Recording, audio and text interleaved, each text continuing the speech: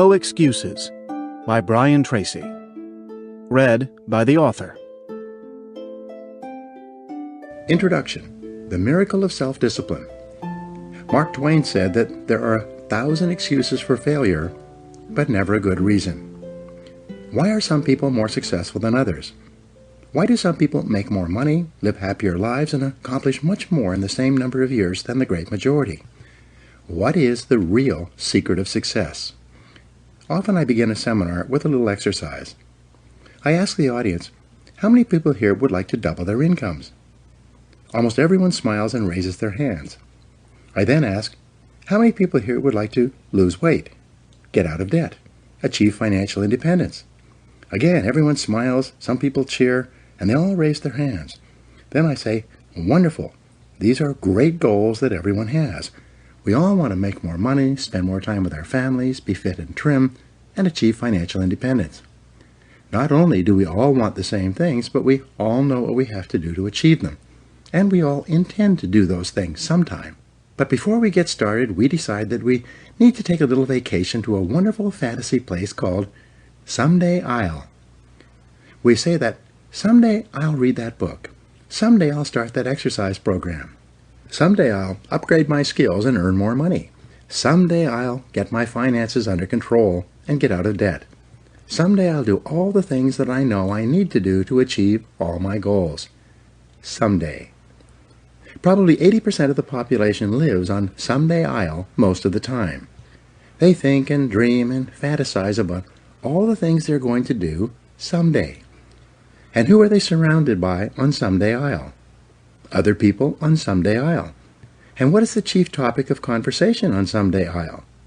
Excuses. They all sit around and swap excuses for being on the island. Why are you here? They ask each other. And, not surprisingly, their excuses are largely the same. I didn't have a happy childhood. I didn't get a good education. I don't have any money. My boss is really critical. My marriage is no good. No one appreciates me. Or, the economy is terrible. They have come down with the disease of excusitis, which is invariably fatal to success. They all have good intentions, but as everyone knows, the road to hell is paved with good intentions. The first rule of success is simple. Vote yourself off the island. No more excuses. Do it or don't do it, but don't make excuses. Stop using your incredible brain to think up elaborate rationalizations and justifications for not taking action. Do something, do anything. Get on with it. Repeat to yourself, if it's to be, it's up to me. Losers make excuses. Winners make progress. Now, how can you tell if your favorite excuse is valid or not? It's simple. Look around and ask, is there anyone else who has my same excuse who is successful anyway? When you ask this question, if you're honest, you'll have to admit that there are thousands and even millions of people who've had it far worse than you, who have gone on to do wonderful things with their lives. And what thousands and millions of other people have done, you can do as well, if you try. It's been said that if people put as much energy into achieving their goals as they spend making up excuses for failure, they would actually surprise themselves. But first, you have to vote yourself off the island. Very few people start off with many advantages. Personally, I did not graduate from high school. I worked at laboring jobs for several years. I had a limited education, limited skills, and a limited future. And then I began asking that question. Why are some people more successful than others? This question changed my life. Over the years, I've read thousands of books and articles on the subjects of success and achievement. It seems that the reasons for these accomplishments have been discussed and written about for more than 2,000 years in every conceivable way. One quality that most philosophers, teachers, and experts agree on is the importance of self-discipline. Discipline is what you must have to resist the lure of excuses. It is self-discipline that enables you to vote yourself off the island.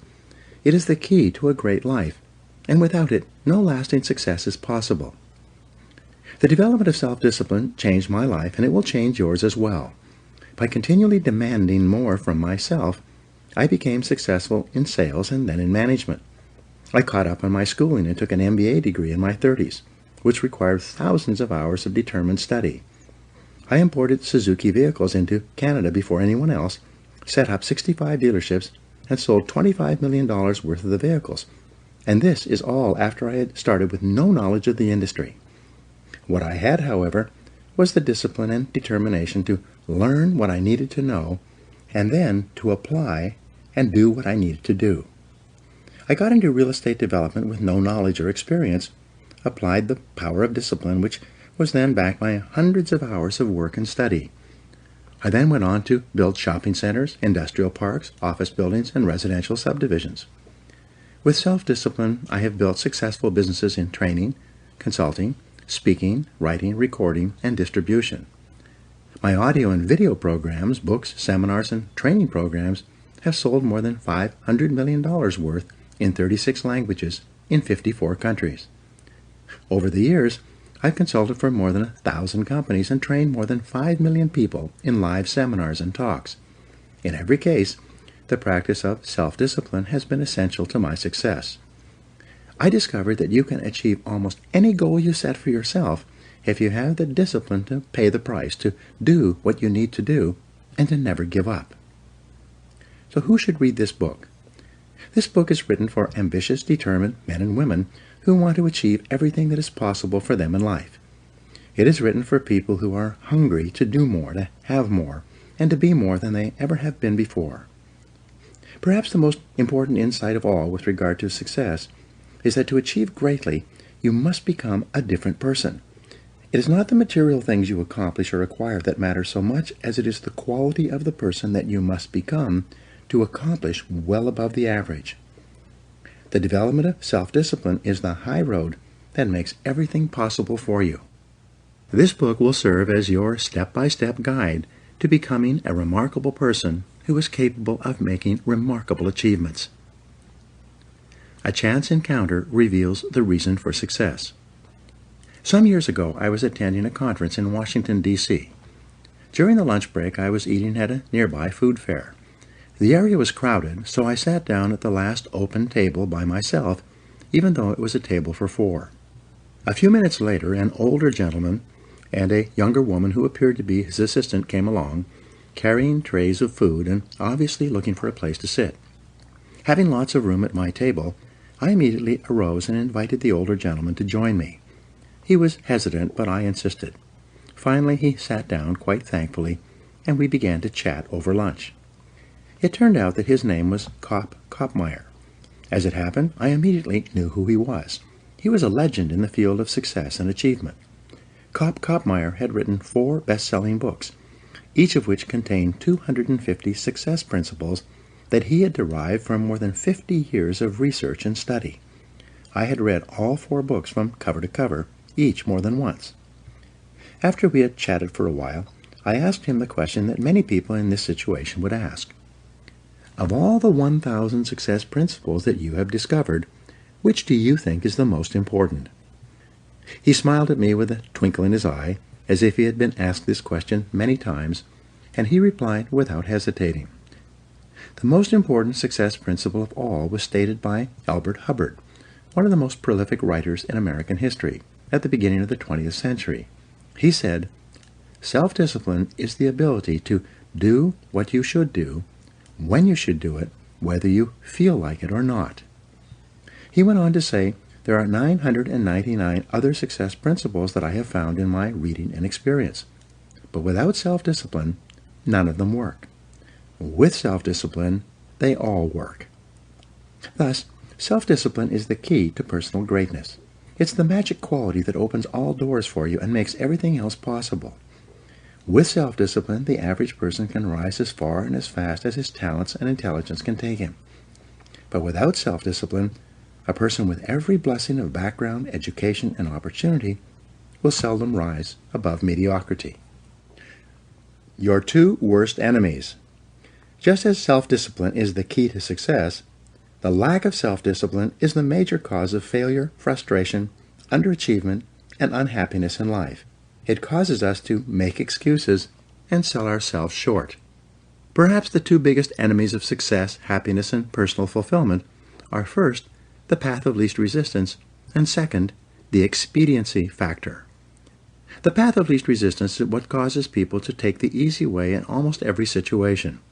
They seek shortcuts to everything.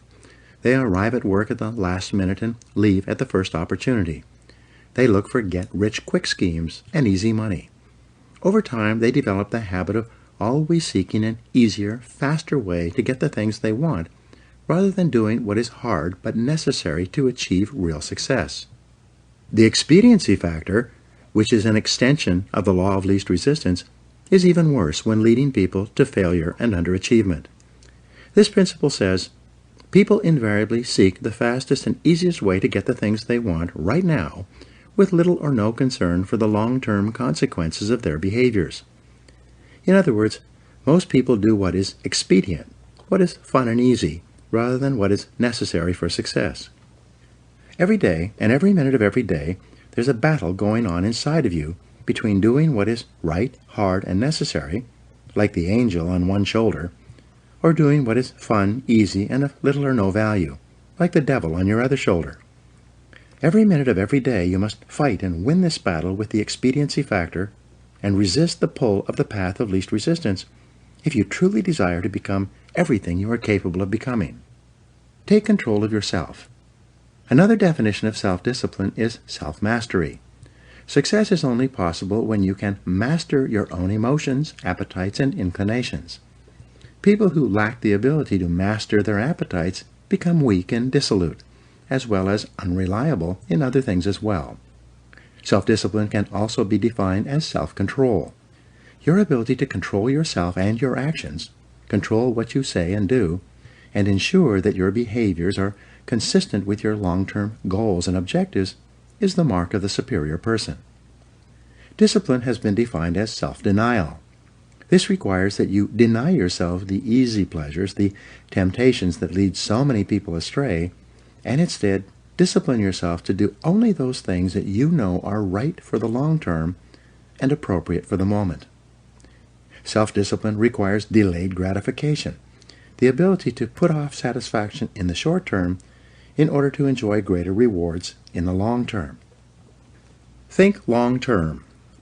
Sociologist Dr. Edward Banfield of Harvard University conducted a 50-year study into the reasons for upward socioeconomic mobility in America. He concluded that the most important single attribute of people who achieved great success in life was long-time perspective. Banfield defined time perspective as the amount of time an individual takes into consideration when determining his present actions. In other words, the most successful people are long-term thinkers. They look into the future as far as they can to determine the kind of people they want to become and the goals they want to achieve. They then come back to the present and determine the things that they will have to do or not do to achieve their desired futures. This practice of long-term thinking applies to work, career, marriage, relationships, money, and personal conduct, each of which is covered in the pages ahead. Successful people make sure that everything they do in the short term is consistent with where they want to end up in the long term. They practice self-discipline at all times. Perhaps the most important word in long-term thinking is sacrifice. Superior people have the ability throughout their lives to make sacrifices in the short term, both large and small, so as to assure greater results and rewards in the long term. You see this willingness to sacrifice in people who spend many hours and even years preparing, studying, and upgrading their skills to make themselves more valuable so that they can have a better life in the future, rather than spending most of their time socializing and having fun in the present. Longfellow once wrote, "Those heights by great men won and kept were not achieved by sudden flight, but they, while their companions slept, were toiling upward in the night." Your ability to think, plan, and work hard in the short term, and to discipline yourself to do what is right and necessary before you do what is fun and easy, is the key to creating a wonderful life for yourself. Your ability to think long-term is a developed skill. As you get better at it, you become more able to predict with increasing accuracy what is likely to happen to you in the future as the result of your actions in the present. This is a quality of the superior thinker. Short-term gain can cause long-term pain. There are two laws that you fall victim to when you fail to practice self-discipline. The first is called the law of unintended consequences. This law states that the unintended consequences of an action can be far worse than the intended consequences of that behavior because of a lack of long-term thinking. The second law is the law of perverse consequences, which says that a short-term action aimed at immediate gratification can lead to perverse or the opposite consequences from those at which it was aimed. For example, you might make an investment of time, money, or emotion with the desire and intent to be better off and happier as a result. But because you acted without carefully thinking or doing your homework, the consequences of your behavior turned out to be far worse than if you had done nothing at all. Every person has had this experience, and usually more than once. The common denominator of success. Herbert Gray, a businessman, conducted a long-term study searching for what he called the common denominator of success.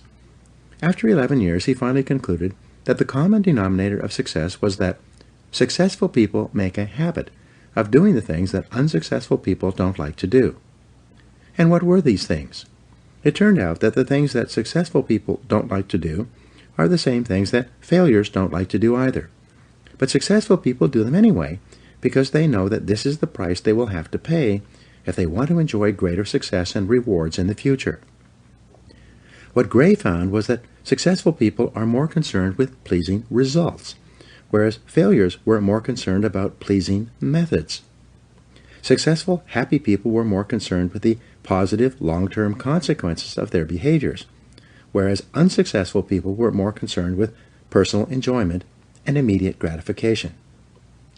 Motivational speaker Dennis Waitley has said that the top people were those who were more concerned with activities that were goal-achieving, whereas average people were more concerned with activities that were tension-relieving. Dinner before dessert. The simplest rule in the practice of self-discipline is to eat dinner before dessert. In a meal, there is a logical order of dishes, and dessert comes last. First, you eat the main courses and clean your plate. Only then do you have dessert. There's a cute but misleading bumper sticker that says, "Life is short, eat dessert first." Just think about what would happen if you came home from work and instead of eating a healthy dinner, you ate a large piece of apple pie with ice cream. What kind of appetite for healthy, nutritious food would you have afterward? With all that sugar in your stomach, how would you feel? Would you feel re-energized and eager to do something productive? Or would you feel tired and sluggish and ready to write off the day as largely finished? You get the same result when you go for a drink or two after work and then come home and turn on the television. These are simply different forms of dessert that largely eliminate your ability to do anything useful for the rest of the evening. Perhaps the worst part of all is that whatever you do repeatedly soon becomes a habit, and a habit once formed is hard to break. The habit of taking the easy way, of doing what is fun and enjoyable, or eating dessert before dinner, becomes stronger and stronger, and it leads inevitably to personal weakness, underachievement, and failure. The habit of self-discipline. Fortunately, you can develop the habit of self-discipline. The regular practice of disciplining yourself to do what you should do, when you should do it, whether you feel like it or not, becomes stronger and stronger as you practice it. You simply refuse to make excuses. Bad habits are easy to form, but hard to live with. Good habits are hard to form, but easy to live with. And, as Goethe said, everything is hard before it's easy. It's hard to form the habits of self-discipline, self-mastery, and self-control, but once you've developed them, they become automatic and easy to practice. When the habits of self-discipline are firmly entrenched in your behavior, you start to feel uncomfortable when you're not behaving in a self-disciplined manner. The best news is that all habits are learnable. You can learn any habit you need to learn in order to become the kind of person that you want to become. You can become an excellent person by practicing self-discipline whenever it's called for. Every practice of self-discipline strengthens every other discipline. Unfortunately, every weakness in discipline weakens your other disciplines as well. To develop the habit of self-discipline, you first make a firm decision about how you will behave in a particular area of activity. You then refuse to allow exceptions until the habit of self-discipline in that area is firmly established.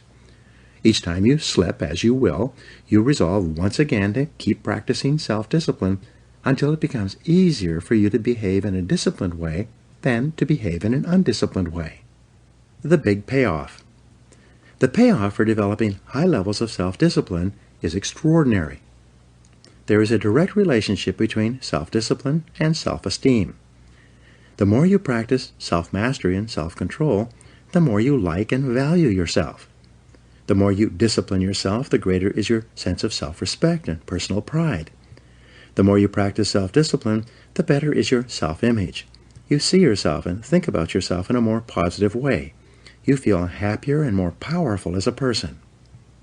The development and maintenance of the habit of self-discipline is a lifelong task, an ongoing battle. It never ends. The temptation to follow the path of least resistance and the expediency factor lurk continually in the back of your mind. They are always waiting for an opportunity to pounce, to lead you astray into doing what is fun, easy, and unimportant, rather than what is hard, necessary, and life-enhancing.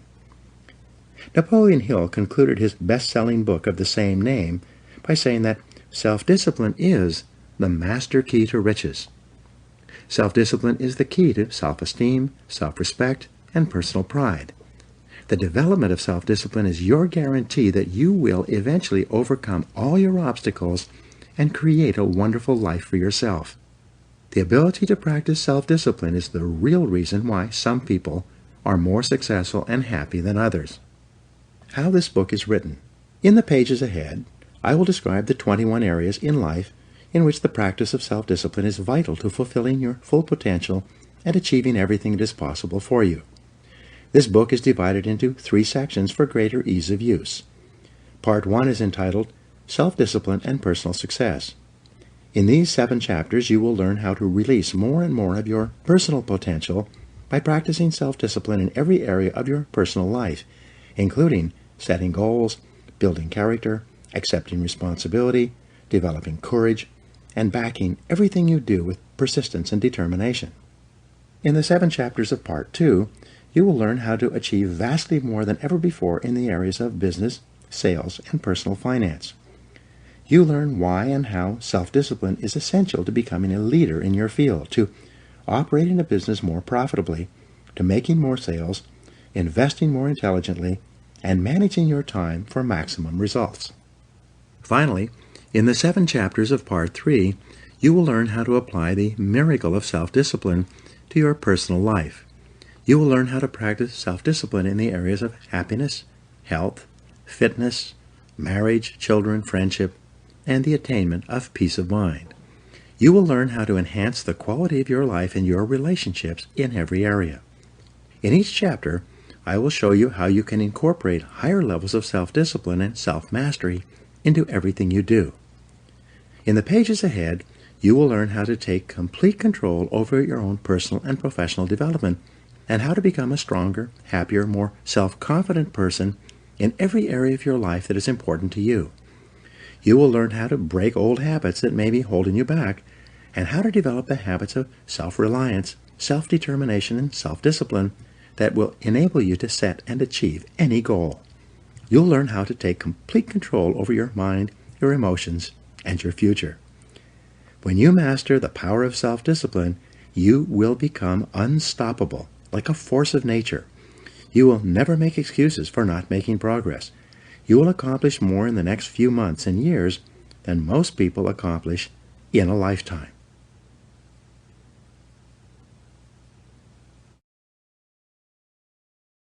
Part 1. Self-Discipline and Personal Success. Your success in life depends more on the person you become than on the things you do or acquire. As Aristotle wrote, the ultimate end of life is the development of character. In these chapters, you will learn how to develop and use discipline in order to become an excellent person. You'll learn how to develop greater self-esteem, self-respect, and personal pride. You will learn the essential disciplines required for personal greatness and how to build them into your own character and personality. Chapter 1. Self-Discipline and Success. Plato wrote, "The first and best victory is to conquer self." Why do some people accomplish so much more in their personal and professional lives than others? This question has occupied some of the very best minds throughout human history. More than 2,300 years ago, Aristotle wrote that the ultimate aim of human life is to be happy. He said that the great question that each of us must answer is, how shall we live in order to be happy? Your ability to ask and answer that question correctly for yourself, and then to follow where your answer leads you, will largely determine whether you achieve your own happiness and how soon. Begin with your own personal definition. How do you define success? If you could wave a magic wand and make your life perfect in every way, what would it look like? Describe your ideal life. If your business, work, and career were ideal in every way, what would they look like? What would you be doing? What sort of a company would you work for? What position would you have? How much money would you earn? What kind of people would you work with, and especially, what would you need to do more or less of to create your perfect career? If your family life were perfect in every way, what would it look like? Where would you live, and how would you be living? What kind of a lifestyle would you have? What sort of things would you want to have and do with the members of your family? If you had no limitations, and you could wave a magic wand, in what ways would you change your family life today? If your health were perfect, how would you describe it? How would you feel? How much would you weigh? How would your levels of health and fitness be different from what they are today? Most of all, what steps could you take immediately to begin moving toward your ideal levels of health and energy? If your financial situation were ideal, how much would you have in the bank? How much would you be earning each month and each year from your investments? If you had enough money so that you never had to worry about finances again, how much would that be? And what steps could you take starting today to create your ideal financial life? Do your own thing. A popular definition of success is being able to live your life in your own way, doing only those things that you want to do, with the people who you choose in the situations you desire. In each case, when you begin to define what success means to you, you can immediately see things that you should be doing more of or less of in order to begin creating your ideal life. And the biggest thing that holds you back from moving in the direction of your dreams is usually a lack of self-discipline and your favorite excuses. It's not that you don't know what to do, but rather that you don't have the discipline to make yourself do what you should do, whether you feel like it or not. Join the top 20%. In our society, the top 20% of people earn 80% of the money and enjoy 80% of the riches and rewards. This Pareto principle has been proven over and over again since it was first formulated in 1895 by Vilfredo Pareto. Your first goal in your career should be to get into the top 20% in your chosen field. In the 21st century, there's a premium on knowledge and skill. The more knowledge you acquire and the greater skill that you apply, the more competent and valuable you become. As you get better at what you do, your income earning ability increases like compound interest. Unfortunately, the majority of people, the bottom 80%, make little or no effort to upgrade their skills. Most people, according to Jeffrey Colvin's 2009 book, Talent is Overrated, learn their jobs in the first year of their employment, and then they never get any better. It is only the top people in every field who are committed to continuous improvement.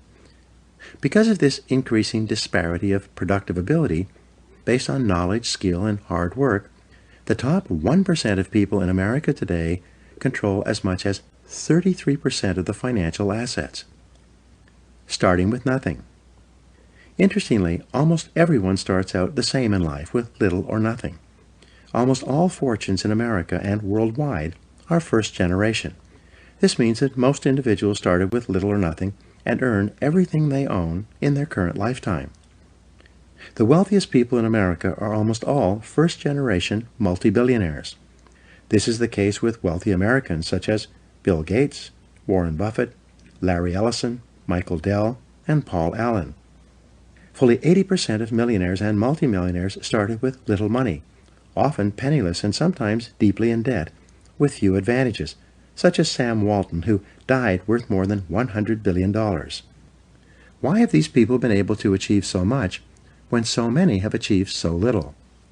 In their book, The Millionaire Next Door, Thomas Stanley and William Danko interviewed more than 500 millionaires and surveyed 11,000 more over a 25-year period. They asked them why they felt they had been able to achieve financial independence when most of the people around them who started at the same place were still struggling. Fully 85% of this new generation of millionaires replied by saying something like, "I didn't have a better education or more intelligence, but I was willing to work harder than anyone else." Hard work is the key. The indispensable requirement for hard work is self-discipline. Success is only possible when you can overcome the natural tendency to cut corners and take the easy way. Lasting success is only possible when you can discipline yourself to work hard for a long, long time. As I mentioned in the introduction, I started my own life with no money or advantages. For years, I worked at laboring jobs, at which I earned just enough to get from paycheck to paycheck. I stumbled into sales when I could no longer find a laboring job, where I spun my wheels for many months before I began asking that question: why is it that some people are more successful in selling than others? One day, a top salesman told me that the top 20% of salespeople earn 80% of the money. I had never heard that rule before. This meant that the bottom 80% of salespeople had to be satisfied with the remaining 20%, with what was left over after the top people had taken the lion's share.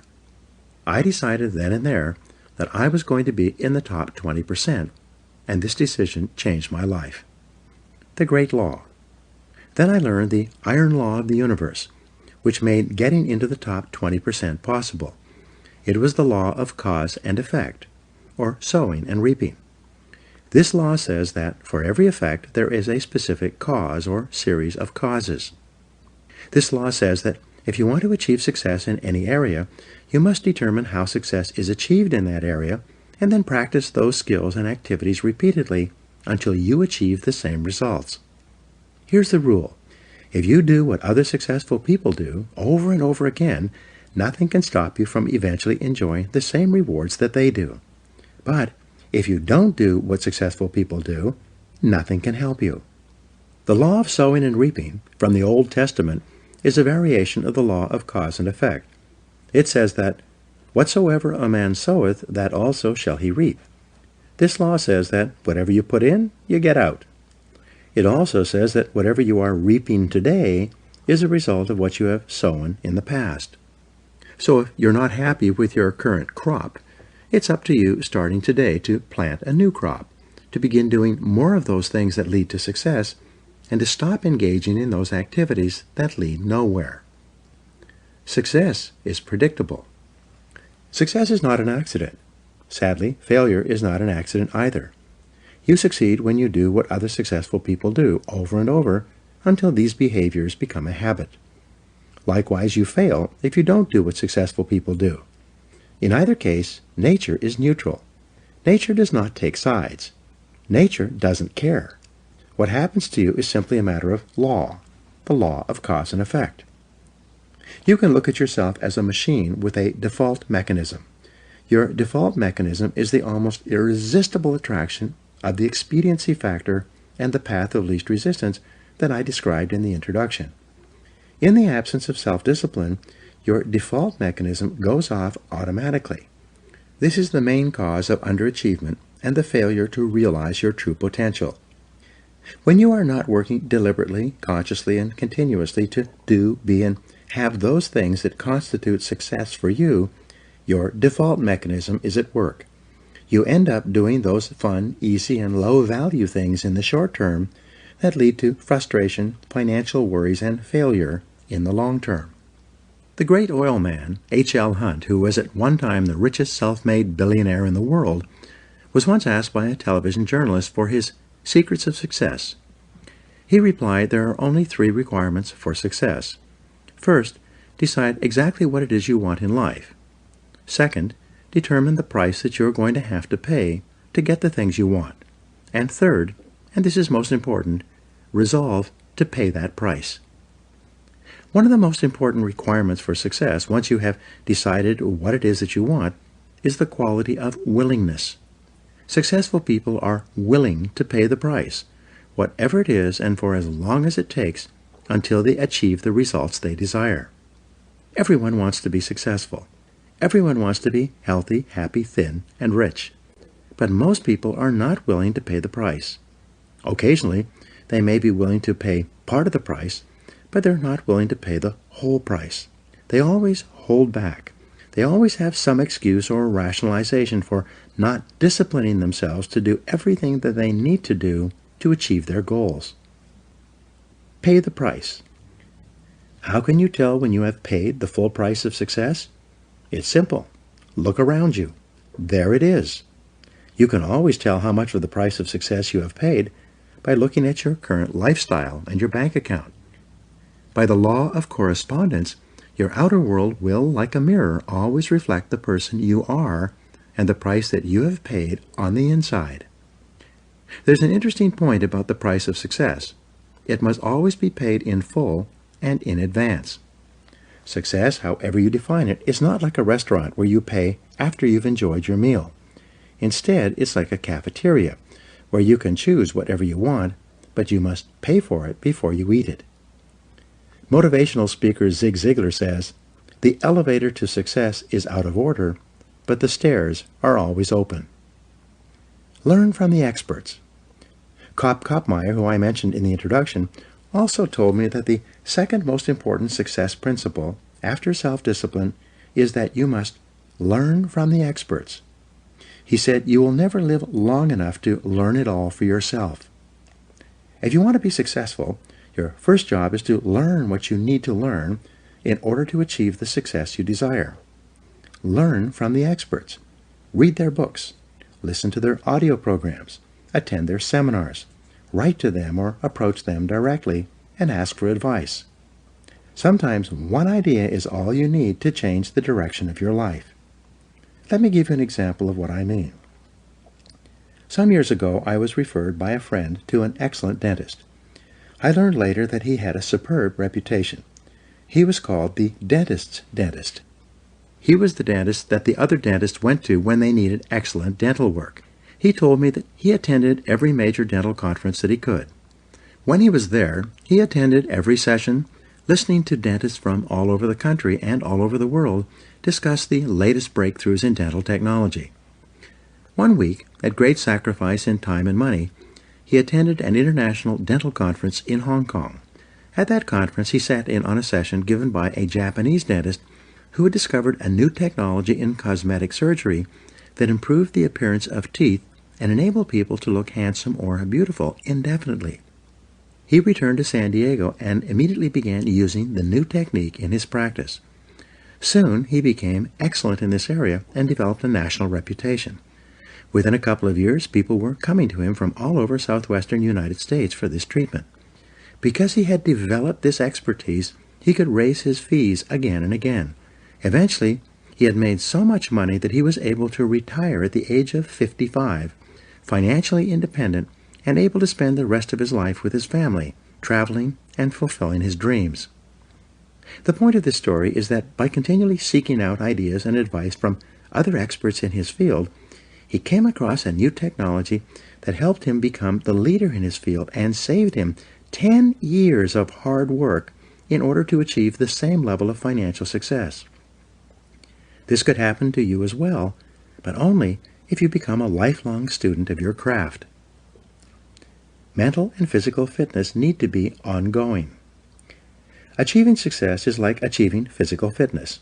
It is like bathing, brushing your teeth, and eating. It is something that you need to do continuously every day. Once you begin, you never stop until your life and career are over and you've achieved all the success you desire. Not long ago, I was giving a seminar in Seattle. Just before the break, I encouraged people to buy and listen to my audio programs on sales, time management, and personal success. At the break, several people came up to me to ask me questions about the seminar content. One salesman pushed his way forward and said loudly, "When you encourage people to buy your programs, you should tell them the whole truth." I asked, "How do you mean?" He went on to say, "You are not telling the whole truth about your programs. You should tell people that they only work for a certain period of time, and then they stop working." Again I asked him, "How do you mean?" He said, "Well, I came to your seminar about 5 years ago, and I was completely convinced by your presentation. I bought all your programs and began listening to them. I read every day in sales, and you were right. Over the next 3 years, I tripled my income and became the top seller in my company. But then, my income flattened out and has not increased at all over the last 2 years. The fact is that your materials stop working after a certain point." I then asked him in front of all these other people, "What happened to you 2 years ago when your income flattened out and stopped increasing?" He searched his memory, thought for a while, and said, "Well, I was selling so much that I was hired away by another company. Ever since I started my new job, my income has remained flat." I asked him, "What did you do differently in your new job in comparison with your previous job?"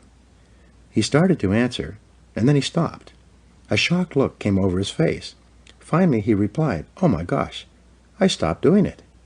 When I changed jobs, I stopped reading in sales. I stopped listening to audio programs. I stopped attending seminars. I stopped doing it." He walked away, shaking his head, muttering to himself, "I stopped doing it. I stopped doing it. I stopped doing it." Becoming an expert in your field, continually upgrading your skills, which I will talk about in Chapter 5, is like physical fitness. If you stop exercising for any period of time, you don't maintain your fitness at the same level. You begin to decline. Your body and your muscles become softer and weaker. You lose your strength, flexibility, and stamina. In order to maintain them, you must keep working at them every day, every week, and every month. Become all you can be. There's an even more important reason for you to practice the self-discipline that leads onward and upward to the great successes that are possible for you. The practice of self-discipline enables you to change your character, to become a stronger and better person. The exercise of self-discipline has a powerful effect on your mind and emotions, developing you into a different person from the one that you would have been without self-discipline. Imagine yourself in a chemistry lab. You mix a series of chemicals in a Petri dish and put it over a Bunsen burner. The Bunsen burner heats the chemicals to the point at which they crystallize and become hardened. But once you've crystallized these chemicals using intense heat, they cannot be transformed back into liquid form. In the same way, your personality begins like a liquid, soft, fluid, and formless. But as you apply the heat of self-discipline, as you exert yourself to do what is hard and necessary, rather than what is fun and easy, your personality crystallizes and hardens at a higher level as well. The greatest benefit you enjoy from exerting self-discipline in the pursuit of your goals is that you become a different person. You become stronger and more resolute. You develop greater self-control and determination. You actually shape and strengthen your personality and transform yourself into a better person. The rule is that to become someone that you have never been before, you must do something that you have never done before. This means that to develop a superior character, you must exert ever higher levels of self-discipline and self-mastery on yourself. You must do the things that average people don't like to do. Another success principle is that to achieve something that you've never achieved before, you must learn and practice qualities and skills that you've never had before. By practicing self-discipline, you become a new person. You become better, stronger, and more clearly defined. You develop higher levels of self-esteem, self-respect, and personal pride. You move yourself up the ladder of human evolution and become a person of higher character and resolve.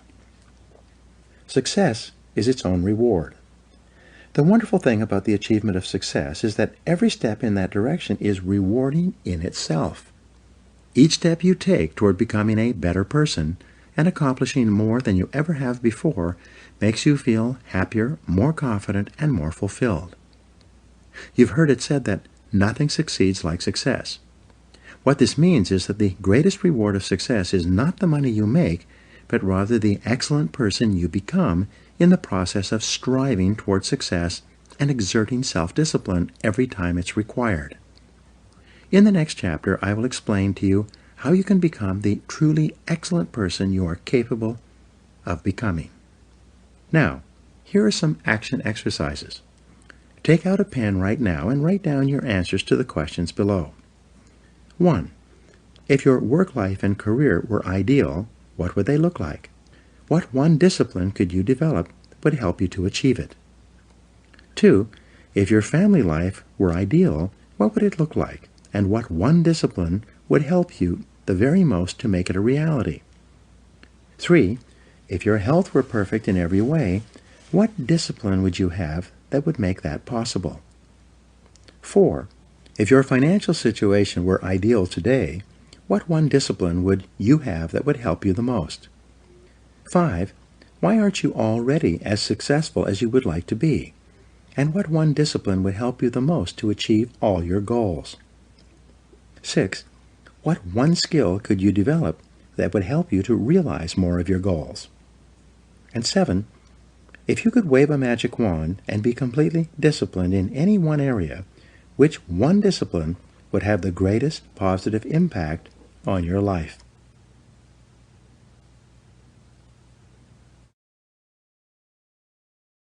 Chapter 2.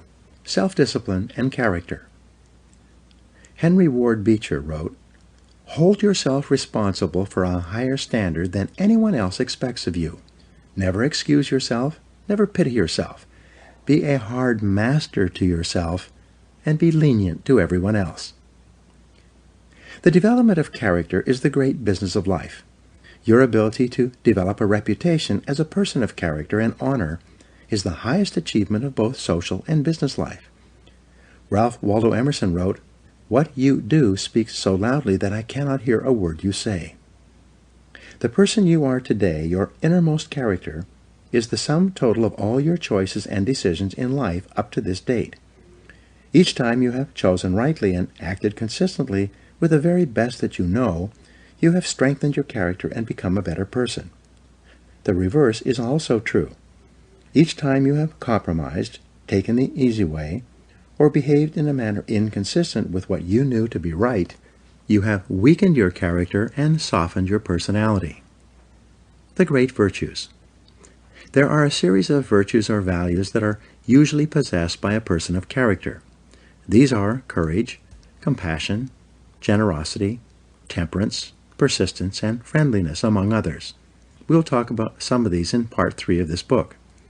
Coming before all these values, however, is the most important one of all when determining the depth and strength of your character: integrity. It is your level of integrity, living in complete truth with yourself and others, that demonstrates more than anything else the quality of your character. In a way, integrity is actually the value that guarantees all the other values. When your level of integrity is higher, you are more honest with yourself and more likely to live consistently with all the other values that you admire and respect. However, it takes tremendous self-discipline to become a person of character. It takes considerable willpower to always do the right thing in every situation. And it takes both self-discipline and willpower to resist the temptation to cut corners, to take the easy way, or to act for short-term advantage. All of life is a test to see what you are really made of deep down inside. Wisdom can be developed in private through study and reflection, but character can only be developed in the give and take of daily life, when you are forced to choose and decide among alternatives and temptations. The test of character. It is only when you are under pressure, when you are forced to choose one way or another to either live consistently with a value or to compromise it, that you demonstrate your true character. Emerson also said, "Guard your integrity as a sacred thing. Nothing at last is sacred except the integrity of your own mind." You are a choosing organism. You are constantly making choices, one way or the other. Every choice you make is a statement about your true values and priorities. At each moment, you choose what is more important or of higher value to you over what is less important or of lesser value. The only bulwark against temptation, the path of least resistance, and the expediency factor is character. The only way you can develop your full character is by exerting your willpower in every situation when you are tempted to do what is easy and expedient rather than what is correct and necessary. the big payoff. The payoff for becoming a person of character, for exercising your willpower and self-discipline to live consistently with the very best that you know, is tremendous. When you choose the higher value over the lower, the more difficult over the easy, the right over the wrong, you feel good about yourself. Your self-esteem increases. You like and respect yourself more. You have a greater sense of personal pride. In addition to feeling excellent about yourself when you behave with character, you also earn the respect and esteem of all the people around you. They will look up to you and admire you. Doors will be opened for you. People will help you. You'll be paid more, promoted faster, and given even greater responsibilities. As you become a person of honor and character, opportunities will appear all around you. On the other hand, you can have all the intelligence, talent, and ability in the world, but if people do not trust you, you will never get ahead. People will not hire you, and if they do, they will de-hire you as soon as possible. Financial institutions will not lend you money. Because birds of a feather flock together, the only associates, never friends, you will ever have will be other people of questionable character. Furthermore, since the people you associate with have a major effect on your attitude and personality, you make or break your entire life with the quality of your character or the lack thereof. The development of character. Aristotle wrote, "All advancement in society begins with the development of the character of the young." This means that advancement in your life begins with the learning and practice of values. You learn values in one or all of three ways: instruction, study, and practice. Let's look at each of these more closely. Teach your children values. One of the chief roles of parenting is to teach children values. This requires patient instruction and explaining values to them over and over again as they are growing up. Once is never enough. The value and the importance of living by that value must be explained. Parents must not only give illustrations, but also contrast the adherence to a value, especially that of telling the truth, with its opposite, that of lying or telling half-truths. Children are very susceptible to the lessons they receive from the important people in their lives as they are growing up. They accept what you say as their parent as a fact, as absolute truth. They absorb what you say like a sponge. You write your description of values on their souls, which are like wet clay, so that what you write becomes a permanent part of the way they see the world and relate to life. More than anything else, as we'll see in Chapter 19, you demonstrate your values in your behavior. Your children watch you and strive to emulate the values that you not only teach and preach, but also practice. And they are always watching. The Rockefeller family children were famous for being taught financial values at an early age. Even though their father was one of the richest men in America, the children were given tasks and chores to perform before they received their allowances. They were then instructed on how to spend their allowances, how to save, how much to give to charity, and how much to invest. As a result, they grew up to become successful businessmen and statesmen, unlike children who had grown up in wealthy homes who were seldom disciplined in money matters. Study the values you admire. You learn values by studying them closely. The law of concentration says that whatever you dwell upon grows and increases in your life. What this means is that when you study and read stories about men and women who demonstrated the kind of values that you admire and respect, and then think about those stories and that behavior, those values sink ever deeper into your mind. Once these values are programmed into your subconscious, they create a propensity within you to behave consistently with those values when the situation requires them. For example, in military training, soldiers are continually told stories of courage, obedience, discipline, and the importance of supporting their fellow soldiers. The more they hear these stories, discuss them, and think about them, the more likely they are to behave consistently with these values when they are under the pressure of actual combat. The core value or virtue of character is truth. Whenever you tell the truth, however inconvenient it may be at the time, you feel better about yourself and you earn the respect of the people around you. One of the highest accolades you can pay another person is to say that he or she always tells the truth.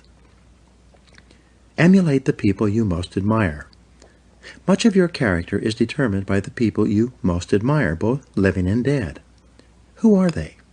Looking over your life and history, make a list of the people whom you most admire, and next to their names, write out the virtues or values that they most represent to you. If you could spend an afternoon with anyone, living or dead, what one person would you choose? Why would you choose that person? What would you talk about during your afternoon together? What questions would you ask, and what would you want to learn? Consider this as well. Why would that person want to spend an afternoon with you? What are the virtues and values that you have developed that make you a valuable and interesting person? What makes you special? Practice the values you respect. You develop values by practicing them whenever they are called for. As the Roman Stoic philosopher Epictetus said, "Circumstances do not make the man, they merely reveal him to himself." When a problem occurs, people tend to react automatically based on the highest values that they have developed up to that moment. We develop values by repetition, by behaving consistently with a particular value over and over again until it becomes a habit and locks in so that we come to practice it automatically. Men and women with highly developed characters behave in a manner consistent with their highest values, and they do so without thought or hesitation. There's no question in their minds about whether or not they are doing the right thing. The structure of personality. The psychology of character involves the three parts of your personality: your self-ideal, your self-image, and your self-esteem.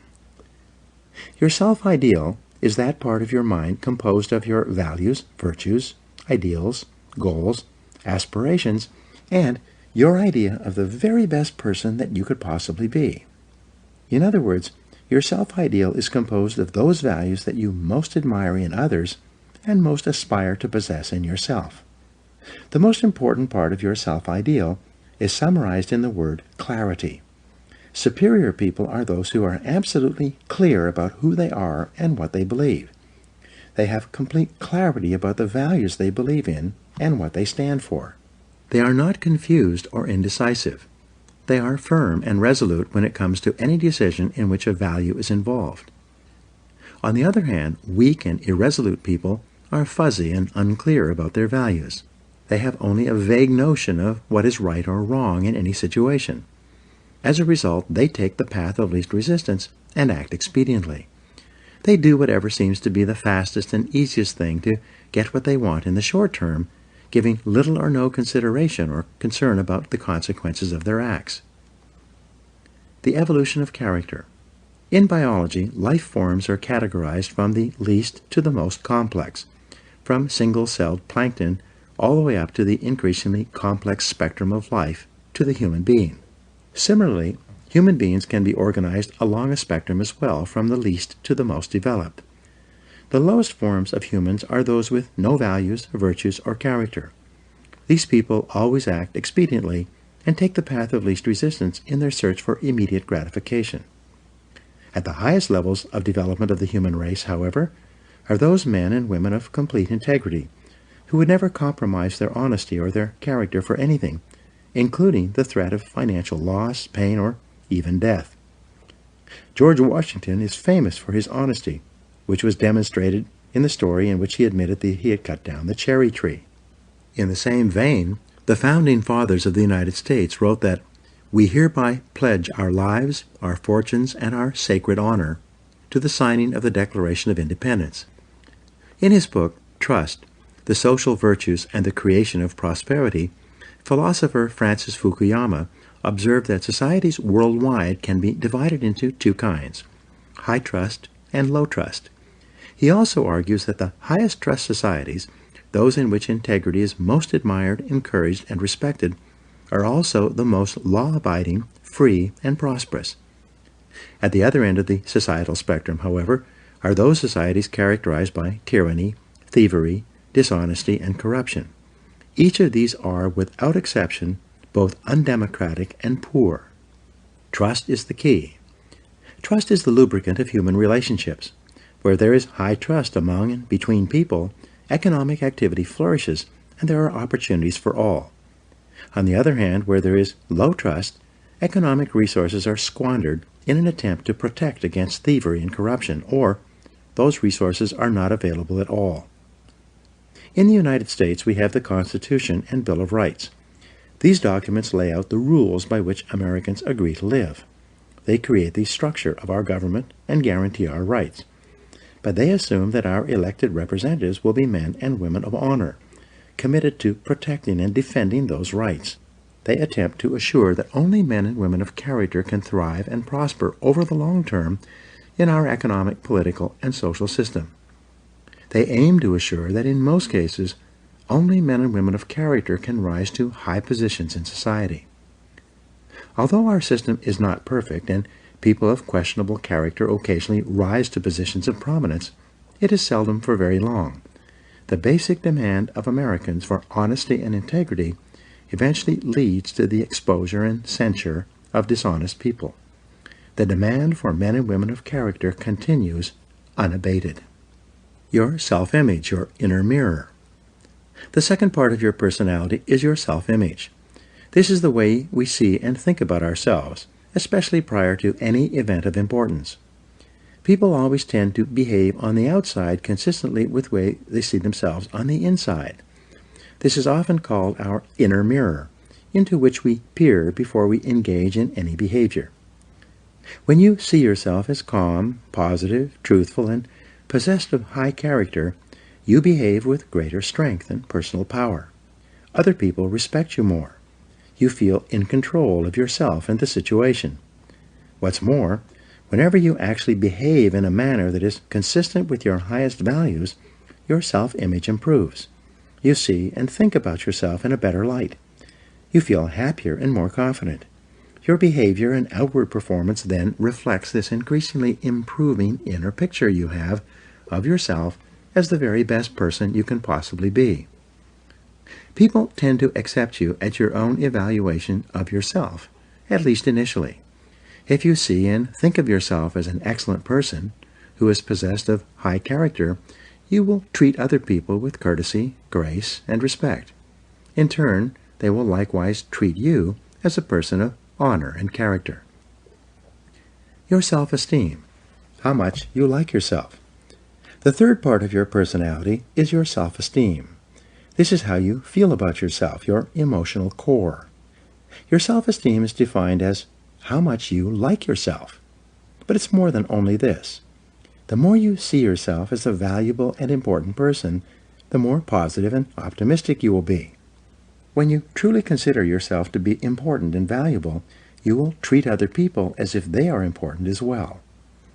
Your self-esteem is largely determined by how consistent your self-image, which shapes your personal behavior, is with your self-ideal or your vision of the very best person you can possibly be. Whenever you act consistently with who you consider an excellent person to be, your self-image improves and your self-esteem increases. You like and respect yourself more. You feel happy about yourself and others. The more you like yourself, the more you like others, and the more they like you in return.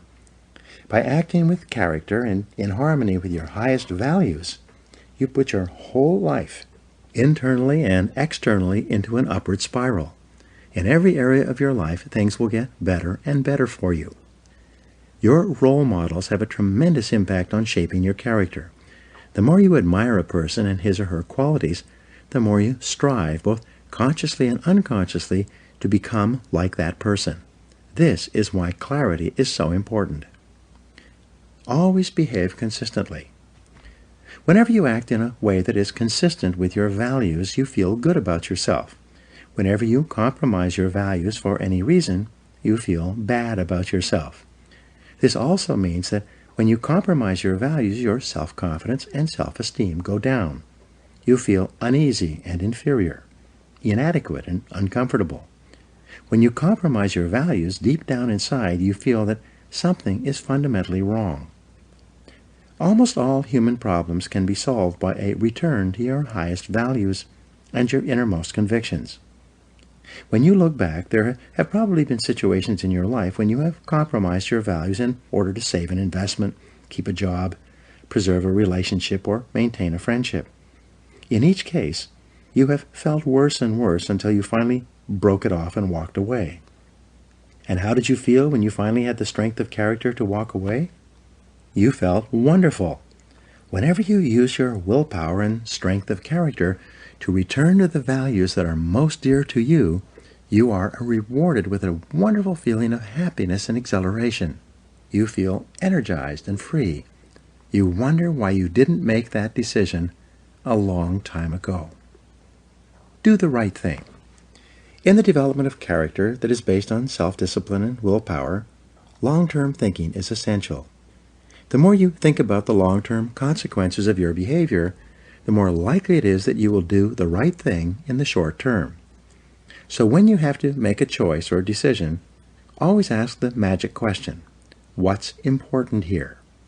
Practice the universal maxim of Immanuel Kant, the philosopher. He said, resolve to behave as though your every act were to become a universal law for all people. One of the great questions for the development of character is this: what kind of a world would this world be if everyone in it was just like me? Whenever you slip, whenever you do or say something that is inconsistent with your highest values, immediately get back on your horse. Say to yourself, this is not like me, and resolve that next time you'll do better. What you dwell upon grows. If you are in a situation today in which you are not living up to your highest values, make a decision this very minute to confront the situation and straighten it out. The minute you do, you will once again feel happy and back in control. There's an old Indian story. On my shoulders are two wolves. One is a black wolf, evil, who continually tempts me to do and say the wrong things.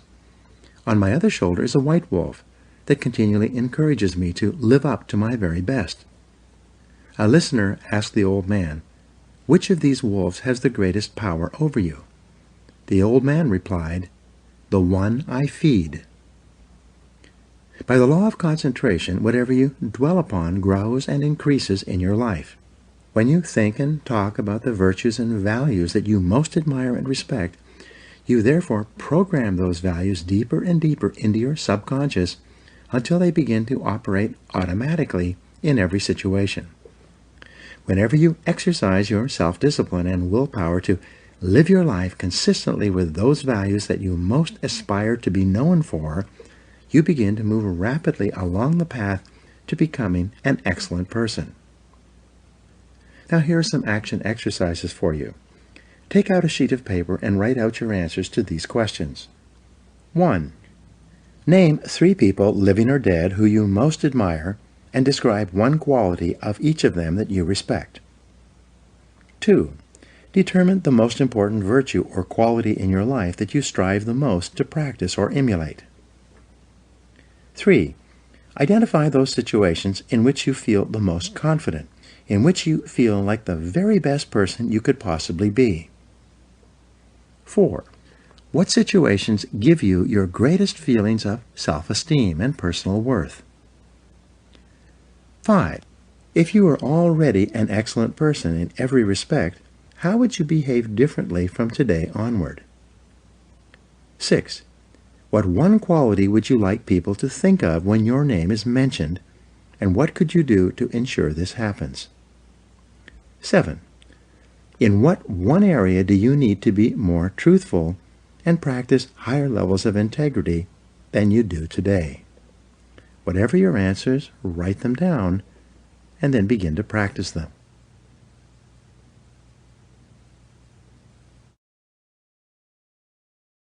Chapter 3. Self-Discipline and Responsibility. J. Paul Getty said, "The individual who wants to reach the top in business must appreciate the might and force of habit. He must be quick to break those habits that can break him, and hasten to adopt those practices that will become the habits that help him achieve the success he desires." Your ability and willingness to discipline yourself to accept personal responsibility for your life is essential to happiness, health, success, achievement, and personal leadership. Accepting responsibility is one of the hardest of all disciplines, but without it, no success is possible. The failure to accept responsibility and the attempt to foist responsibility for things in your life that make you unhappy onto other people, institutions, and situations completely distorts cause and effect, undermines your character, weakens your resolve, and diminishes your humanity. It leads to making endless excuses. My great revelation. When I was 21, I was living in a tiny apartment and working as a construction laborer. I had to get up at 5 a.m. so that I could take 3 buses to work in order to be there by 8 a.m. I didn't get home until 7 p.m., tired out from carrying construction materials all day. I was making just enough money to get by, and I had no car, almost no savings, and just enough clothes for my needs. I had no radio or television. It was in the middle of a cold winter with the temperature at minus 35 degrees Fahrenheit, so I seldom went out in the evening. Instead, if I had enough energy, I sat in my small apartment at my little table in my kitchen nook and read. One evening, late at night, as I was sitting there by myself at the table, it suddenly dawned on me that this is my life. This life was not a rehearsal for something else. The game was on, and I was the main character, as in a play. It was like a flashbulb going off in my face. I looked at myself and around me at my small apartment, and I considered the fact that I had not graduated from high school. The only work that I was qualified to do was manual labor. I earned just enough money to pay my basic expenses, and I had very little left over at the end of the month. I suddenly knew that unless I changed, nothing else was going to change. No one else was going to do it for me. In reality, no one else really cared. I realized at that moment that from that day forward, I was completely responsible for my life and for everything that happened to me. I was responsible. I could no longer blame my situation on my difficult childhood or mistakes I had made in the past. I was in charge. I was in the driver's seat. This was my life, and if I didn't do something to change it, it would go on like this indefinitely by the simple force of inertia. This revelation changed my life. I was never the same again. From that moment on, I accepted more and more responsibility for everything in my life. I accepted responsibility for doing my job better than before, rather than doing only the minimum that was necessary to avoid getting fired. I accepted responsibility for my finances, my health, and especially my future. The very next day, I went down to a local bookstore at my lunch break and began the lifelong practice of buying books with information, ideas, and lessons that could help me.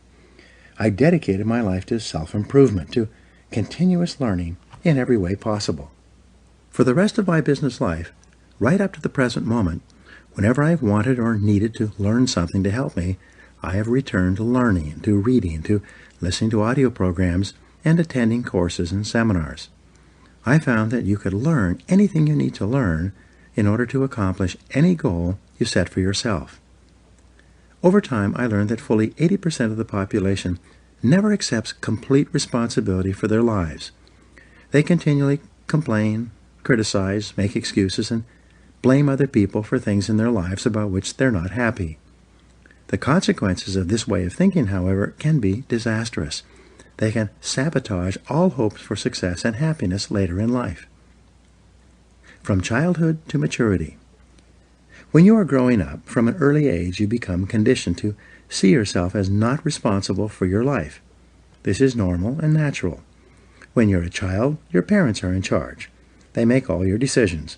They decide what food you will eat, what clothes you will wear, what toys you will play with, what home you will live in, what school you will attend, and what activities you'll engage in during your spare time.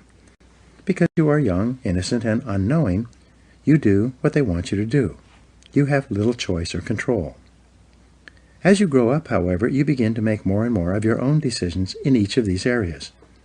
But because of your early programming, you are conditioned unconsciously to feel that someone else is still responsible for your life, that there's still someone else out there who can or should take care of you. Most people grow up believing that if something goes wrong, someone else is responsible. Someone else is to blame. Someone else is guilty. Someone else is the villain, and they are the victim. As a result, most people make more and more excuses for the things in their lives, past and present, that make them unhappy. Get over the mistakes your parents made. If your parents criticized you or got angry with you for mistakes you made when you were growing up, you began to unconsciously assume that somehow you were at fault. If your parents punished you physically or emotionally for doing or not doing something that pleased or displeased them, you felt inferior and inadequate. When your parents withheld their love to punish you for not doing something they demanded, you might have grown up with deep feelings of guilt, unworthiness, and undeservingness. All these negative feelings could then intersect to make you feel like a victim, like you are not responsible for yourself or your life once you became an adult. The most common feeling that we have as adults, if we have been raised in a critical home environment, is the feeling that I'm not good enough. Because of this feeling, we compare ourselves unfavorably to others. We think that other people who seem to be happier or more confident are better than us. We develop feelings of inferiority. This can become an emotional trap. The fatal fallacy. If we think for any reason that others are better than us, we unconsciously assume that we must be worse than they are. If they are worth more than we are, we assume that we must be worth less. This feeling of inadequacy or worthlessness lies at the root of most personality problems in our lives, as well as most political and social problems in our world, both nationally and internationally.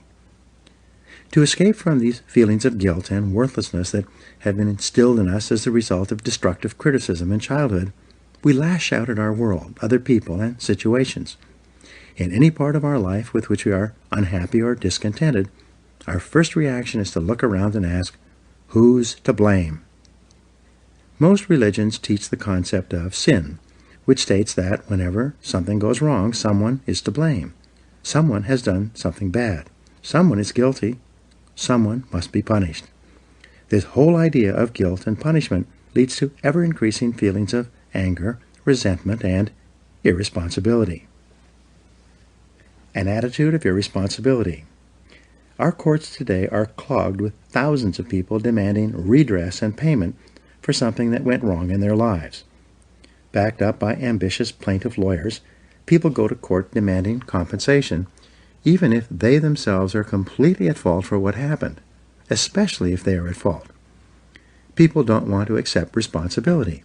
People spill hot coffee on themselves and sue the fast food restaurant that sold them the coffee in the first place.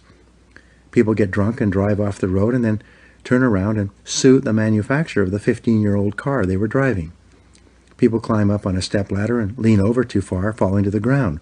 They then sue the ladder manufacturer for their injury. In each case, people are attempting to escape responsibility for their own behaviors by blaming someone else, making excuses, and then demanding compensation. Eliminating negative emotions. The common denominator of all people is the desire to be happy.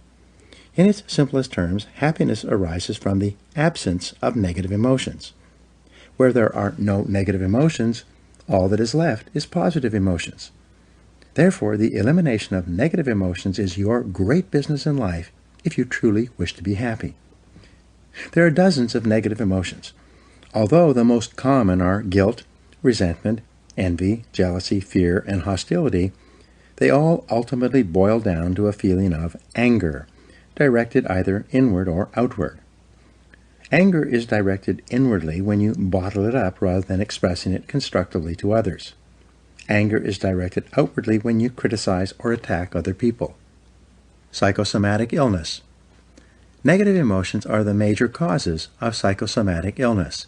This occurs when the mind, psycho, makes the body, soma, sick. Negative emotions, especially as expressed in the form of anger, weaken your immune system and make you susceptible to colds, flu, and other diseases.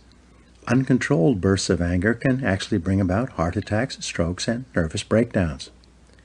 Here's the great discovery. All negative emotions, especially anger, depend for their very existence on your ability to blame someone or something else for something in your life that you're not happy about.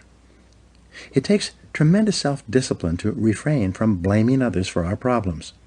It takes enormous self-control to refuse to make excuses. It takes tremendous self-discipline for you to accept complete responsibility for everything you are, everything you become, and everything that happens to you.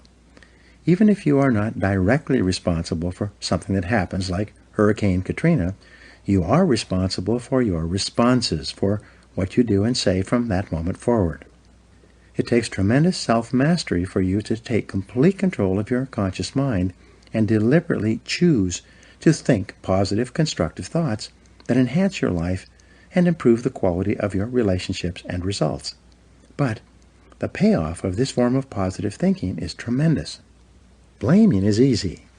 By following the path of least resistance, the easiest and most mindless behavior of all is for a person to lash out and blame someone else anytime anything goes wrong for any reason. People who develop the habit of automatically blaming often become angry at things. Blaming inanimate objects when they do not function as expected is so silly that it almost becomes a mild form of insanity. People become angry at doors that stick. They swear at tools that they are using when they themselves make a mistake. They get mad when their car doesn't start. Even if it is an inanimate object, if it doesn't work perfectly, then the thing must be to blame. People will often kick a car that they are mad at or a box that they tripped over. The antidote to negative emotions. The fastest and most dependable way to eliminate negative emotions is to immediately say, I am responsible. Whenever something happens that triggers anger or a negative reaction of any kind, quickly neutralize the feelings of negativity by saying, I am responsible. The law of substitution says that you can substitute a positive thought for a negative one. Since your mind can only hold one thought at a time, when you deliberately choose the positive thought, I am responsible, you cancel out any other thought or emotion at that moment. It is not possible to accept responsibility and remain angry at the same time. It's not possible to accept responsibility and experience negative emotions. It's not possible to accept responsibility without becoming calm, clear, positive, and focused once more.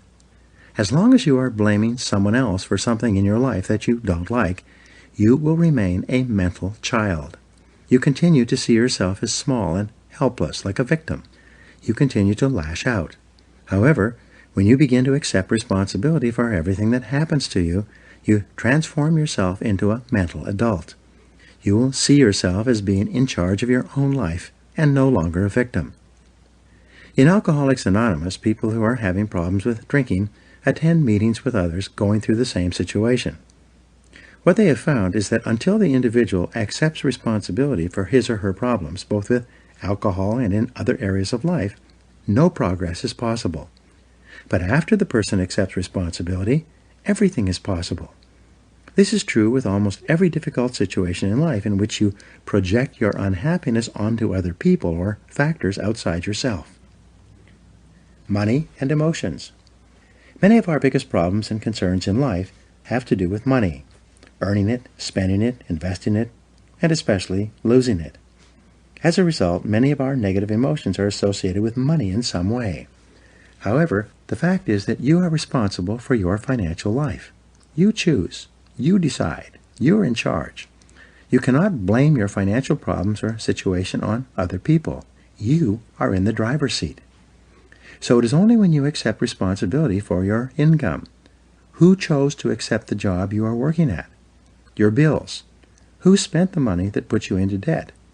And your investments. Who made those decisions?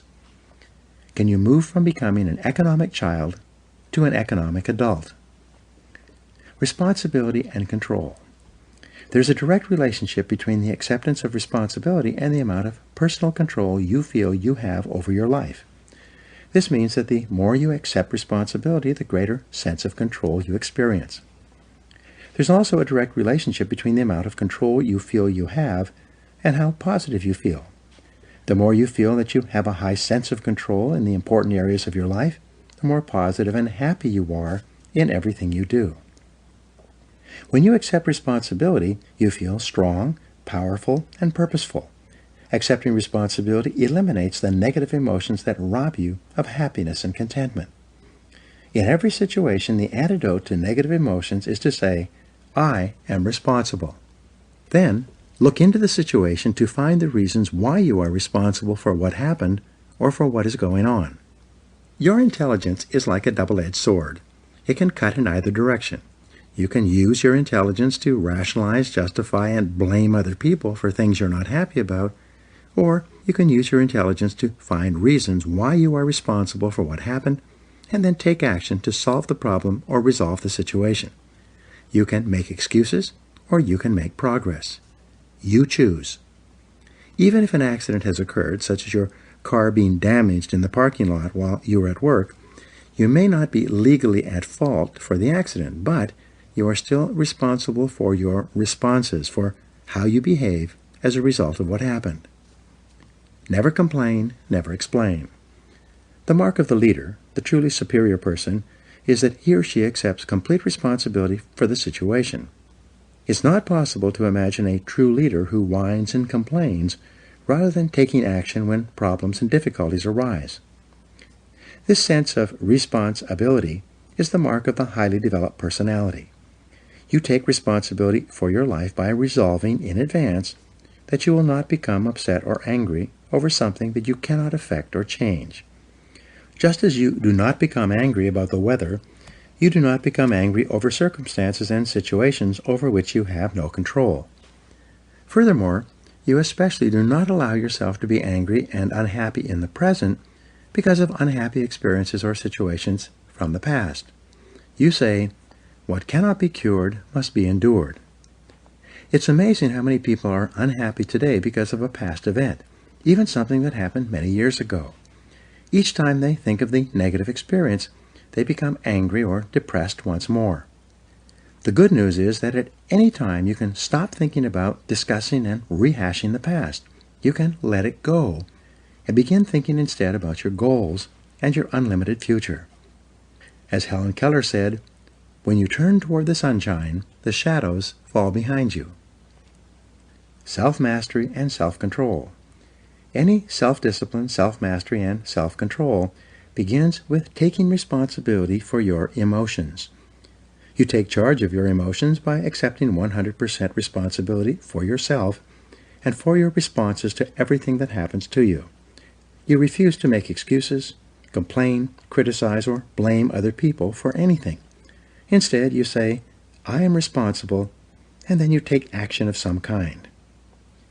The only antidote is action. The only real antidote for anger or worry is purposeful action in the direction of your goals, which is the subject of the next chapter.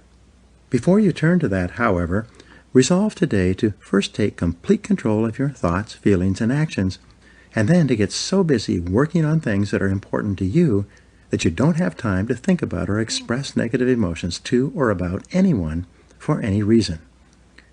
When you exert your self-discipline and willpower in the acceptance of personal responsibility for your life, you take complete control of your thoughts and feelings.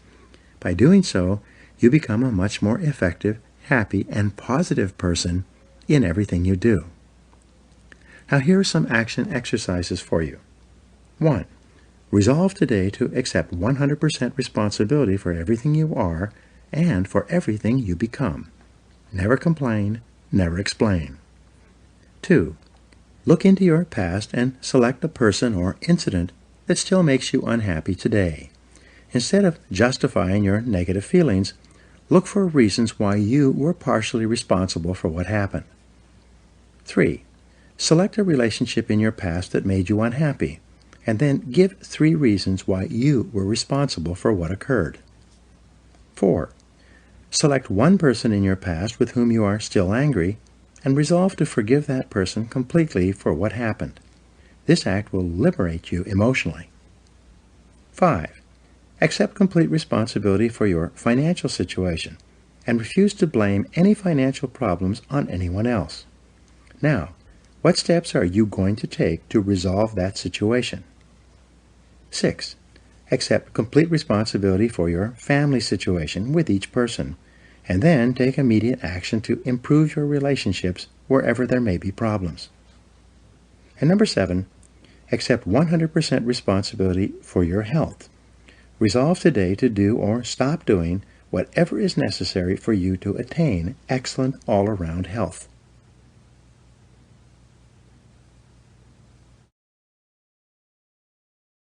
Chapter 4. Self-Discipline and Goals. Jim Rohn said, Discipline is the bridge between goals and accomplishment. Your ability to discipline yourself to set clear goals for yourself and then to work toward them every day will do more to guarantee your success than any other single factor. You need to have goals to accomplish worthwhile things in life. You've probably heard it said that you can't hit a target that you can't see. If you don't know where you're going, any road will get you there. And as Wayne Gretzky said, you miss every shot you don't take. The very act of taking the time to decide what you really want in each area of your life can change your life completely. The 3% factor. It seems that only 3% of adults have written goals and plans, and this 3% earn more than all of the other 97% put together. Why is this? The simplest answer is that if you have a clear goal and a plan to achieve it, you therefore have a track to run on every single day. Instead of being sidetracked by distractions and diversions, getting lost or going astray, more and more of your time is focused in a straight line, from where you are to where you want to go. This is why people with goals accomplish so much more than people without them. The tragedy is that most people think that they already have goals, but what they really have are hopes and wishes. However, hope is not a strategy for success, and a wish has been defined as a goal with no energy behind it. Goals that are not written down and developed into plans are like bullets without powder in the cartridge. People with unwritten goals go through life shooting blanks. Because they think they already have goals, they never engage in the hard, disciplined effort of goal setting. And this is the master skill of success. Multiply your chances of success. In 2006, USA Today reported a study in which researchers selected a large number of people who had made New Year's resolutions. They then divided these people into two categories: those who had set New Year's resolutions and written them down, and those who had set New Year's resolutions but had not written them down. 12 months later, they followed up on the respondents in this study, and what they found was astonishing. Of the people who had set New Year's resolutions but had not written them down, only 4% had actually followed through on their resolutions. But among the group who had written down their New Year's resolutions, an exercise requiring only a couple of minutes, 44% had followed through on them. This is a difference of more than 1,100% in success, and it was achieved by the simple act of crystallizing the resolutions on paper. The discipline of writing. In my experience working with several million people over the past 25 years, the disciplined act of writing out goals, making plans for accomplishing them, and then working on those goals daily increases the likelihood of achieving your goals by 10 times or 1,000%. This doesn't mean that writing out your goals guarantees success, but rather only that it increases the probability of success by 10 times. These are very good odds to have working in your favor, especially when there is no cost or risk involved in putting pen to paper. Just a little time. Writing is called a psychoneuromotor activity. The act of writing forces you to think and concentrate. It forces you to choose what is more important to you and your future. As a result, when you write down a goal, you impress it into your subconscious mind, which then goes to work 24 hours a day to bring your goal to reality. Sometimes I tell my seminar audiences, only 3% of adults have written goals, and everyone else works for those people. In life, you either work to achieve your own goals or you work to achieve the goals of someone else. Which is it going to be? Success versus failure mechanisms. Your brain has both a success mechanism and a failure mechanism. The failure mechanism is the temptation to follow the undisciplined path of least resistance, to do what is fun and easy rather than what is hard and necessary. Your failure mechanism operates automatically throughout your life, which is the major reason why most people fail to fulfill their individual potentials. While your failure mechanism functions automatically, your success mechanism is triggered by a goal. When you decide on a goal, you override your failure mechanism and can help you change the direction of your life. You go from being a ship without a rudder, drifting with the tide, to being a ship with a rudder, a compass, and a clear destination, sailing in a straight direction toward your goal. The power of goals. A client of mine recently told me an interesting story. He said that he had attended one of my seminars in 1994 where I spoke about the importance of writing down goals and making plans for accomplishing them. At that time, he was 35 years old, selling cars for a dealership in Nashville and earning about $50,000 a year. He told me that that day changed his life. He began writing out his goals and plans and working on them daily.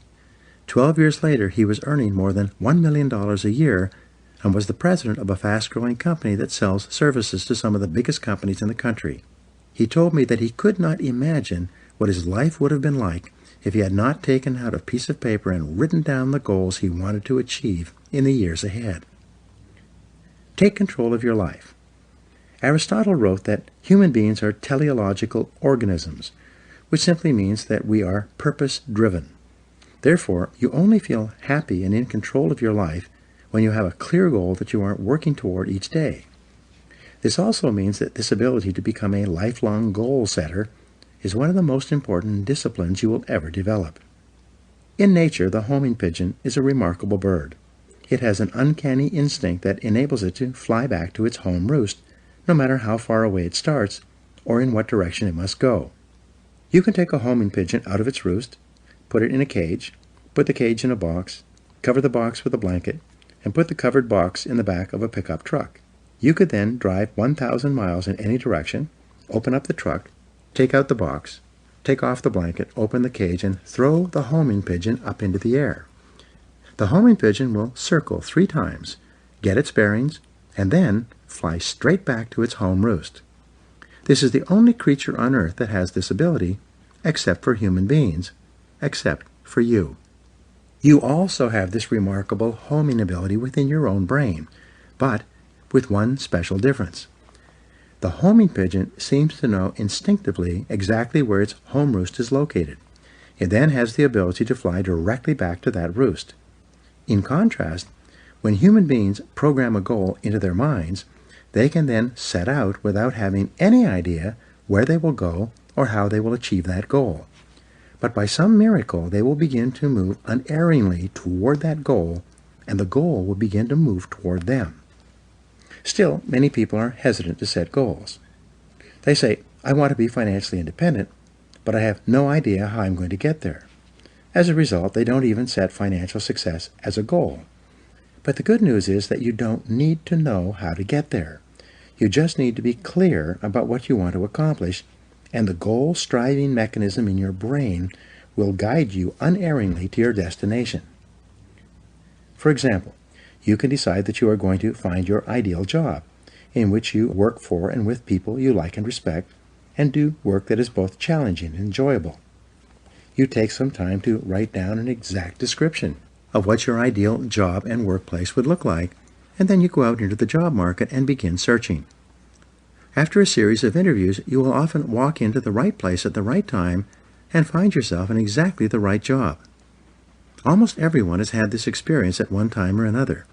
You can have it by design rather than by chance, simply by developing absolute clarity about what you really want.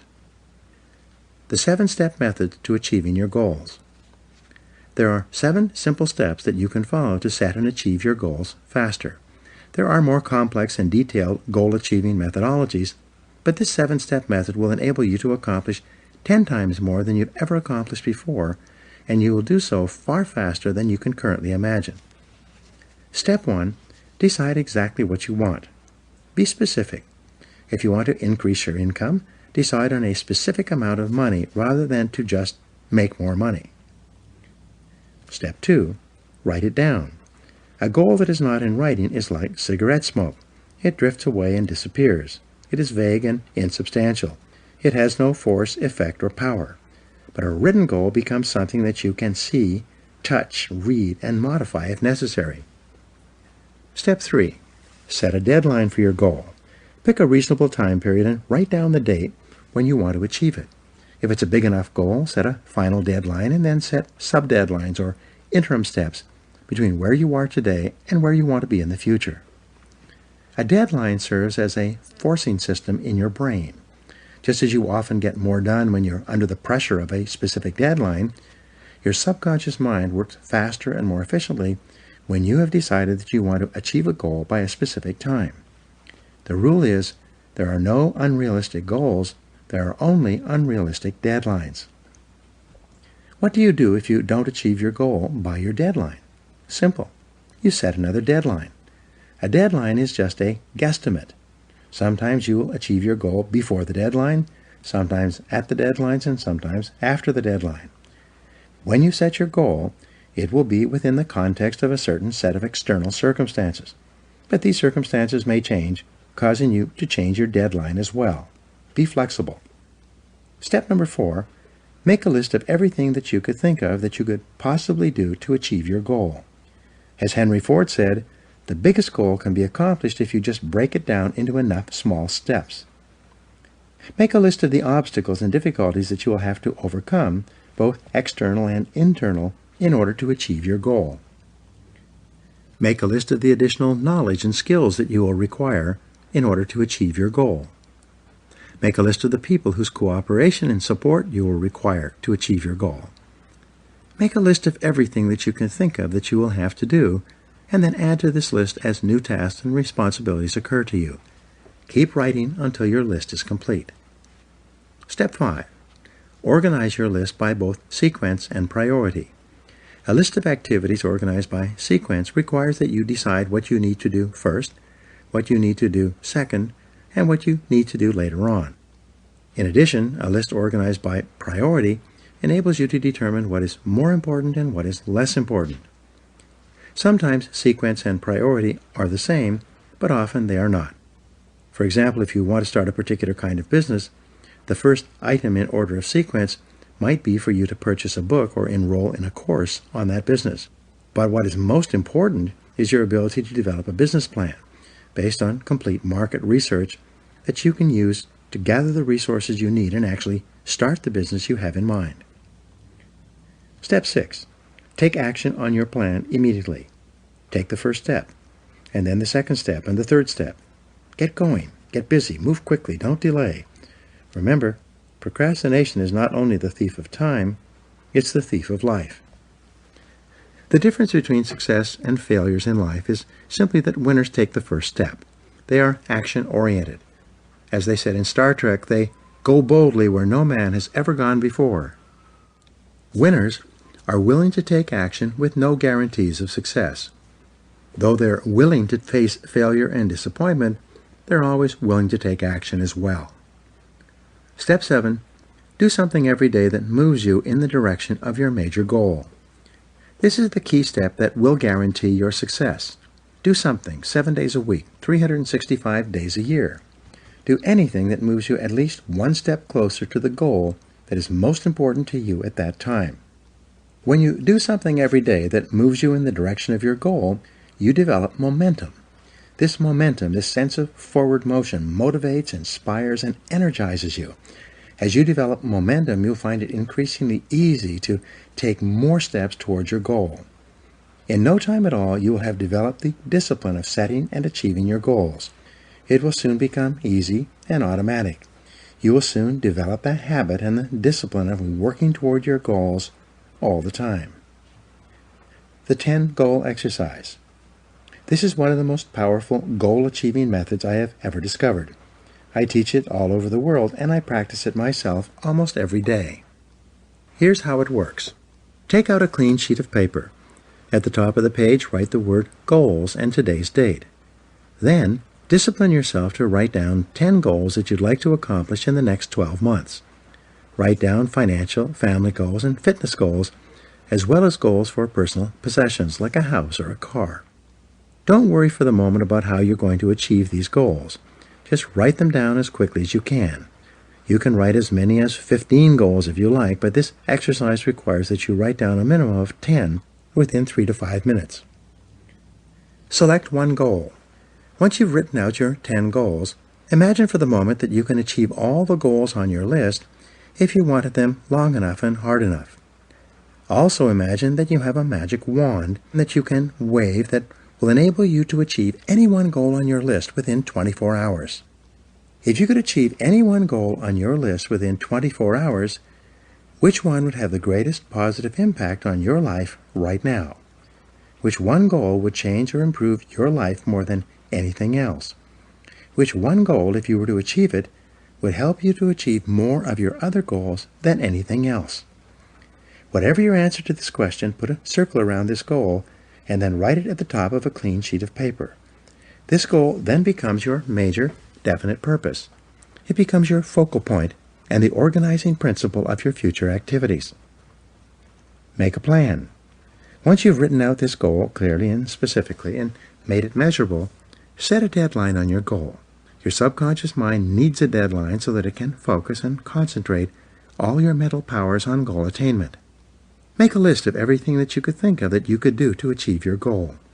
Organize this list by sequence and priority. Select the most important or logical next step in your plan and take action on it immediately. Take the first step. Do something. Do anything. Resolve to work on this goal every single day until it's achieved. From this moment forward, as far as you are concerned, failure is not an option. Once you've decided that this one goal can have the greatest positive impact on your life, and you've set it as your major definite purpose, resolve that you will work toward this goal as hard as you can, as long as you can, and that you will never give up until it's achieved. This decision alone can change your life. Use mindstorming to get started. Here's another technique that you can use to dramatically increase the likelihood that you will achieve your most important goal. This is the most powerful creative thinking technique I've ever seen.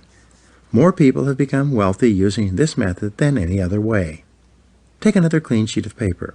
Write out your major definite purpose, your number one goal, at the top of the page in the form of a question. Then, discipline yourself to write a minimum of 20 answers to the question.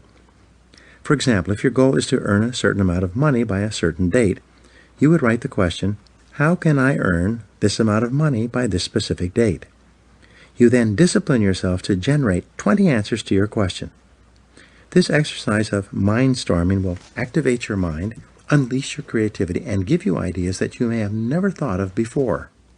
The first 3 to 5 answers will be easy. The next 5 will be difficult, and the last 10 answers will be harder than you can imagine, at least the first time you do this exercise. Nonetheless, you must exert your discipline and willpower to persist until you have written down at least 20 answers. Once you've generated 20 answers, look over your list and select one of those answers to take action on immediately. It seems that when you take action on a single idea on your list, it triggers more ideas and motivates you to take action on even more of these answers. The great law of cause and effect. The most important application of the law of cause and effect is that thoughts are causes and conditions are effects. Your thoughts create the conditions of your life. When you change your thinking, you change your life. Your outer world becomes a mirror image reflection of your inner world. Perhaps the greatest discovery in the history of thought is that you become what you think about most of the time. Moreover, the teacher John Boyle said, whatever you can think about on a continuing basis, you can have. Napoleon Hill, author of the success classic Think and Grow Rich, which was first published in 1939 and is still selling today, said, whatever the mind of man can conceive and believe, it can achieve.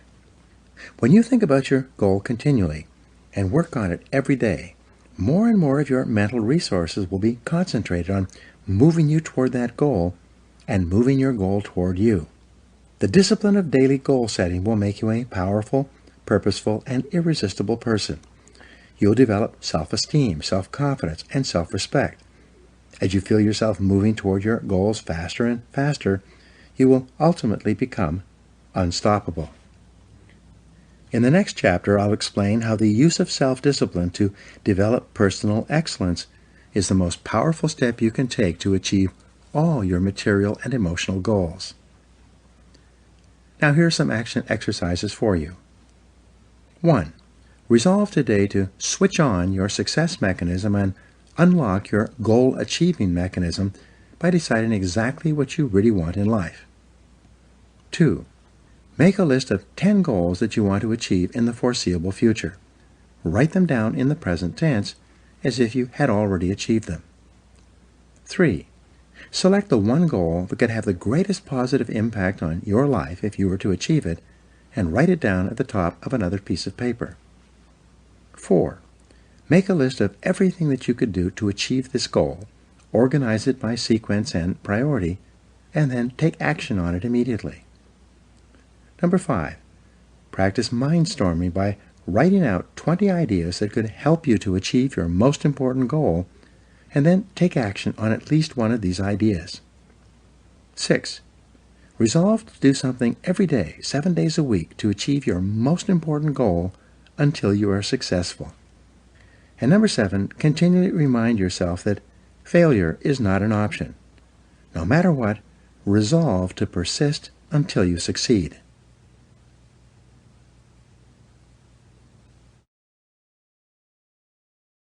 Chapter 5.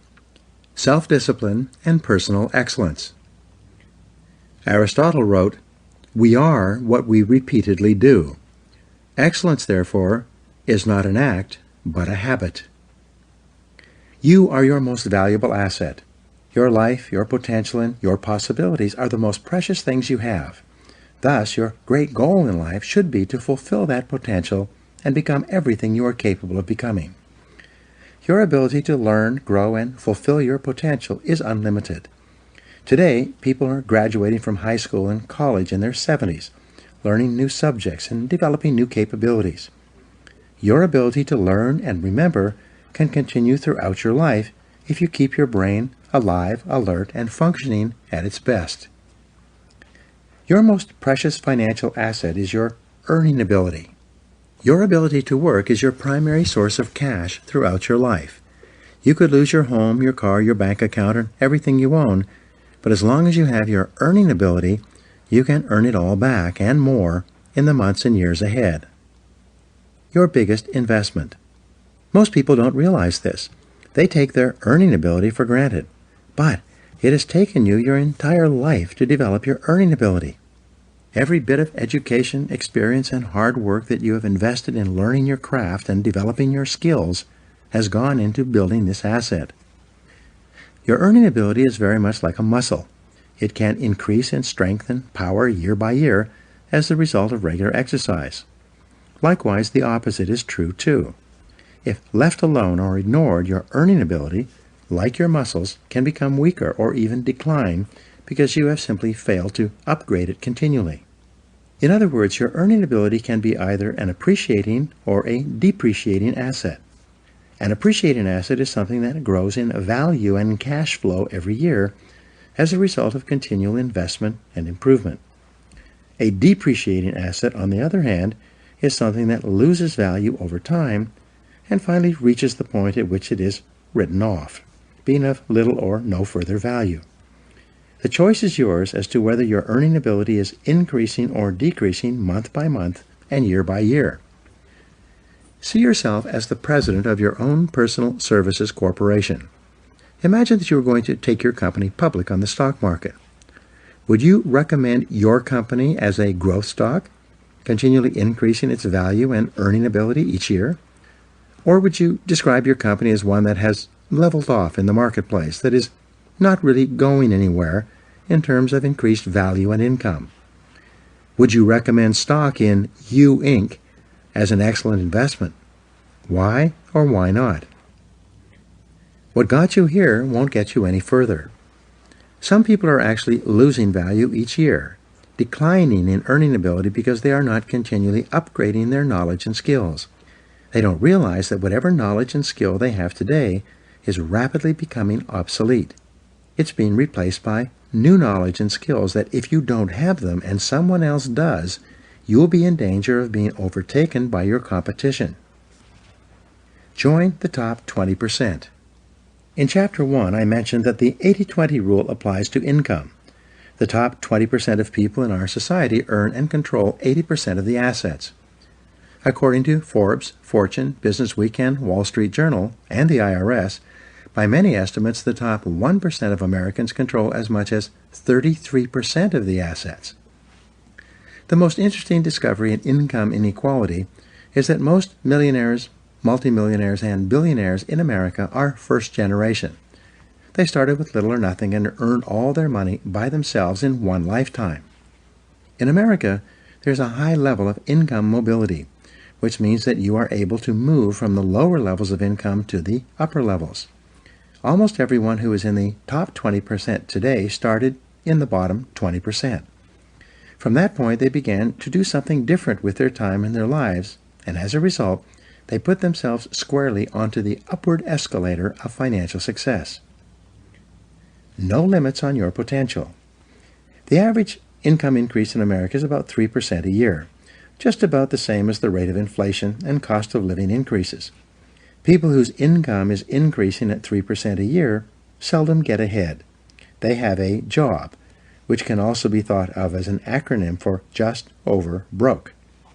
But the fact is that no one is better than you and no one is smarter than you.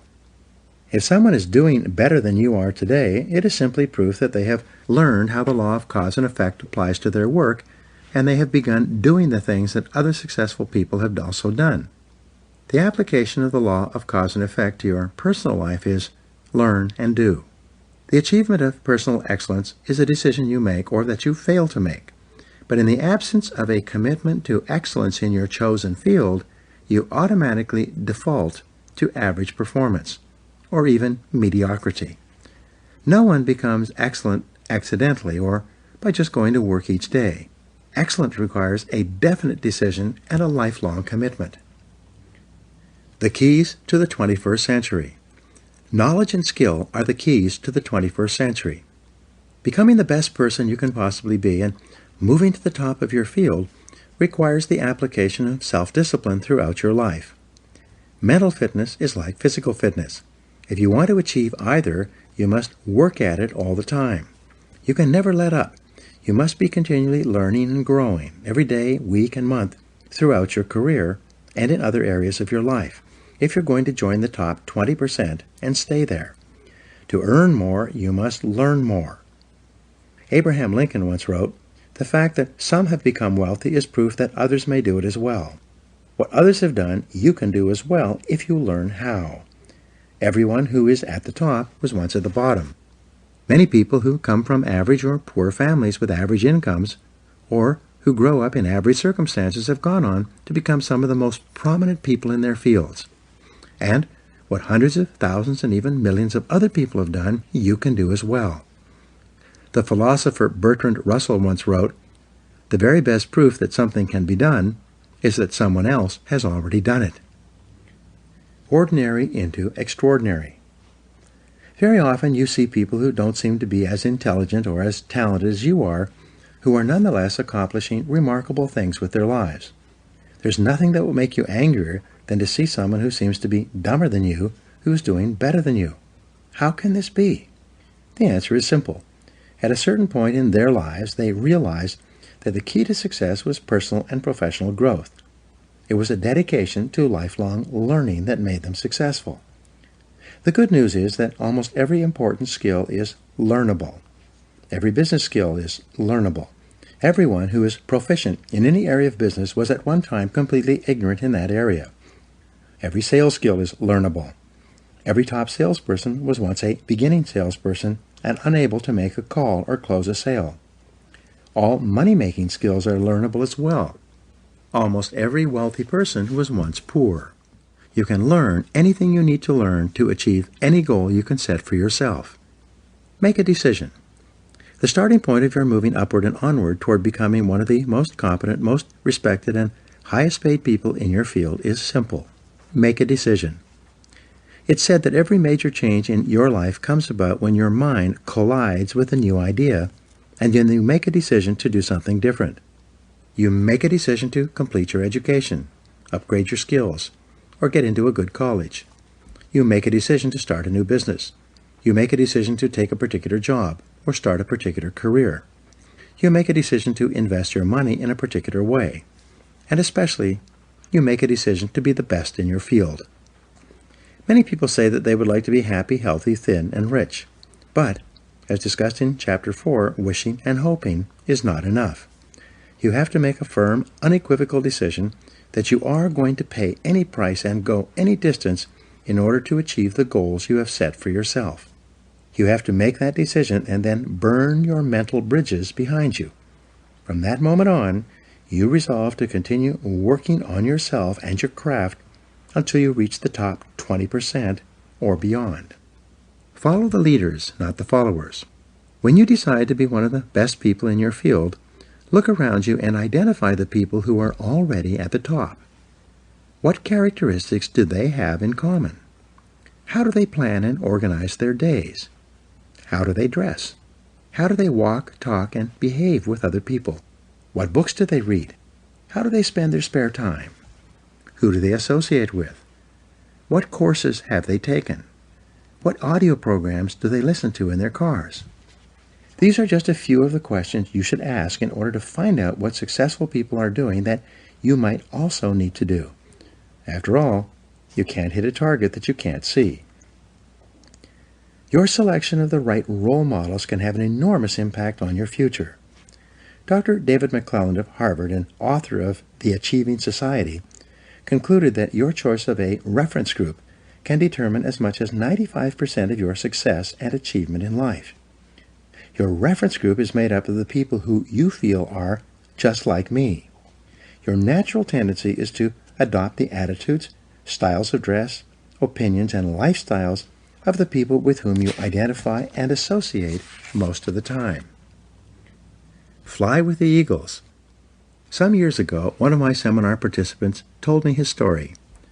Bob Barton said he had started off in his 20s in a large company with about 32 salespeople in his branch. It was his first real job, and he was starting at the bottom. Because he was new, he hung around with the other junior salespeople. As they say, birds of a feather flock together. After a month or two, Bob noticed that the top salespeople in the office also associated with each other. They did not spend time with the junior salespeople. They also spent their time differently. When Bob got into work in the morning, the top salespeople were already there, planning their days and working on the telephone and making appointments. Bob also noticed that the junior salespeople would come in later, drink coffee, read the newspaper, and make excuses for not making sales calls. Bob decided that he was going to pattern himself after the top salespeople in the office. He looked at the way they dressed and groomed, and he resolved to dress and groom the way they did. Each morning he would stand in front of his mirror and ask himself, "Do I look like one of the top salespeople in my office?" If the answer was no, he would go back and change his clothes until he felt that he looked as good as the best people. He began to come into the office and organize his day before 8:30 a.m., so that he was ready to make calls as soon as his customers were available to see him. One day, Bob asked one of the top salespeople if he could recommend a book or audio program that would help him. It turns out that top people are always willing to help other people improve. When he got the recommendation, Bob immediately went out and got the book and sent away for the audio program. He read the book and listened to the program, and then reported back to the top salesman. The top salesman gave him some more advice on things to read and listen to, all of which Bob followed. Bob asked another salesperson how he planned his day, and that salesperson showed him his time management system. So Bob began to plan and organize his day the way the top salespeople did it. By using these top salespeople as his role models and emulating them whenever possible, Bob started to make more appointments, see more prospects, and make more sales. Within 6 months, he was one of the top salespeople in the office as well. By that time, the top salespeople had invited him for coffee and lunch, and he became one of them rather than one of the junior people. The next year, Bob went to the National Sales Conference, where he met a lot of the top people from around the country. He deliberately sought them out and asked for their advice. What books would they suggest? What audio programs would they recommend? What seminars had they attended? What strategies did they find that were the most effective in building their sales business? Bob did something that very few people do. When he received advice, he followed it. He immediately took action on the advice and then reported back to the people who had given it to him. Within 4 years, Bob became one of the top salespeople in the country. His friends and associates were the other top salespeople in his branch and in the other branches. His income had increased several times. He wore beautiful clothes, drove a new car, lived in a lovely home, and had a wonderful wife. And he said that it all came about as a result of asking top salespeople for their input and then following that input and applying it to his sales activities. But here's the kicker. Over and over, the top people, the ones who had been winning the sales awards year after year, told Bob the same thing. He was the first person who had ever come up to them and asked them for advice. No one else had ever sought them out and asked them why they were so successful. The answers have all been found. Here is a great discovery. All the answers have been found. All the routes to success have been discovered. Everything you need to learn to move to the top of your field has already been learned by hundreds and even thousands of other people. And if you ask them for advice, they will give it to you. Successful people will have their phone calls held, cancel other appointments, and put their work aside to help other people to be successful. But you must ask, and then you must follow their advice once they give it to you. If you can't ask them directly, read their books and attend their talks and seminars. Listen to audio programs created by successful people. Sometimes you can send them emails and ask for advice. Learn from the best. Set high income as a goal. If your goal is to be in the top 20% of moneymakers in your field, the first thing you need to do is to find out what the people in the top 20% are earning today. This information is available. Just ask around. Check industry statistics. Go on to Google. You can find this information if you look for it.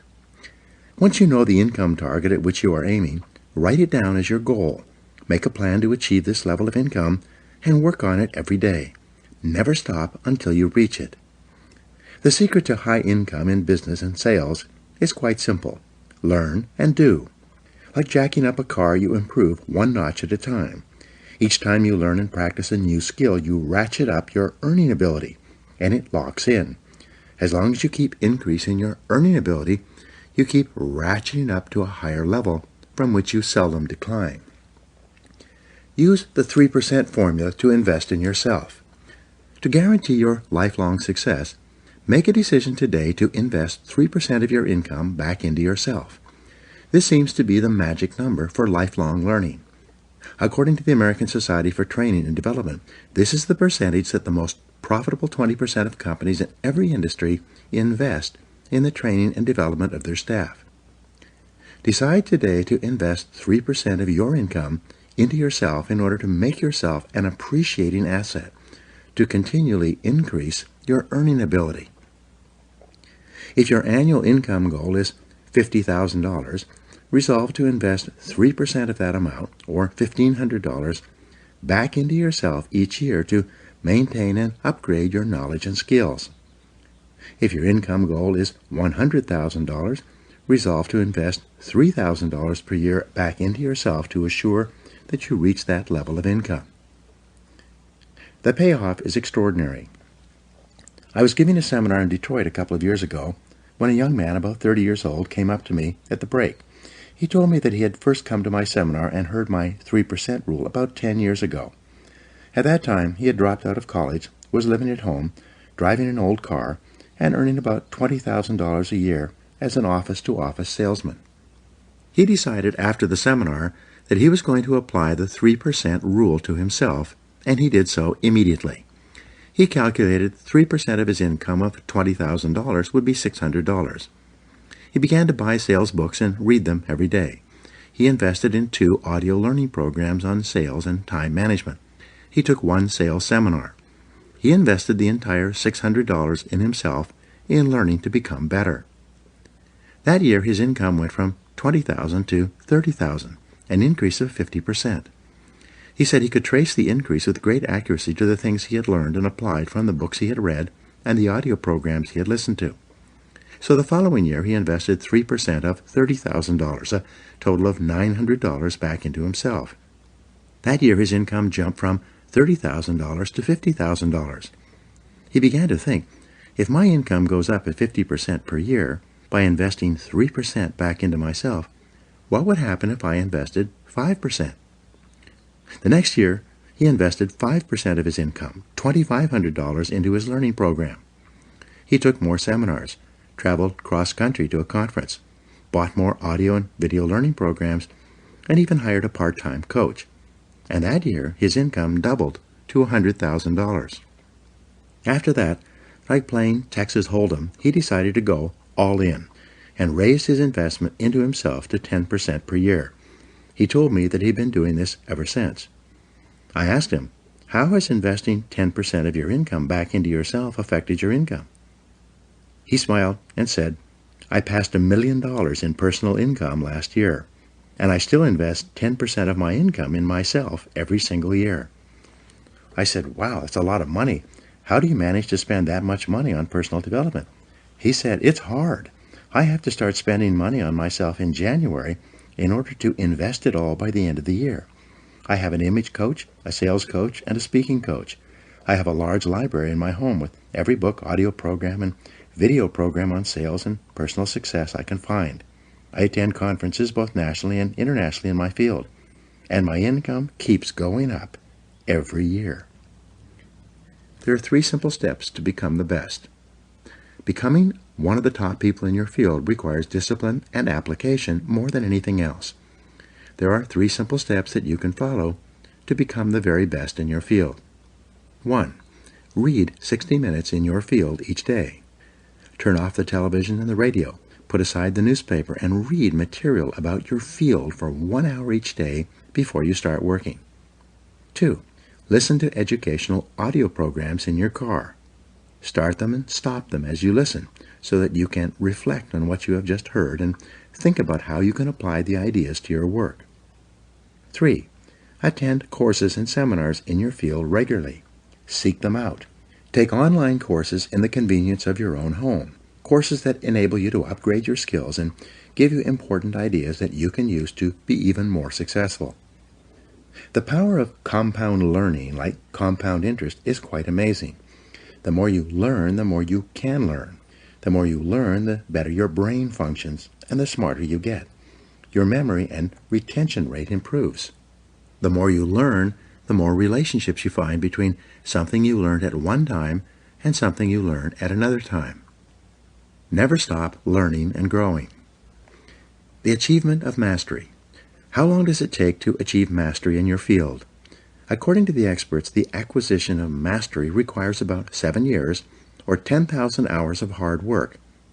It takes 7 years to become a master salesperson. It takes 7 years to become a successful business person.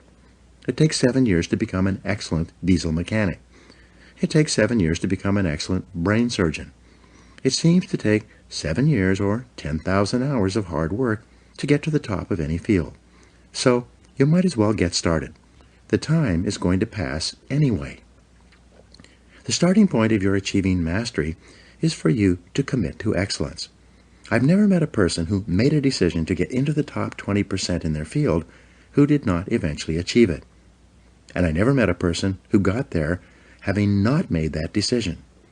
Making the decision and then following up with continuous, purposeful, disciplined action is essential. Talent is not enough. As I mentioned earlier, according to Jeffrey Colvin in his best-selling book, Talent is Overrated, most people learn how to do their job in the first year, and then they never get any better. They just coast in their jobs. But the only direction you can coast is downhill. Many people will work away at a job for many years and never rise above the average.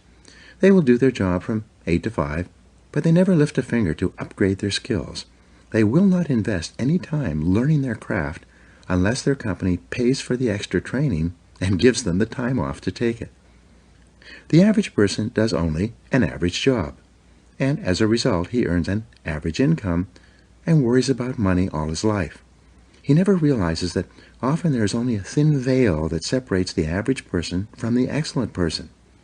The fact is that if you're not getting better, you're getting worse. No one stays in the same place for long. 2 hours each day will get you to the top. It's been calculated that all you need to invest is about 2 extra hours per day to move from the average to the superior. Only 2 extra hours each day will move you from worrying about money all your life to being one of the highest paid people in your field. People immediately ask, where am I going to get an extra 2 hours each day? It's simple. Take a piece of paper and do the following simple calculation. Calculate the number of hours in a week. 7 days times 24 hours equals 168 hours. If you deduct 40 hours for work and 56 hours for sleep, you have 72 hours left over. If you deduct 3 hours per day, 21 hours, for getting ready for and traveling to and from work, that leaves you 51 hours of spare time to do with as you please. If you invest 2 hours per day back into yourself, 14 hours per week, you still have 37 hours left over. That's an average of more than 5 hours per day of free time. All you need to do is devote 2 hours each day to move you from average performance to superior performance at whatever you choose to do. Form the habit of continuous learning. The best news is that when you begin reading in personal or professional development literature, listening to audio programs in your car, taking additional courses, and upgrading your skills in the evenings and on the weekends rather than watching television, you soon get into the habit of continuous learning. In no time at all, it will become automatic and easy for you to learn, grow, and upgrade your skills every day and every week. The average adult watches about 5 hours of television each day. For some people, it is 7 or 8 hours. They turn on the television first thing in the morning and watch it until they leave for work. They turn it back on as soon as they get home from work.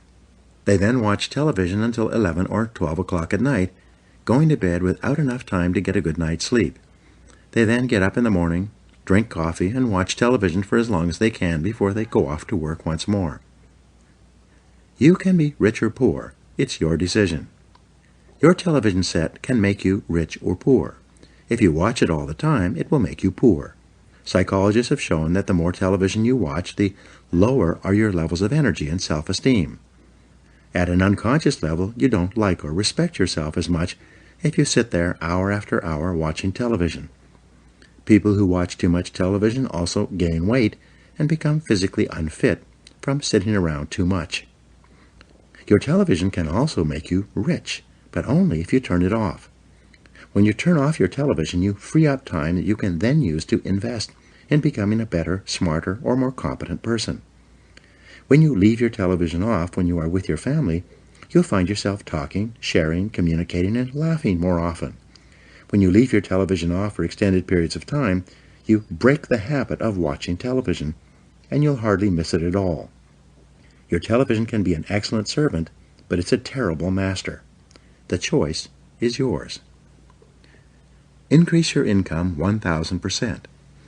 There is a simple 7-step formula you can use in order to increase your productivity, performance, and output and income by 1,000% over the next 10 years. It works for everyone who tries it. It is simple. First, answer this question. Is it possible for you to increase your overall productivity, performance, and output by 0.1%, which is 1/1000th, in an entire working day? Your answer will probably be yes. If you were to manage your time a little better and work on more valuable tasks, you would quite easily increase your output by 1/1000th in a day. Having done this for the first day, could you increase your output by 0.1% the second day? And the answer, of course, is yes. Having increased your performance by 0.1% on Monday and Tuesday, could you continue to do this for Wednesday, Thursday, and Friday? And again, the answer is yes. 0.1% per week. 0.1% times 5 days per week equals 0.1% per week. Is it possible for a normal, intelligent, hard-working individual to increase his or her output by 0.1% or 1/200th in a single week? Of course it is. Having done this for the first week, could you keep up the same pace of personal development the second week? Of course you could. Could you get 1/1000th of 1% better 5 days a week for an entire month? If you could, this means that you would be 0.1% better per week, multiplied times 4, or 2% more productive in an entire month. There are 13 4-week months in a year. 4 times 13 equals 52.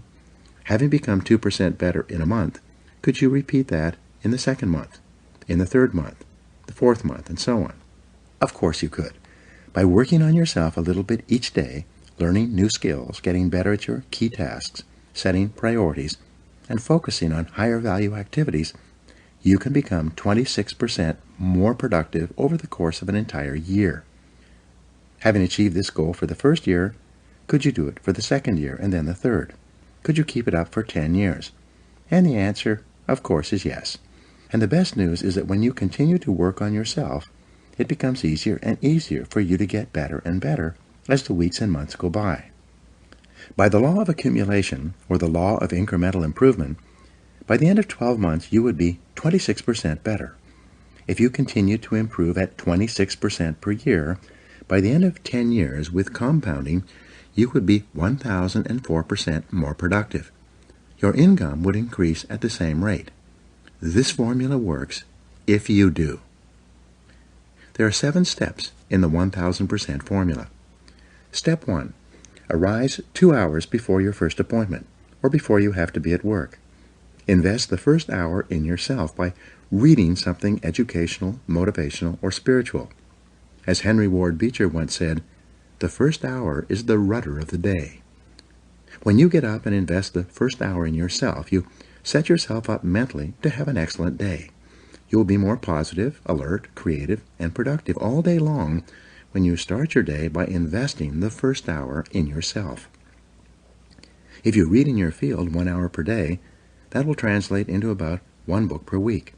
1 book per week will translate into about 50 books per year. Since the average adult reads less than 1 nonfiction book per year, if you were to read 50 books in your field each year, do you think that would give you an edge in your profession? Do you think that it would move you ahead of virtually everyone else in your business? Of course it would. If you read 50 books per year for 10 years, this would be 500 books that would help you to improve your productivity, performance, and income. At the very least, you would need a bigger house just to hold your books, and you'd be able to afford it. Reading 1 hour per day in your field will make you a national authority in 3 to 5 years. This alone can give you your 1,000% increase over the course of your career. Step 2. Rewrite your goals every day. Get a spiral notebook and rewrite your major goals in the present tense every morning before you start out, without looking back at what you wrote the previous day. This writing and rewriting is the process of programming instructions into the guidance mechanism of your mind. When you rewrite your 10 goals each morning, you will continually see and think of opportunities to achieve those goals all day long. You will become more focused, channeled, and directed. You'll be more purposeful and determined, and you will achieve your goals much faster than if they were merely wishes floating around in the back of your mind. Writing and rewriting your goals each day can give you your 1,000% increase in income over 10 years. Step 3. Plan every day in advance. Make a list and set priorities on your work before you start off. Your ability to set priorities and to choose the most important thing that you could be doing at every moment is the key to organizing your life and doubling your productivity. We'll talk in detail about time management techniques in Chapter 12. Working on your top priorities can increase your income by 1,000% over 10 years, and it is probably impossible to achieve without it. Step 4. Discipline yourself to concentrate single-mindedly on one thing. Choose the most important thing that you can do each day. Then, start on it first thing and work on it until it's 100% complete. Your ability to focus and concentrate, when you develop and hone it into a habit all by itself, will enable you to double your productivity, performance, and output in the next month. And it will give you your 1,000% increase over 10 years. Step 5. Listen to educational audio programs in your car. The average business person who drives spends 500 to 1,000 hours per year behind the wheel of their car. When you turn your car into a university on wheels, a mobile classroom, you get the educational equivalent of 1 to 2 full-time university semesters as you drive around. Many people have gone from rags to riches by simply listening to educational audio programs in their cars as they drive from place to place. You could do the same. This alone could give you your 1,000% increase. Step number 6. Ask 2 magic questions after every call or event. First, ask yourself, what did I do right? Then, ask yourself, what would I do differently? The first question, what did I do right, forces you to think through and recall all the correct things that you did in that last meeting, presentation, or event, even if it was not successful. Write them down. The second question, what would I do differently, forces you to think through all the different ways you could improve your performance in a similar situation. Write these ideas down as well.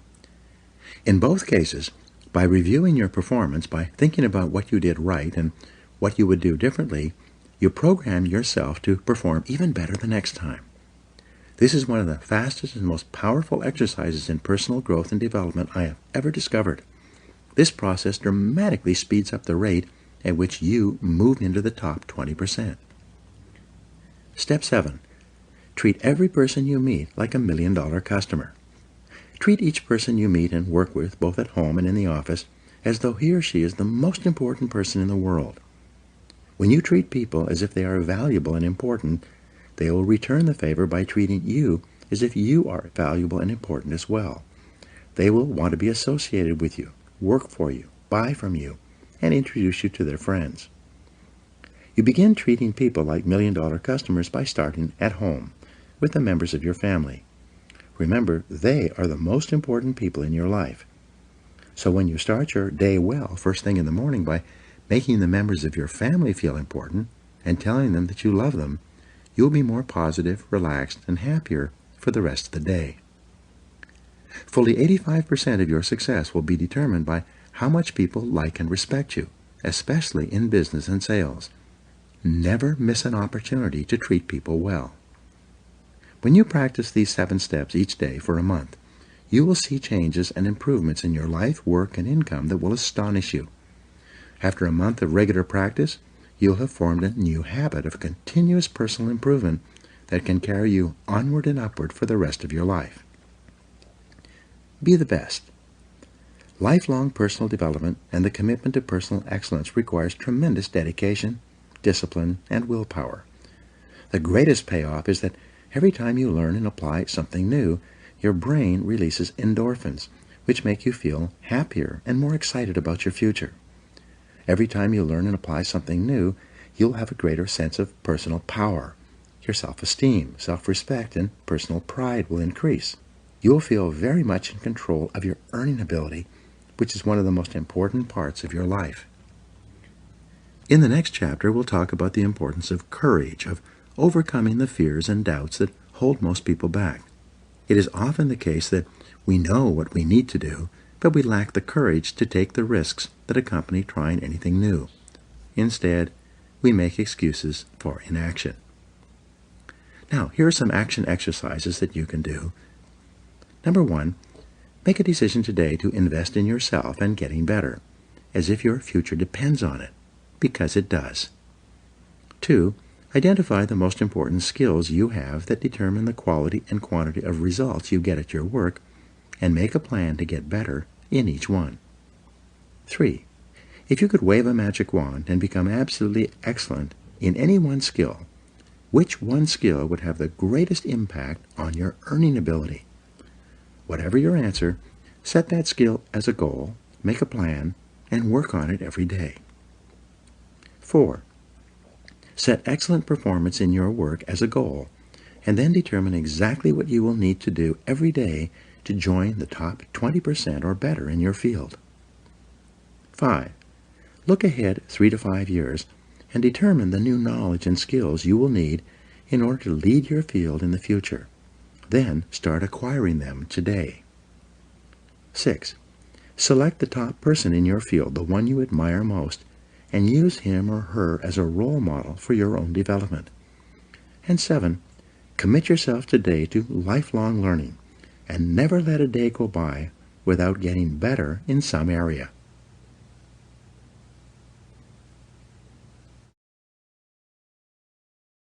Chapter 6.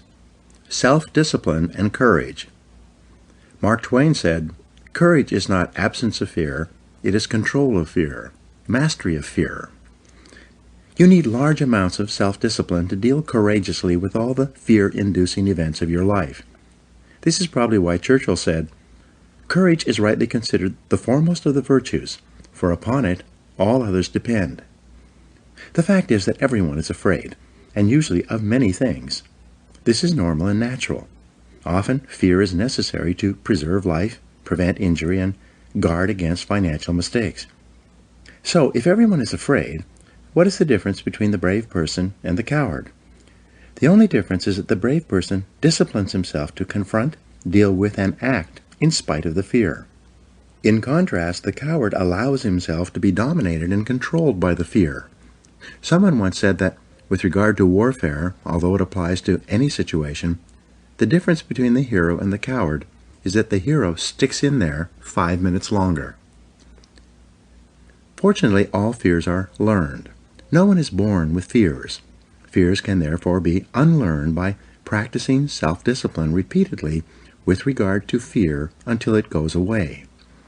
The most common fears that we experience, which often sabotage all hopes for success, are the fears of failure, poverty, and loss of money.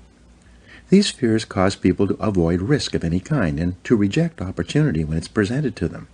They're so afraid of failure that they're almost paralyzed when it comes to taking any chances at all.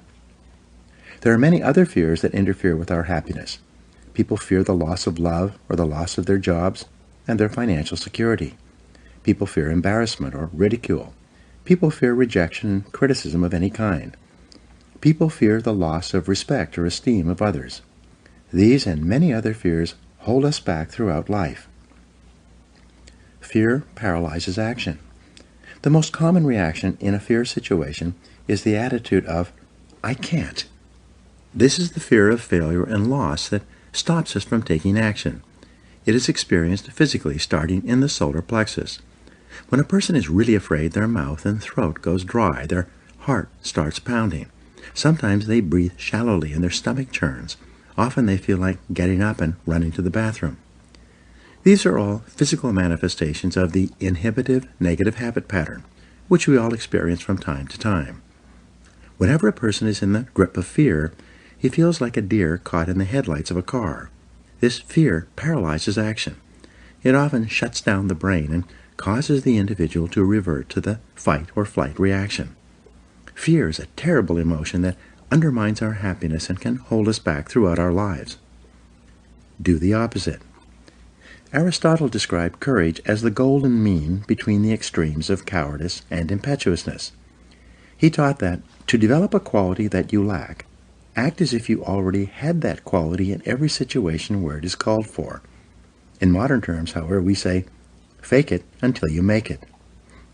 You can actually change your behavior by affirming, visualizing, and acting as if you already have the quality you desire. By affirming, by repeating the words, "I can do it," emphatically, whenever you feel afraid for any reason, you can cancel the feeling of, "I can't." Every time you repeat the words, "I can do it," with conviction, you override your fear and increase your confidence. By repeating this affirmation over and over again, you can eventually build your courage and confidence to the point where you are unafraid. Visualize yourself as unafraid. By visualizing yourself performing with confidence and competence in an area where you are fearful, your visual image will eventually be accepted by your subconscious mind as instructions for your performance. Your self-image, the way you see yourself and think about yourself, is eventually altered by feeding your mind these positive mental pictures of yourself performing at your best. By using the act-as-if method, you walk, talk, and carry yourself exactly as you would if you were completely unafraid in a particular situation. You stand up straight, smile, move quickly and confidently, and in every respect, act as if you already had the courage that you desire. The law of reversibility says that if you feel a certain way, you will act in a manner consistent with that feeling. But if you act in a manner consistent with that feeling, even if you don't feel it, the law of reversibility will create the feeling that is consistent with your actions. This is one of the greatest breakthroughs in success psychology. You develop the courage you desire by disciplining yourself repeatedly to do the thing you fear until that fear eventually disappears. And it will. Blow away the fear. When I work with sales organizations, they often ask me how to help a salesperson break out of a sales slump, especially in a tough economy. I give them a simple formula that is guaranteed to work every single time. It is called the 100 call method. In practicing this method, I instruct the salesperson to go out and call on 100 prospects as fast as he can without caring at all whether or not he makes a sale. When the salesperson doesn't care if he makes a sale, his fear of rejection largely disappears. He stops caring if the prospect he is speaking to is interested or not interested. He has a single focus. It is to make 100 calls as fast as he possibly can. One sales organization I work with has a daily prize for the first salesperson who gets rejected 10 times each morning. At 8:30 a.m., all the salespeople sit down at their desks and start making calls to try to win the prize. By the time the contest is over, usually by 10 a.m., everyone's fears of rejection have been blown out of their systems. They're ready to call on prospects all day long, not caring at all about the reactions they get. Learn to speak on your feet. In 1923, Toastmasters International was formed. Its express purpose was to take people who were terrified of public speaking and help them to become confident and competent when speaking on their feet in front of an audience. According to the Book of Lists, 54% of adults rate the fear of public speaking ahead of the fear of death. But Toastmasters International had a solution. They created a system based on what psychologists call systematic desensitization. Once a week at a luncheon or dinner meeting, small groups of Toastmasters come together. Each person is required to stand up and give a short talk on a specific subject in front of a group of their peers. At the end of each talk, the speaker receives applause, positive input, and comments from the other members. At the end of the evening, each person is given a grade on their talk, even if it was only for 30 or 60 seconds. After 6 months of attending Toastmasters meetings, the individual will have stood on his feet and spoken 26 times, receiving positive applause and feedback each time. Because of this continuous positive reinforcement, his confidence increases dramatically. As a result of this process, countless Toastmasters have gone on to become excellent public speakers and prominent people in their businesses, organizations, and communities. Their fears of public speaking are gone forever. Eliminate 2 fears at once. Psychologists have found that certain fears are bundled together in the subconscious mind, like wires on the same circuit. If you can overcome your fears in one of these areas, you will also eliminate other fears on the same circuit. The fear of rejection, or call reluctance, seems to be bundled together with the fear of public speaking. When you discipline yourself to join Toastmasters or to take a Dale Carnegie course to learn to speak confidently on your feet, your fears of rejection largely disappear as well. Your level of self-confidence in all your interactions with others increases dramatically. Your whole life changes in a positive way. Confront your fears. Your ability to confront, deal with, and act in spite of your fears is the key to happiness and success. One of the best exercises you can practice is to identify a person or situation in your life of which you are afraid and resolve to deal with that fear situation immediately. Do not allow it to make you unhappy for another minute. Resolve to confront the situation or person and put the fear behind you. A woman in one of my seminars told me that her boss was a very negative person. He was constantly criticizing and berating her about her work, even though she was one of the highest-rated employees in the organization. He was making her life miserable. She didn't want to give up her job, but she was afraid of confronting him. She asked me what she should do. I gave her this advice, which I've subsequently given to many other people. The only reason that one person bullies another is because they feel they can get away with it. The only way to deal with a bully is to confront him. Bullies are actually cowards at heart, and they will flee from a confrontation. I told her to do this. The next time your boss criticizes you for any reason, turn to him and say, quite firmly, "I would appreciate it if you not talk to me like that ever again. It hurts my feelings and stops me from doing my job the way you want." I told her to look him straight in the eye after she had finished making this statement. Well, she had tremendous courage. Rather than putting up with this situation any longer, the next time her boss began to berate her, she squared off with him and said those words. She wrote to me and told me what had happened. Just as I had predicted, he stopped dead in his tracks. He immediately apologized and mumbled, and then quickly went back to his office. He never criticized her again. She told me that she could have ended his bad treatment of her many months before if she had only had the courage to confront him directly the first time it happened. As Eleanor Roosevelt said, "No one can make you feel inferior without your consent." Move toward the fear. When you identify a fear and discipline yourself to move toward it, it grows smaller and more manageable. What's more, as your fears grow smaller, your confidence grows larger. Soon, your fears lose their control over you. In contrast, when you back away from a fear-inducing situation or person, your fear grows larger and larger. Soon, it dominates your thinking and feeling, preoccupies you during the day, and often keeps you awake at night. Leaders have two types of courage. In leadership, the most common quality is that of vision. Leaders have a clear vision of where they want to take their organizations. Leaders also have a clear vision of where they want to be sometime in the future in their personal lives. The second most common quality of leaders is that of courage. Leaders have the courage to do whatever is necessary to fulfill their vision. They lead from the front and dare to go forward. There are two types of courage that you need. First, you need the courage to launch, to take action, to take a leap of faith. You need the courage to go all in, without any guarantee of success and with a high possibility of failure, at least in the short term. The major feeling that holds most people back is that, in spite of all their best intentions, they don't have the courage to take the first step. The second type of courage that you need is called courageous patience.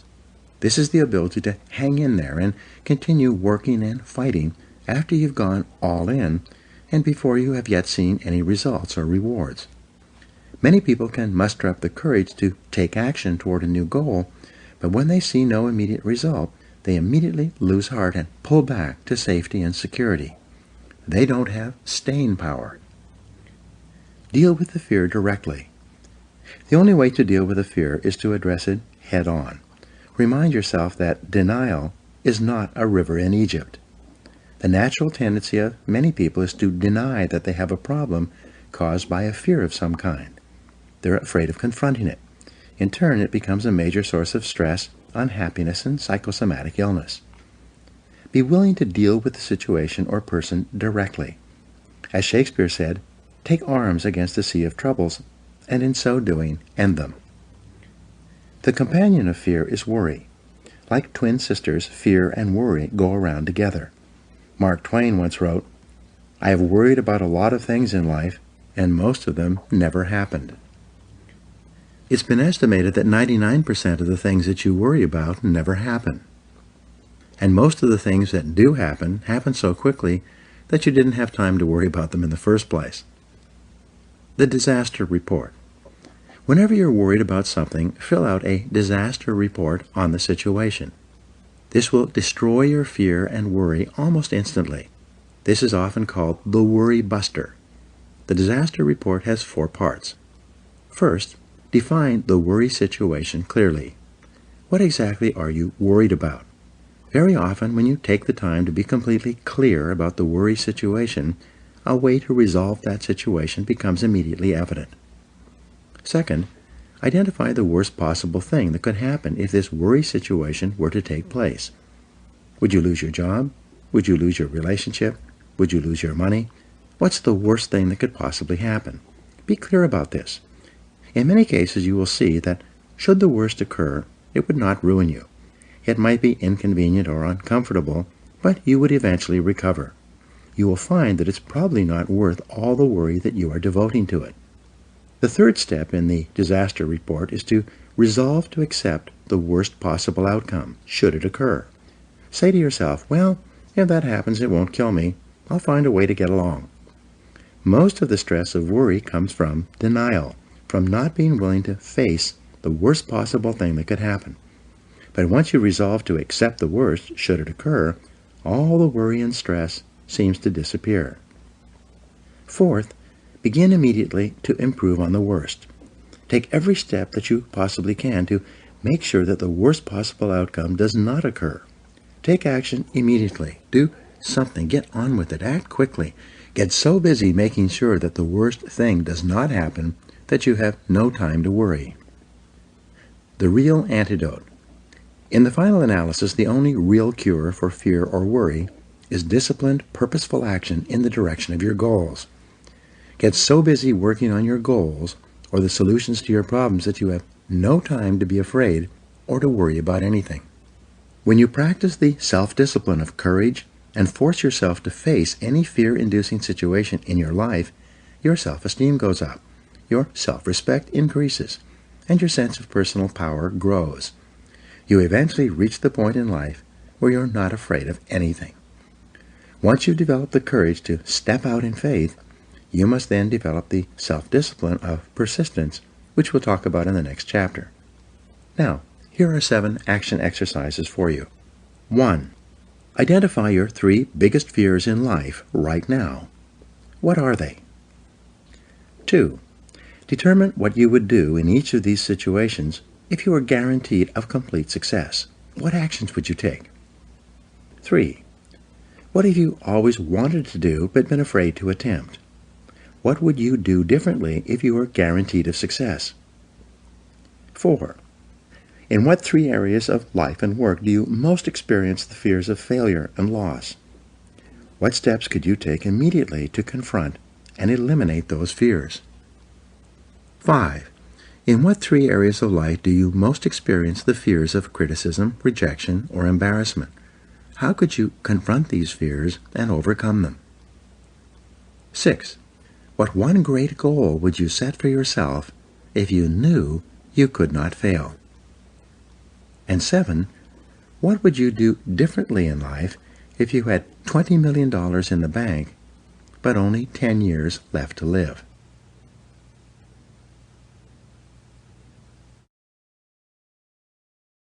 Chapter 7. Self-Discipline and Persistence. Benjamin Disraeli wrote, "Beware of endeavoring to become a great man in a hurry. 1 such attempt in 10,000 may succeed. These are fearful odds." Persistence is self-discipline in action. Your ability to persist in the face of all setbacks and temporary failures is essential to success in life. Napoleon Hill said, "Persistence is to the character of man as carbon is to steel."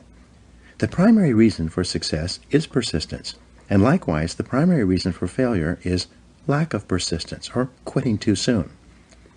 There's a direct link between self-discipline and self-esteem. Each time you discipline yourself to do what you should do, when you should do it, whether you feel like it or not, your self-esteem increases. This is why there is a direct relationship between self-esteem and persistence. Each time you persist and force yourself to continue on, even when you feel like quitting, your self-esteem goes up. Each act of self-discipline strengthens every other act of self-discipline. Every act of persistence strengthens every other act of persistence.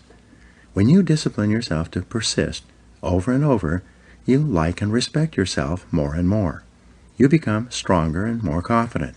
Eventually, you become unstoppable. The reward of persistence. Persistence is its own reward. Every time you force yourself to persist on a task, whether it is large or small, you feel happier and better about yourself. When you go the extra mile and do more than you are paid for or more than is expected, your self-esteem goes up. You feel more powerful and in greater control of your life. In your career, when you go the extra mile, you put yourself on the side of the angels. The primary difference between winners and losers in life is simple. Winners never quit, and quitters never win. You can increase your ability to persist by talking to yourself positively. Say these words, "I am unstoppable." Before you begin any major undertaking, pre-program yourself by telling yourself, "I never give up." Before you can achieve anything worthwhile in life, you have to pass the persistence test. This is usually a snap quiz, sprung on you unexpectedly with no warning. You suddenly face a major setback, problem, temporary failure, or even a complete disaster. When this happens, remind yourself that this is the testing time. This is when you demonstrate what you are really made of. This is when you show yourself and others the strength of your character and your true determination to succeed. Your ability to respond. Your ability to respond effectively to setbacks, your level of response ability, is the measure of your readiness to succeed.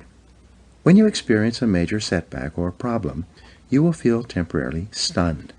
This feeling is very much like a punch in the emotional solar plexus. You'll be stopped for a few seconds or a few minutes. During this period, you'll often feel discouraged or experience self-pity. You will say, "Why me?" However, it is not how far you fall that counts, but rather how high you bounce. Your aim is to bounce back as quickly as possible. Resilience in the face of unexpected reversals is vital to long-term success. Remember the warrior's creed: "I will lay me down to bleed a while, and then rise and fight again." Don't be surprised, shocked, or set back when things go wrong. Your best-laid plans will often fall apart. Instead, expect disappointments and setbacks as a part of life. Take a deep breath, pick up the pieces, and continue onward. Optimism gives you resilience. The most important quality you need for success and persistence is optimism. This is a boundless confidence in yourself and your ability to ultimately succeed. To remain optimistic, you must control and discipline your thinking when things go wrong. Refuse to feel sorry for yourself. Remember, you are not a victim.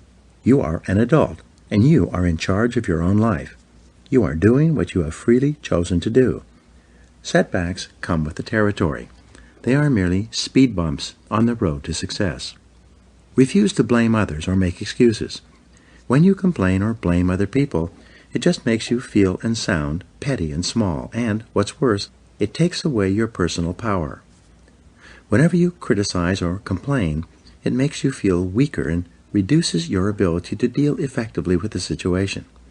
Instead, greet every setback by repeating, "I am responsible."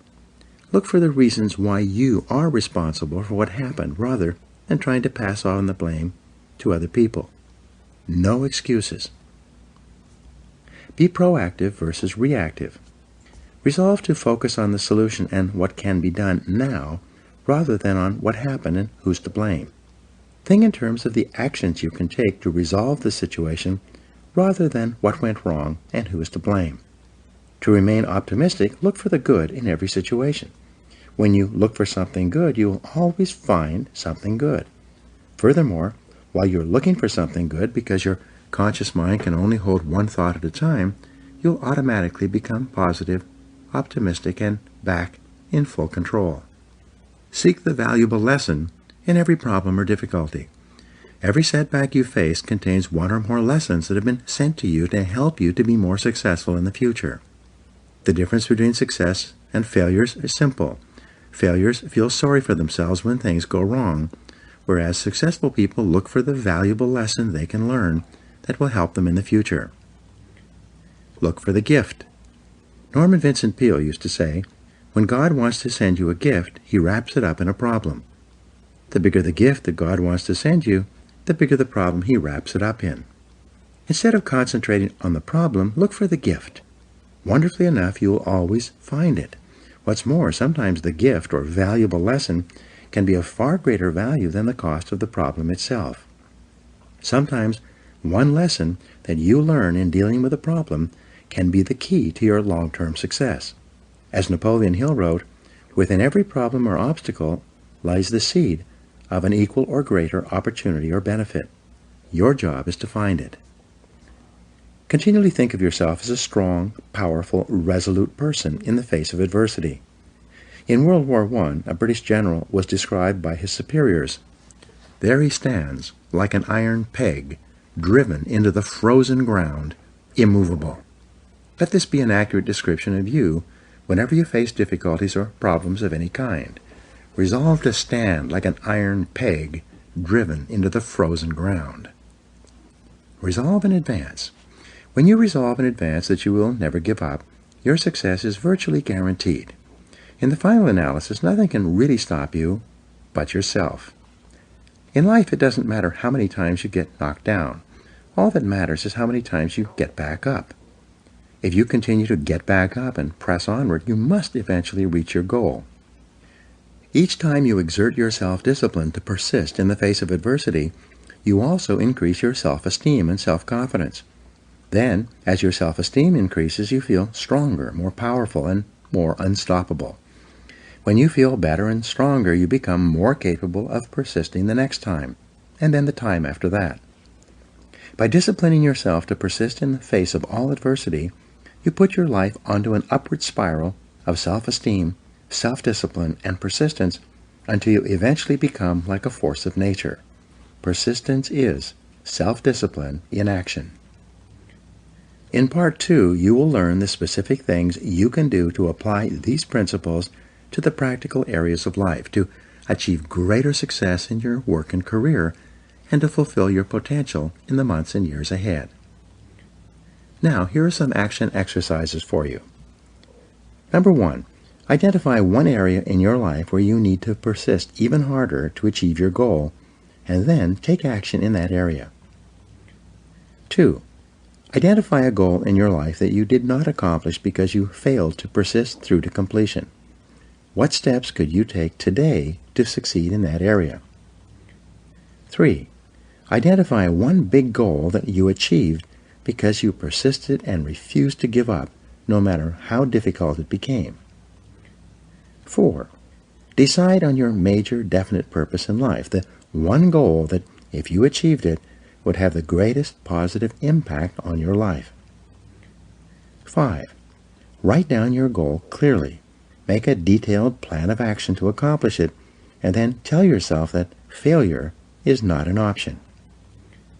6, make a decision today that you will persist until you succeed, no matter what happens, because I am unstoppable.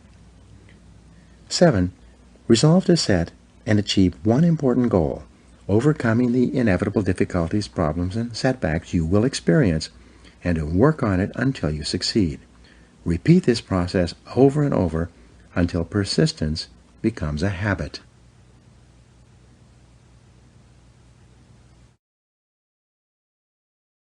Part 2. Self-discipline in business, sales, and finances. In this part, you will learn how to develop the discipline necessary to join the top 10% of people in your field. You'll learn how to increase your productivity, performance, output, and results. You'll learn how to become one of the most respected and esteemed people in your organization and your industry. Chapter 8. Self-discipline and work. Vince Lombardi said, "Leaders aren't born, they're made. And they're made just like anything else through hard work. And that's the price we'll have to pay to achieve that goal or any goal." There is perhaps no area of your life where self-discipline has a greater impact on your future than in your work.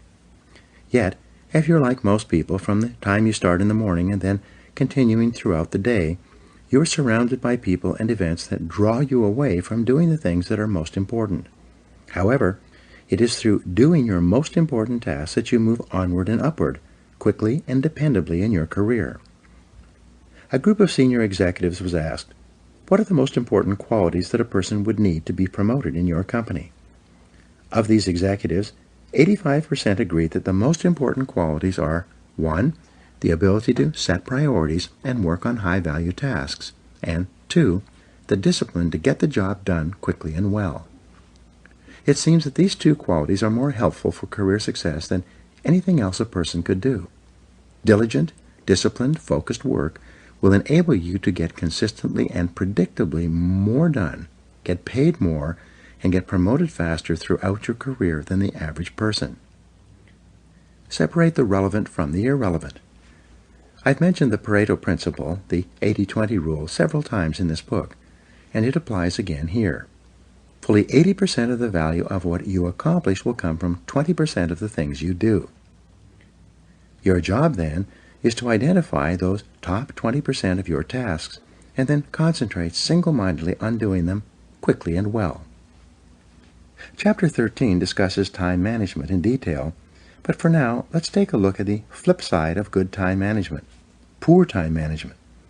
According to Robert Half International, the average employee wastes about 50% of his or her time on non-work related activities. 37% of work time is wasted on idle conversation on personal subjects with coworkers, conversations that have nothing whatever to do with the job at hand.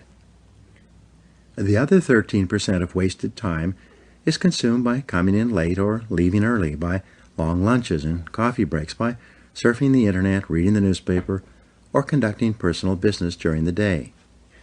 Even worse, when people who waste a lot of time actually settle down and get to work, they spend too much time on low-valued tasks and activities. As a result, they get very little done, which then causes them to feel that they are under continual pressure to get caught up. Unfortunately, when you waste time at work, your work does not go away. It continually builds like an avalanche overhang. Deadlines come closer and closer. Stress mounts up until you finally force yourself to do the job, usually at the last minute, and then you often make expensive mistakes. Develop an excellent reputation. There is nothing that will bring you to the attention of people who can help you faster than for you to develop a reputation for hard, disciplined work every hour of every day. Average employees increase their income at only about 3% per year, which is just about the rate of inflation or cost of living increases. In other words, if you're an average employee, you're not really making any more money from year to year. Rather, you're just keeping up with your expenses. But the top 20% in most fields increase their income anywhere from 10 to 25% per year, which is also compounded year after year. The top 20% of people at work earn 80% of the money. The bottom 80% of employees have no choice but to share the 20% of the money that is left over. They must scramble for the crumbs that fall off the tables of the highly productive people in their fields. You can double your income. When I say to people in my seminars that you should set a goal to double your income in the months and years ahead, people react in different ways. Often at the break, someone will come up to me and say, "You don't understand my company. There's no way that I could double my income at my current company. They simply would not pay me that amount of money." Having heard this before, I then ask them the critical question: is there anyone at your company who earns twice as much as you do? The person that I'm talking to will always agree that, yes, there are people in my company who earn 2 or 3 times as much as I do. I then make the key point. So your company is quite willing to pay some people twice as much as they pay you. They're just not willing to pay you twice as much. Why is that? Then suddenly the light goes on. The individual realizes that it is not the company that is not willing to pay the money. It is the individual who is not contributing enough to be worth that additional money. The responsibility is his, not the company's. The law of 3 helps you to prioritize. When we coach entrepreneurs, executives, and business owners, we take them through an exercise that is designed to help them double their productivity, performance, and output within 12 months, sometimes even within 30 days. It's simple.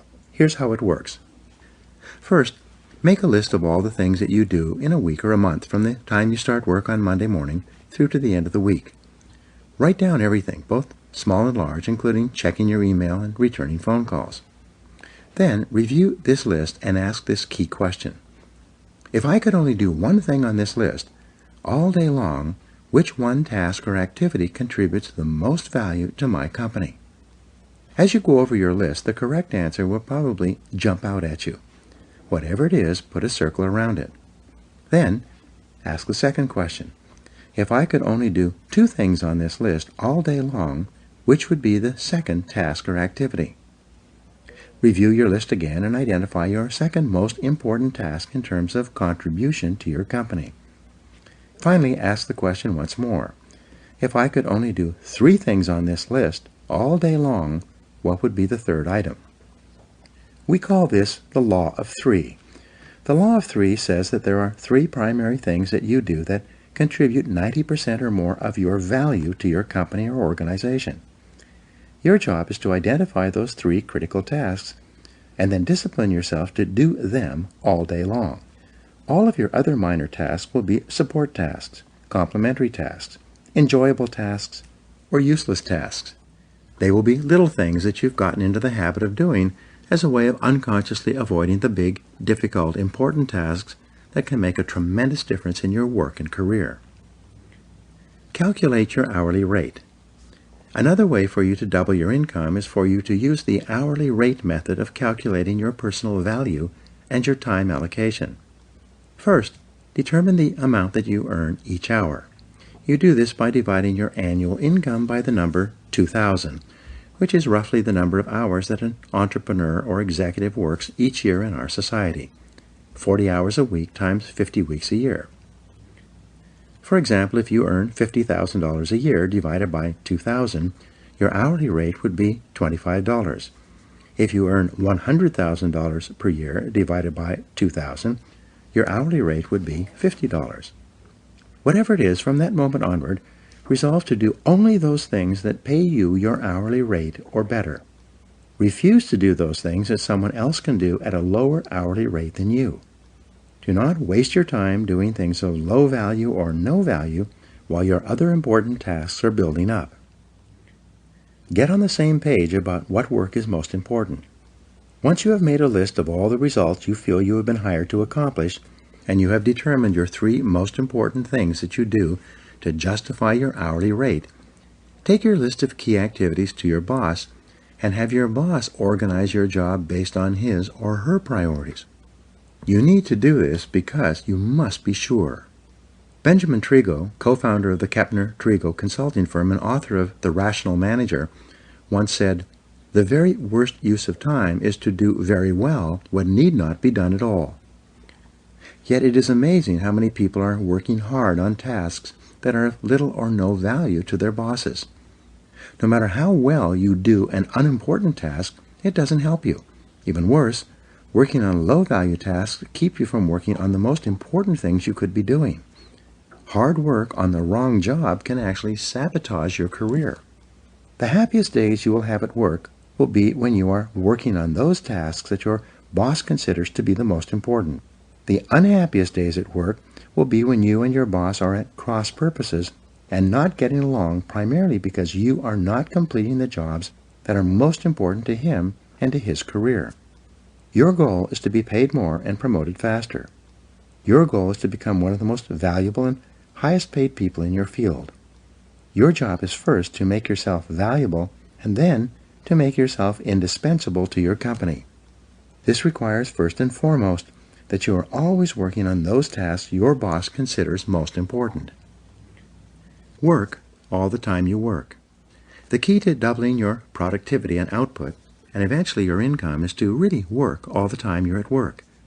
Simply put, when you work, work. Don't waste time. Don't delay. Don't chat with coworkers or sit around drinking coffee. Don't read the newspaper or surf the internet.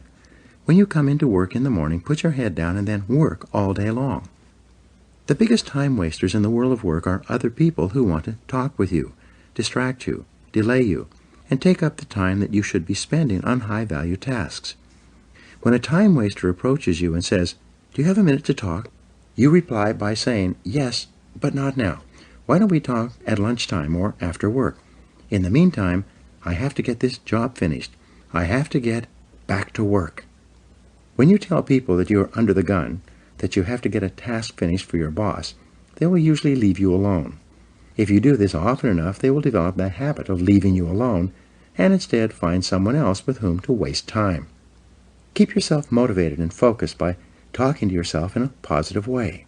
Your mantra from now on should be, back to work, back to work, back to work. Whenever you find yourself slowing down on a major task, begin repeating to yourself those magic words, back to work. Who works hardest? The Secret Survey.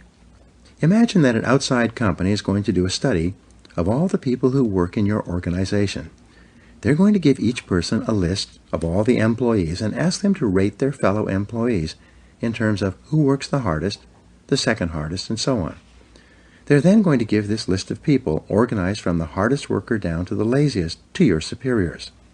This list is going to be used to determine who gets paid more and promoted faster than others. Now, imagine that this survey is already being taken, but in secret.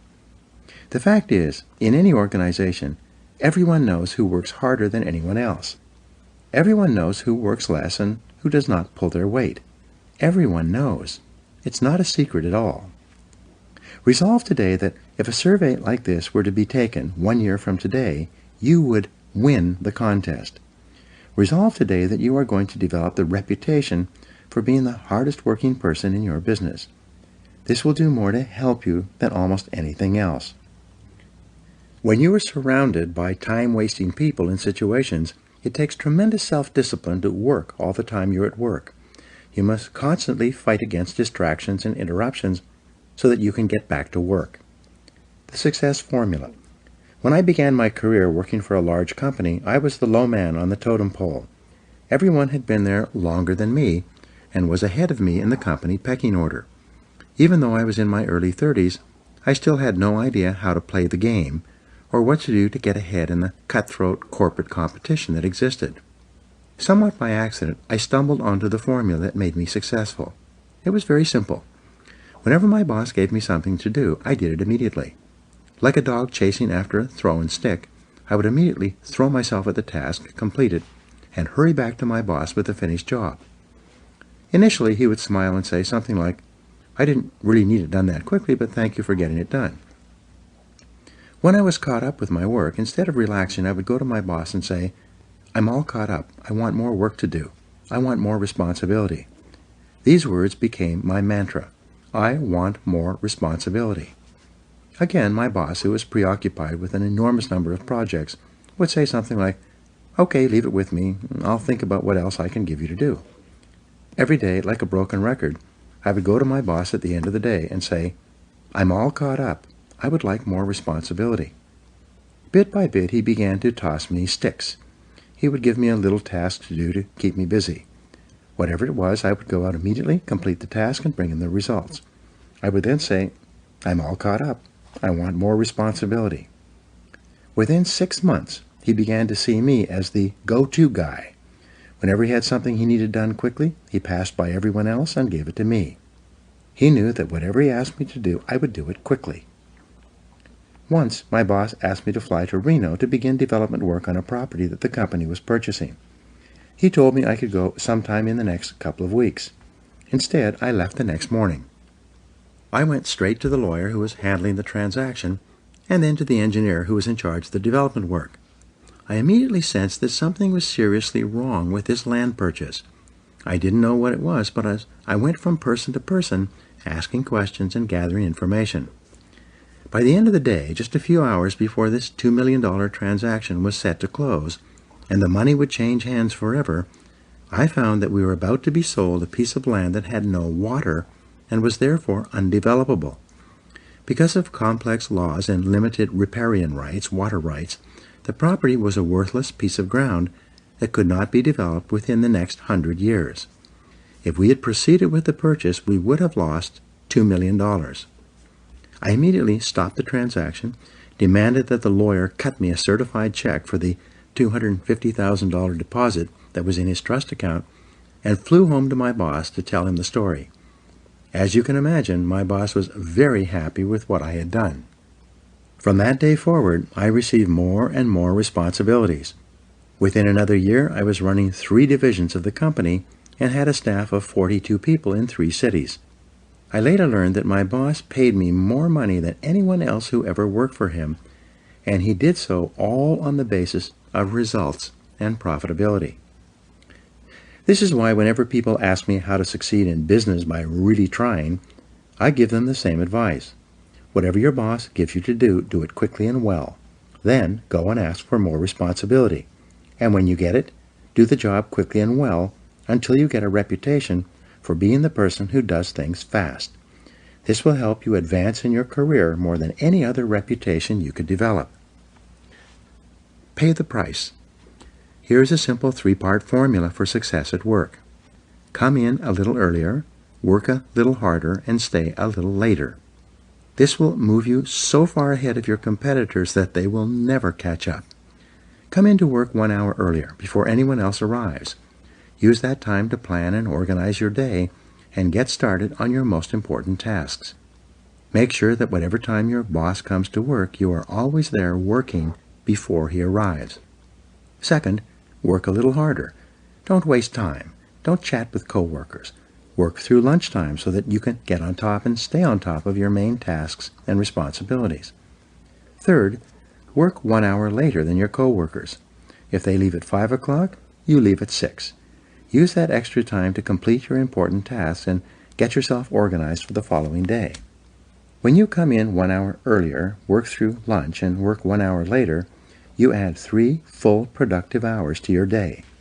Because there are no interruptions when you work during these time periods, you'll actually accomplish 2 or 3 times as much as you would during your other work hours when you're constantly interrupted by other people and telephone calls. In fact, you can double or even triple your productivity, performance, and output by simply adding these 3 hours to your workday. The good news is that by coming in earlier and leaving later, you don't lose anything. You merely avoid the traffic tie-ups and slowdowns that most people suffer through on their ways to and from work. The 40-plus formula. To succeed faster at work, use the 40-plus formula. This formula says that you can tell where you're going to be 5 years from now by looking at the number of hours that you put in today in excess of 40 hours per week. If all you do is put in the regular 40 hours that everyone else puts in, all you will do is survive. Your annual increases will be 3 or 4%. You will have a job, but your income increases will go up at the same rate as everyone else. It is when you begin to put in more than 40 hours that you give yourself an advantage over most of the other people in your company and your business. Make it a habit to do more than what you are paid for. Discipline yourself to put in more than you take out. Every hour that you work over 40 hours a week is an investment in your future success. The highest paid people in America in every field work 50 to 60 hours per week. The average self-made millionaire works 59 hours per week. This is equal to 5 12-hour days or 6 10-hour days. Most successful people at the beginning of their careers worked 6 days a week, sometimes 7. Moreover, they worked all the time they were at work. They didn't waste time. They realized that in order to reap a great harvest later in their career, they had to sow a lot of seeds in the springtime of their career. Look the part. Dress for success. Finally, to succeed at work, you need to discipline yourself to look the part. Remember, birds of a feather flock together. When it comes to presentation, this means that people like to promote others who look like them. Your bosses are very sensitive to the appearance of their staff. They like to promote people who they are proud to introduce to their friends and colleagues. Be sure that you dress and groom in such a way that your boss would be proud to take you out for lunch and introduce you to others as a representative of his or her company. Each morning before you go to work, look in the mirror and ask yourself, do I look like one of the top people in my field? If you don't, go back and change, and keep changing until you look like one of the top people in your business. Learn how to dress for success. Read books and articles, or ask others for advice. Look at the most successful people in your business and dress the way they do. Dress for the job 2 levels above your current job. Remember that fully 95% of the first impression you make on other people will be determined by your dress and grooming. Make sure that first impression and then the second and third impressions are consistent with the message you want to send. Many people work their entire lives without realizing that by putting forward a little extra effort, working a little harder, and focusing on higher value tasks, they could become one of the most valuable people in their organizations. When you discipline yourself to continually increase the value of your contribution to your company, you'll put your career on the fast track and virtually guarantee yourself a wonderful future. In the next chapter, you will learn that your work behaviors naturally determine your ascension to leadership, and you will see how self-discipline is essential to fulfilling your potential as a leader. Now here are some action exercises for you. Number 1. Make a decision today that you're going to become one of the top 20% of people in your company and your industry. What should you or could you do differently to achieve that goal? 2. Make a list of everything you do in your job and then identify the 3 things that contribute the greatest value to your work and your company. 3. Set a new work schedule for yourself and begin to start earlier, work harder, and stay later until it becomes a habit. 4. Identify the most important results you're expected to achieve in your job and then work on those results all day long. 5. Determine the person who is the best dressed and groomed in your company and then resolve to use him or her as a role model for your own appearance. 6. Decide today that from now on you are going to actually work all the time you're at work, and that you are going to develop the reputation for being the hardest working person in your company. And 7. Develop a sense of urgency. Resolve to move fast when you're given a job or opportunity. This can change your life.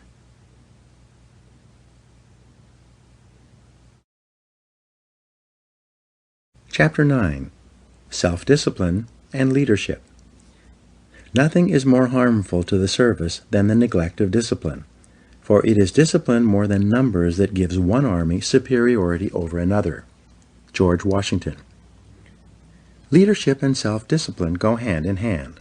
It is not possible to imagine an effective leader who lacks self-discipline, willpower, self-control, and self-mastery. The overarching characteristic of a leader is that he is in complete control of himself and every situation. There has seldom been a time in history when leaders were so needed and so much in demand as today. We need leaders at every level of society, both in the profit and non-profit sectors. We need leaders in our families, businesses, places of worship, community organizations, and especially politics. We need men and women who take their responsibilities seriously and are willing to step forward to take command of the situation. Fortunately, leadership is learnable. Leaders are developed, usually self-developed, over time through hard work, experience, and training. As Peter Drucker once said, there may be natural-born leaders, but there are so few of them that they make no difference in the great scheme of things. 4 stages of development. In your career in business, you progress through 4 levels of activity and attainment. First, you start off as an employee with limited knowledge and experience. Then, as you grow, learn, and develop the ability to get results, you evolve upward and become a supervisor, with responsibility for the performance and results of other people. As you continue to move up the scale of supervision, improving your ability to get things done through others from directly overseeing the work of employees, you become a manager, someone who assigns work to people with demonstrated competence in certain areas. Managers have a larger view, and this comes with greater responsibilities. As you move up the scale of management, becoming more knowledgeable and effective and getting more and better results from more and different people, you reach the highest level, that of a leader. At this stage, you are responsible for determining what is to be done rather than how it is to be done. It is said that some leaders are made, some are born, and some people have leadership thrust upon them. Leaders emerge or are promoted to deal with a situation requiring leadership ability. In its simplest terms, the role of the leader is to take responsibility for results. The primary reason that people are promoted into increasingly higher levels of leadership is because they demonstrate the ability to get the required results at each level. The ongoing question of the leader is always, what results are expected of me? Clarity is essential. The main reason that some people are not promoted into greater leadership positions, or perhaps they are even fired, is because of failure to execute. They do not do the most important jobs expected of them, nor do they get the results demanded of them. Leaders have vision. The first quality of leadership, based on 3,300 studies of leaders reviewed by James McPherson, is the quality of vision. Leaders have vision. They have the ability to project forward into the future and develop a clear picture of where they want their organizations to go. They then have the ability to share this vision with others and gain others' commitment to make this vision a reality. You become a leader when you accept responsibility for results. You become a leader when you begin to think, act, and talk like a leader. You become a leader when you develop a vision for yourself and for your company, your life, or your area of responsibility. There are hundreds of books written about leadership and the importance of vision, yet they can be boiled down to a single principle. A military leader has a vision of victory from which he never deviates. A business leader has a vision of success for the business based on excellent performance to which he or she is completely committed. A leader is a standard bearer. The leader sets the standard for the organization or the department. It is not possible for anyone in the organization to have a clearer vision or to aspire to a higher standard of excellence than the leader. For this reason, the leader is the role model, the one who sets the tone and the morale for everyone in the organization. The personality and influence of the leader affects everyone below him in the company, organization, or department. You cannot raise morale in a business. It filters down from the top, from the leader. The behavior of the leader influences and affects the behavior of everyone else. If the leader is positive, confident, and upbeat, everyone in the organization will be influenced by his behavior and will be more confident, positive, and upbeat as well. Walk the talk. When you become a leader, you must discipline yourself to be leader-like. You must walk, talk, and act the part of a leader. You become a different person with different responsibilities than a manager. When you are working your way up, you are a part of the staff or the sales team. When you become a manager, you are part of management. This means that when you are part of the staff, your orientation is upward and sideways. But when you become a leader, your orientation is downward, toward all the people for whom you are responsible. Perhaps the most important behavior of a leader is for you to discipline yourself to be a role model. Imagine that everyone is watching you and patterning everything they do and say based on your behavior. When you become a leader, you no longer have the luxury to let it all hang out. From the time you are promoted into leadership, you have a special responsibility to discipline and control your words and behaviors in such a way so that you bring about the very best possible results for your organization and for other people. Set the standards. The leader sets the standards for the organization's behavior, quality of work, personal organization, time management, and appearance. In excellent organizations, the leader is the person who everyone looks up to and wants to emulate. In most cases, the leader works harder than others in the company. The leader appears to be more committed, more determined, more courageous, more visionary, and more persistent than anyone else. The leader sets a tone that everyone wants to emulate.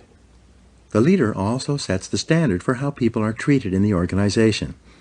When the leader treats people with courtesy, consideration, and concern, it quickly becomes known that these are the standards to which others must adhere. Set values and principles. In addition to a clear vision for the organization, the leader must have a set of values and organizing principles that guide behavior and decision-making. Everyone must know what the leader and the company stands for and believes in. The job of the leader, then, is to articulate this vision of excellent performance within the constraints of high ethical standards at all times. He or she must walk the talk and live the values and behaviors he or she teaches. The very best standard for a leader is the golden rule: do unto others as you would have them do unto you. For example, when Jack Welch was the president of General Electric, he encouraged managers to treat each employee as if that employee might be promoted over his head sometime in the future, and he might find himself working under the person who is now working below him. This way of thinking assured that managers treated their staff with a high degree of respect and courtesy. 7 Principles of Leadership. To be an effective leader, there are 7 principles you must incorporate into your leadership behavior and activities. 1. Clarity. This is perhaps your most important responsibility. You must be absolutely clear about who you are and what you stand for. You must be absolutely clear about your vision and where you want to lead your people. You must be absolutely clear about the goals and objectives of the organization and how they are to be achieved. Especially, you must be absolutely clear about the values, mission, and purpose of the organization and what it stands for. Everyone around you and below you must know exactly why they are doing what they do and what their company has been formed to accomplish. 2. Competence. As the leader, you must set a standard of excellent performance for the organization as well as for every person and function in the company. Your goal must be for your company to be as good or better than your very best competitor. You must be continually seeking ways to improve the quality of your product and services to your customers. 3. Commitment. The leader is absolutely committed to the success of the organization and believes completely that this organization is the best in the business or will be the best in the future.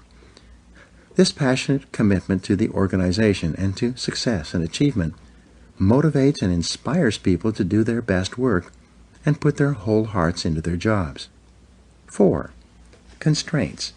The job of the leader is to identify the constraints or limiting factors that set the speed at which the company achieves its most important goals of revenue and profitability. The leader then allocates people and resources to alleviate those constraints and remove the obstacles so it can perform as one of the best in the business. 5. Creativity. The leader is open to new ideas of all kinds and from all sources. The leader is continually encouraging people to find faster, better, cheaper, and easier ways to produce excellent products and services and to take better care of customers. Number 5. Continuous learning. The leader is personally committed to reading, listening, and upgrading his or her personal knowledge and skills as an executive. The leader should attend additional seminars and courses to improve his or her skills and abilities.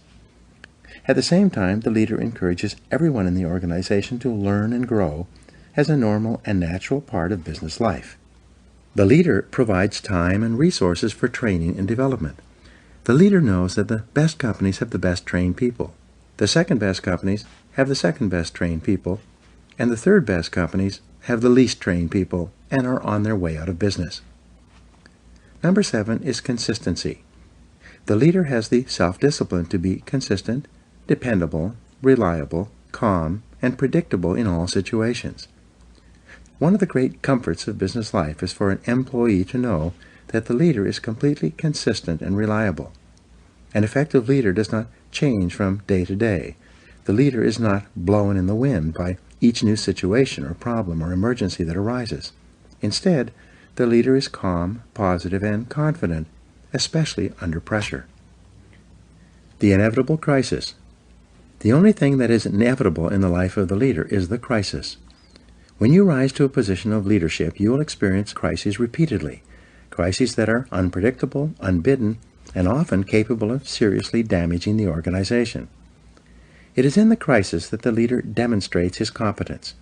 In times of crisis, the leader becomes calm, cool, objective, and completely in control. The leader asks questions and gathers information. The leader assesses the situation accurately and makes whatever decisions are necessary to minimize the damage or cut the losses. Great leaders discipline themselves to keep their fears and misgivings private. They do not share their concerns with their staffs, knowing that this can cause confusion and loss of morale. Instead, the leader asks a lot of questions, probes deeply into situations so that he or she understands them thoroughly, and keeps his or her feelings private. As far as the members of the organization are concerned, the leader is always calm, positive, relaxed, and in complete control, no matter what is happening. Self-control and leadership. There's a direct relationship between your ability to discipline yourself and your behaviors and your readiness to lead. It is only when you prove to others that you are in complete control of yourself that they develop the confidence to put you in a leadership position and keep you there. The leader realizes that everything he says to or about another person is magnified. The leader therefore praises and encourages people, both in their presence and when they are not around. He never says anything negative that could be misinterpreted or that could demotivate or offend another person. If he has problems with someone, he addresses them privately, out of sight and earshot of anyone else. Leadership qualities. Leaders discipline themselves to plan, prepare, organize, and check every detail. They take nothing for granted. They ask questions to ensure that they have a complete understanding of a situation, problem, or difficulty. Great leaders act as if they own the entire company. They accept a high level of personal responsibility. The leader never complains, makes excuses, or blames others for problems. Leaders are intensely action-oriented. They gather information carefully and they make the decisions that are necessary. They set measures and standards and hold others to them. They insist that the job be done quickly and well. Leaders rise to the top. Leaders rise to the top of an organization as cream rises in milk. When you accept complete responsibility for getting results, concentrate single-mindedly on completing your most important tasks, continually upgrade your knowledge and skills as well as your ability to contribute value to your company, and treat other people with kindness and consideration, you will emerge as a natural leader. As you demonstrate your ability to make an increasingly valuable contribution to your organization, people above, below, and on both sides of you will want you to be promoted into leadership and will support you when you reach that position. One of your primary aims in life is to walk, talk, act, speak, and treat others as a leader would. Eventually, your position will be equal to your performance. In the next chapter, you will learn how to develop and practice the disciplines necessary to be more successful in your business life and activities. Now here are 7 action exercises that come from this chapter. 1. Ask yourself, what results are expected of me? And then, concentrate single-mindedly on getting those results every day. 2. See yourself as the leader of your organization and ask yourself, what kind of a company would this company be if everyone in it were just like me? Number 3, create a clear, exciting vision for yourself and your organization based on success and excellent performance. Number 4, identify the most important people in your business world and determine how you will have to behave toward them to get them to perform at their best. Number 5, resolve in advance that when the inevitable crisis occurs, you will respond in a calm, controlled, and intelligent manner. Number 6, clarify the exact values and principles you believe in and stand for, and then share them with the people around you.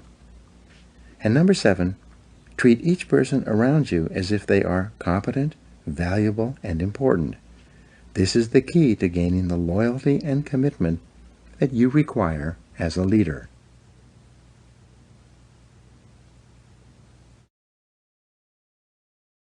Chapter 10. Self-Discipline and Business.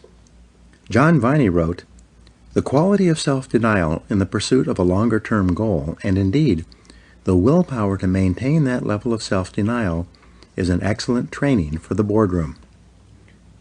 Most people will work in or for a business or own a business in the course of their lifetimes. The achievement of business success demands high levels of discipline from you in every area of business activity, both large or small. Without self-discipline and self-control in business, no success is possible. There's no area of activity that demands more self-discipline than starting and operating a successful business in our current economy. The first law of economics is scarcity. As a rule, there is never enough of anything for everyone who wants it. Specifically, there are never enough customers for you to sell everything you want to sell. There are never enough sales revenues to help you achieve all your financial goals. There are never sufficient profits to enable you to expand as much as you want. Especially, there are never enough good people to work with and for you to help you achieve your business goals. The law of competition. If the first law of economics is scarcity, then the first law of business is competition. It requires tremendous focus and discipline to do the things necessary to attract the scarce money of customers toward purchasing your product or service. To not only survive but also thrive, you must compete continually against all other uses of the same amount of money that you want to charge for what you sell. The first discipline of business success is that you offer a product or service that people want, need, and will pay for at a price they will accept, a price that is competitive with every other business that wants the same customer dollar. You must be completely honest with your product-service mix to ensure that it is well suited to the current market. This is an area where false assumptions or incorrect conclusions can lead to business failure. This answer is continually changing as competition and customer tastes also change. The customer is always right.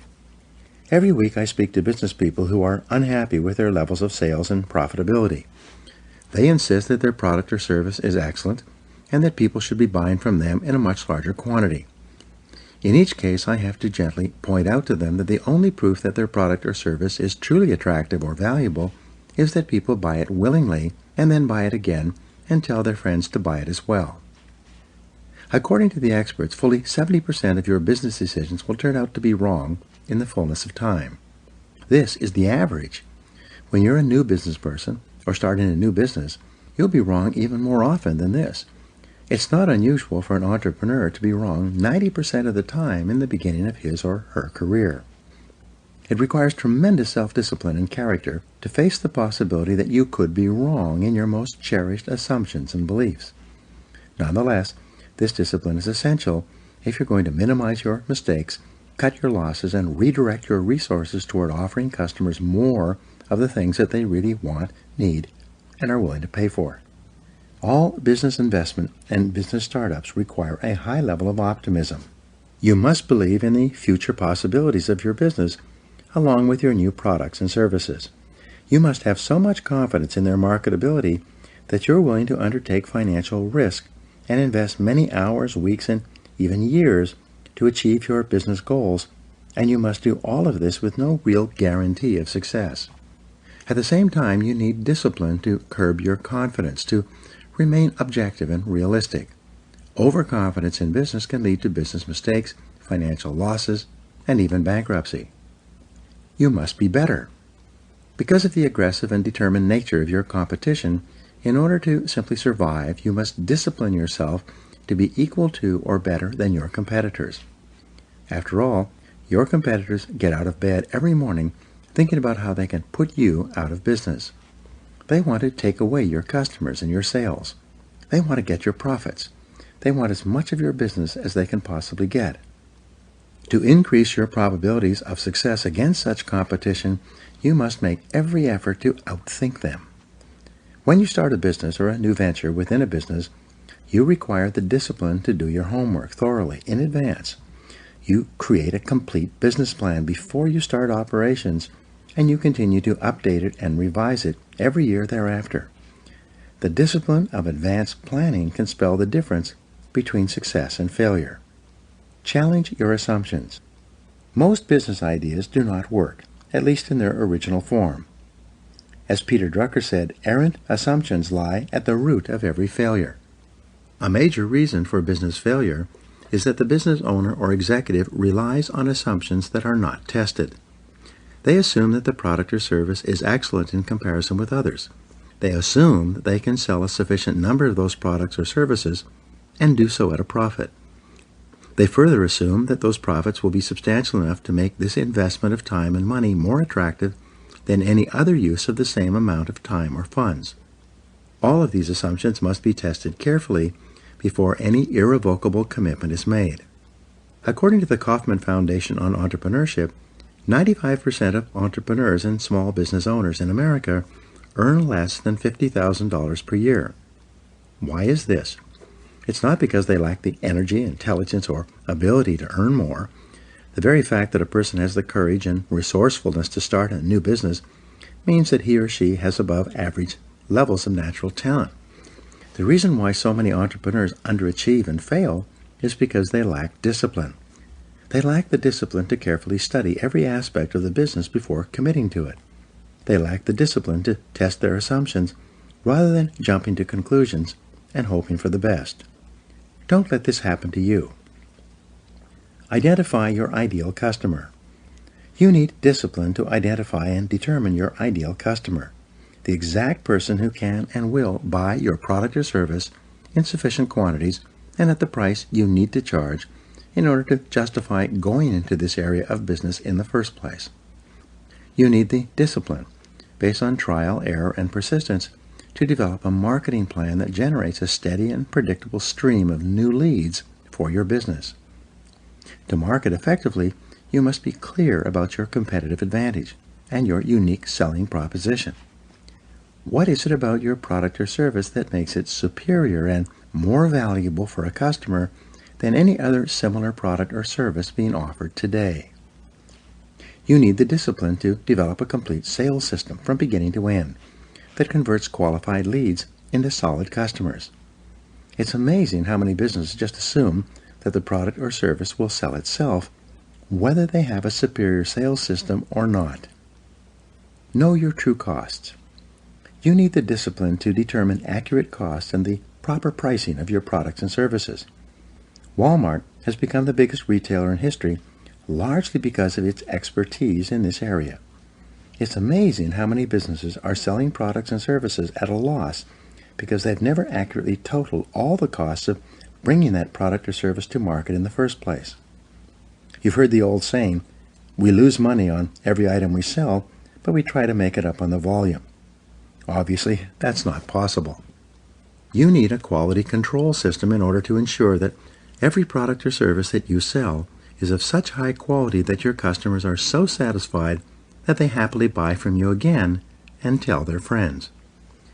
You need the discipline to develop a customer service policy, one in which you treat your customers so well that they become loyal to you and choose you over any of your competitors. The purpose of a business is to please your customers. What is the purpose of a business? The purpose of a business is to create and keep a customer in a cost-effective manner. Profits are not the purpose of a business. Profits are the result of creating and keeping a sufficient number of customers who yield a sufficient number of profits after all costs. What is the key measure of business success? The answer is customer satisfaction. Every effort and activity of your business must be aimed at satisfying customers in a manner that is better than any other competitor. What is the measure of customer satisfaction? The answer is repeat business. It is only when customers buy from you again that you demonstrate that you have fulfilled the promise you made to them when you got them to purchase the first time. A resale to a satisfied customer requires 1/10 of the time and expense as a sale to a brand new customer. All successful businesses rely on repeat business, which is only possible with high levels of customer satisfaction. This is a real discipline. What is the key to long-term profitability? The answer is recommendations and referrals. The ultimate question that determines the long-term success or failure of your business is, based on your experience with us, would you recommend us to others? You can only survive and thrive when the majority of your customers are so happy with your products and services that they will encourage their friends and associates to buy from you as well. Since a referral from a satisfied customer is 15 times easier to sell to than a cold call, which means it only costs 1/15 as much, referral business is the key to your future. You require tremendous focus and discipline to develop and maintain customer service policies that cause people to buy from you, then buy again, and recommend you to their friends. Set high standards. You require the discipline to set standards of excellent performance in every area of your business and then to continually strive to get even better. You need to practice the CANI formula, which stands for continuous and never-ending improvement. No matter how high your level of quality is today, you can never be satisfied. You must be continually raising the bar on yourself and on everyone within your area of responsibility. You require the self-discipline to work long, hard hours for many months and even years to get to the top of your business. The average entrepreneur, business owner, or self-made millionaire in America works 59 hours per week. Some entrepreneurs even work 70 to 80 hours per week in the first few years of building their businesses. You must be prepared to discipline yourself to put in this amount of time and level of hard work if you want to be the best and get to the top of your field. Think about the solution. To succeed in business, you need the self-discipline to be proactive rather than reactive. You need to focus on solutions rather than problems. You need to concentrate on the most important thing you could possibly be doing every hour of every day rather than getting sidetracked by low-value or no-value tasks and activities. Above all, you need the self-discipline to settle in for the long term, to develop a long-time perspective in your business life. Because of the intensity of competition, it takes many years of disciplined effort for you to become a business success, whether this is in your own business or working for someone else. There are no shortcuts. There are no easy ways to get to the top. There is only one way, and that is through hard work, discipline, and willpower. On average, it takes about 2 years to break even in a new business venture. It takes another 2 years of positive cash flow to pay back the money you borrowed in the first 2 years. It then takes another 3 years before you become truly successful. In addition, everything costs twice as much and takes 3 times as long. Based on these statistics, why should you start your own business or embark on a new business venture? Because the time is going to pass anyway. After all, 5 years from now, you will be 5 years older. And 10 years from now, you will be 10 years older. At the end of that time, you will either be at the top of your field or still down among the 80%, struggling for every dollar and worrying about money every day. The choice is yours. Discipline is the key. In the next chapter, you learn the discipline that controls the lifeblood of your business, sales. In the final analysis, as Peter Drucker said, the purpose of a business is to create and keep a customer. Now, here are some action exercises for you. Number 1, stand back and look at every area of your business as if you were an outside consultant. What changes would you recommend? 2, imagine you were starting your business over again today. Are there any products or services that you would not bring to the current market? 3, identify the 20% of your products and services that account for 80% of your sales and profits. How could you sell more of them? 4, project forward 1, 2, and 5 years in your business. What are the trends? What will your customers be buying in the future? 5, list 3 ways you could improve your customer service to ensure that customers buy from you again and tell their friends. 6, list 3 ways that you could attract more and better qualified leads from your marketing and advertising activities.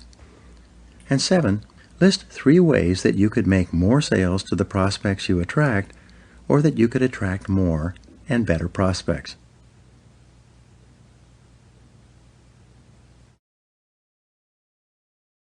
Chapter 11, Self-Discipline and Sales. Nothing happens until a sale takes place. Red Motley. The most important element in business success is selling. Nothing happens until a sale takes place. All the factories, businesses, offices, and producers of goods and services only leap into action when someone somewhere makes a sale to someone. Selling is one of the hardest professions in America. It is also the only profession in which a person can start with limited skills to achieve one of the highest incomes in our economy. Moving onward and upward in sales is like driving on the Autobahn in Germany. There are no speed limits. You can go as far and as fast as you want by stepping on the accelerator of your own ambition and determination to excel in the profession of sales. Business success or failure. Thousands of bankrupt or insolvent companies have been analyzed over the years to determine why they failed. After all the data was sorted and studied, virtually every business failure came down to one reason: low sales. In contrast, whenever a business was succeeding, growing, yielding profitability, increasing its share prices, and offering opportunity for more and more people, the reason boiled down to one factor: high sales. Everything else was secondary. Almost everything you do in a business either increases or decreases sales. Everything either helps or hurts. Everything either attracts or keeps more customers or drives them away. Everything counts when it comes to sales. The discipline of generating sales. Whether you are a salesperson or a business owner, you require the self-discipline to focus and concentrate on generating sales every hour of every business day. A group of researchers interviewed several hundred senior executives and business owners and asked them, "How important is sales and marketing to your business?" Without exception, they all replied, "Sales and marketing is absolutely essential to our survival and growth." The researchers then conducted a time and motion study of these same business owners and executives, following them around and tracking their time usage over the course of a month. At the end of that time, they completed their calculations and determined that the average business owner or executive who professed that sales were absolutely essential to survival and growth was spending only 11% of his time on sales and marketing. The remaining time was spent on meetings, discussions, paperwork, administrative work, luncheons, and a variety of other activities that contributed nothing to sales generation. If you're a sales manager or business owner, you must discipline yourself to focus most of your time and attention on getting your salespeople to generate the sales on which your company depends. You must spend 75% of your time working with your salespeople and accompanying them when they visit your customers and make presentations and sales. Do your paperwork before or after work, but during working hours, when customers are available to be seen, you should dedicate yourself entirely to sales generation. How to go broke. Some years ago, I started a new business. I developed the product and then began advertising via direct mail, radio, television, and newspaper. I allowed myself to be completely overwhelmed with planning, paperwork, and advertising activities. By the end of the year, I was out of money and my business was almost broke. At that time, I realized that I had taken my eye off the ball of sales. I then sat down over Christmas and designed a complete sales process. On January 2nd, I picked up the telephone and began making appointments. Over the next 2 months of aggressive and focused sales activity, I did more business than I had done over the entire previous year. I saved my business and my home, and I never lost sight of that focus again. One of the most important questions you can ask as a salesperson, entrepreneur, or business owner is whether what I'm doing right now is leading to a sale. Ask this question of yourself repeatedly throughout the day. Every time the answer comes up no, you must immediately stop whatever you are doing of lower value and turn your attention to sales generation. In addition, make sure that all the people who are responsible for sales in your company ask and answer this question in the affirmative all day long. Overcome your fear of rejection. Assuming that you have an attractive product or service, one that is reasonably priced and suited to the current market, the biggest problem that telephone salespeople and outside salespeople face is rejection. The fear of rejection does more to sabotage a sales career and undermine sales activities than any other single factor. It is the major obstacle to sales success. It takes tremendous discipline for salespeople to get up every morning and go out and face the inevitable rejection that they know they're going to receive all day long. Most people cannot handle this continuous rejection. Therefore, to avoid the emotional pain that comes with rejection, many salespeople engage in a series of displacement activities to avoid being rejected. First of all, they make fewer calls. According to Columbia University, the average salesperson works about 90 minutes per day. In other words, only about 1.5 hours out of an 8-hour day. They spend the rest of the time warming up and getting ready, shuffling paperwork, checking the internet, reading the newspaper, chatting with coworkers, coming in late, leaving early, and taking extended lunches and coffee breaks. As a result, by the end of the day, on average, the salesperson has worked only 90 minutes. Increase face time with customers and prospects. When is a salesperson actually working? The salesperson is only working when he or she is ear to ear on the phone or face to face with someone who can and will buy within a reasonable period of time. The rule for sales success can be contained in 6 words. Spend more time with better prospects. There's no other way to generate a high, consistent, and predictable level of sales results. Because of the fear of rejection, however, salespeople procrastinate and delay throughout the sales day, doing everything possible to avoid getting face-to-face with people who can say no. The key to sales success, as I learned as a young salesman, is to realize that rejection is not personal. Prospective customers always say things like, "No, I'm not interested," or variations of, "I don't want it, I don't need it, I can't use it, I can't afford it, I'm not in the market right now," or "I'm happy with my existing supplier." The professional salesperson realizes that these are simply normal and natural responses to any commercial offer in a competitive marketplace. Again, they are not personal, so don't take them personally. Remain positive and optimistic. The key to sales success is to eliminate the fear of rejection, to become so confident and optimistic that you can call continually all day long and still remain positive and cheerful. As Winston Churchill said, "Success is the ability to go from failure to failure with no loss of enthusiasm." There's a direct relationship between the number of new customer contacts you make and your level of sales. If you want to increase the number of sales, simply discipline yourself to call on more prospects. When you increase your levels of sales activity, you also activate the law of probabilities to work on your behalf. You tap into the law of averages. You work the numbers to ensure success. How to double your sales income. Practice the minutes principle in your sales work. This principle says that if you are earning all the money that you are earning today, with only the number of minutes you are spending face-to-face with customers today, by increasing that number of minutes, you can also increase your sales. With outside salespeople, we encourage them to double the number of minutes they spend face-to-face with customers.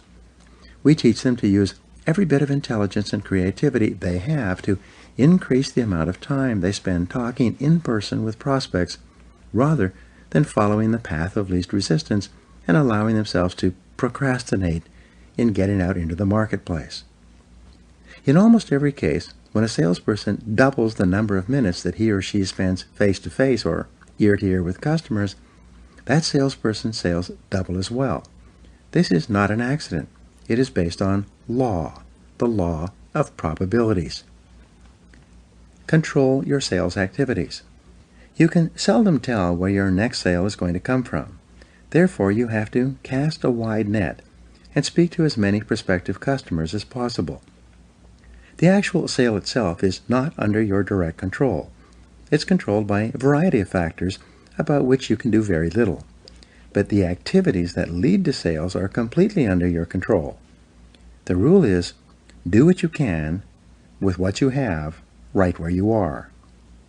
To achieve high levels of sales success, you must discipline yourself to plan your days and weeks in advance. You must discipline yourself to plan your sales activities, especially your prospecting activities, every single day, and then you have to discipline yourself to follow through on your plans and resolutions. Improve your ratios.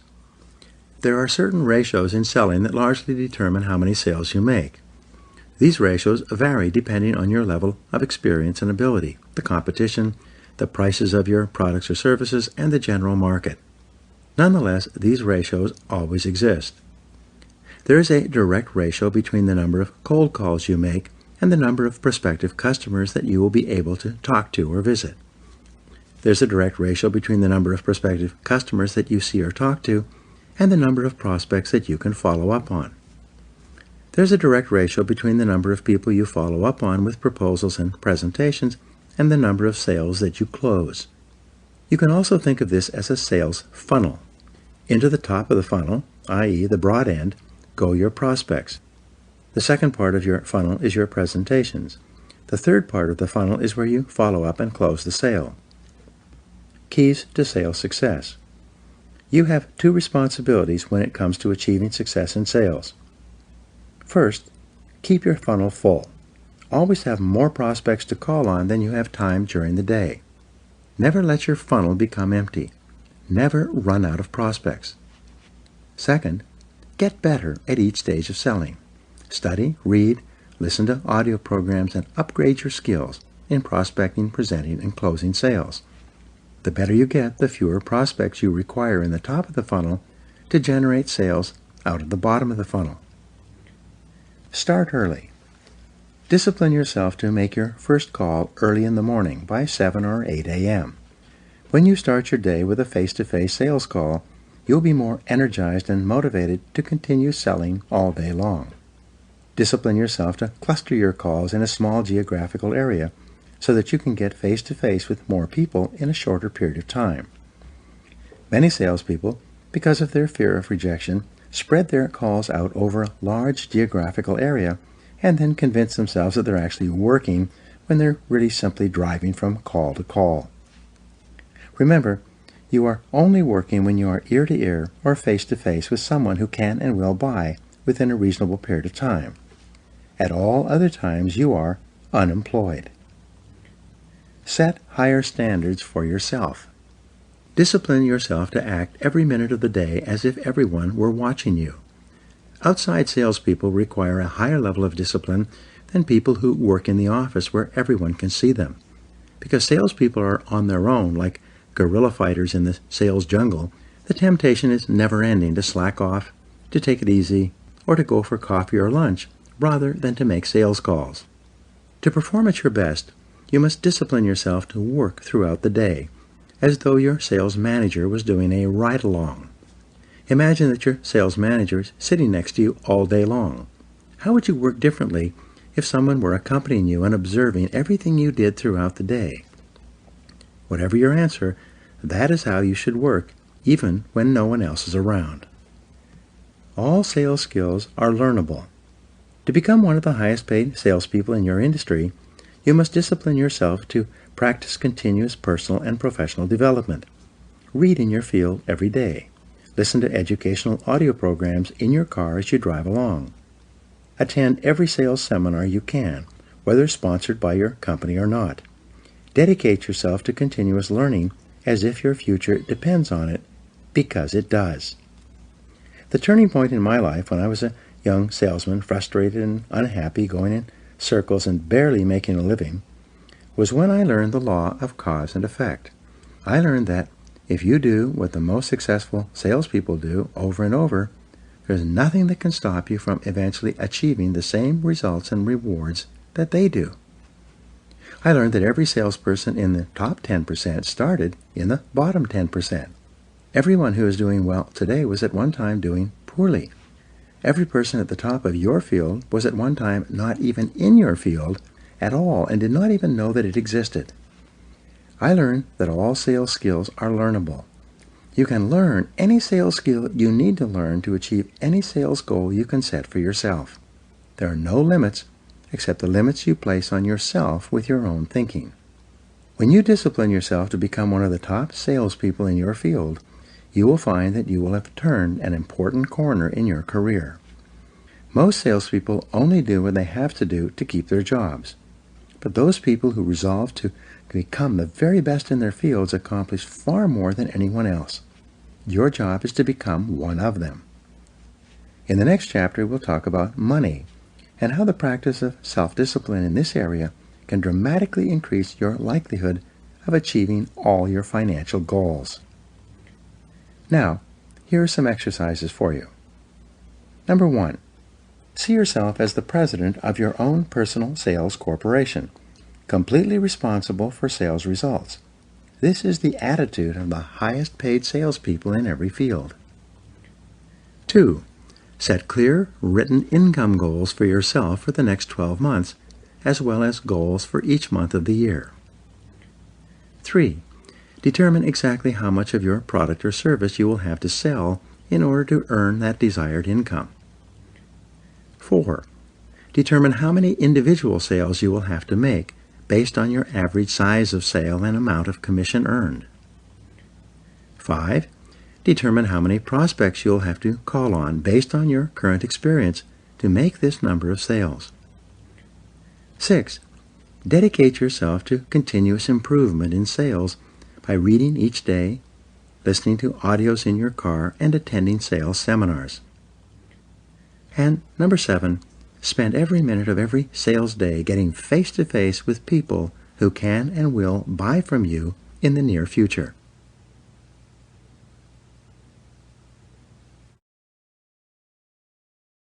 Chapter 12. Self-Discipline and Money. In reading the lives of great men, Harry Truman said, I found that the first victory they won was over themselves. Self-discipline with all of them came first. According to insurance industry statistics, of 100 people who start work at age 21, by age 65, 1 will be rich, 4 will be financially independent, 15 will have some money put aside, and the other 80 will be still working, broke, dependent on pensions, or dead. Most baby boomers today are planning to work into their 70s. Why is this? It is because they don't have enough money put aside so they can stop working.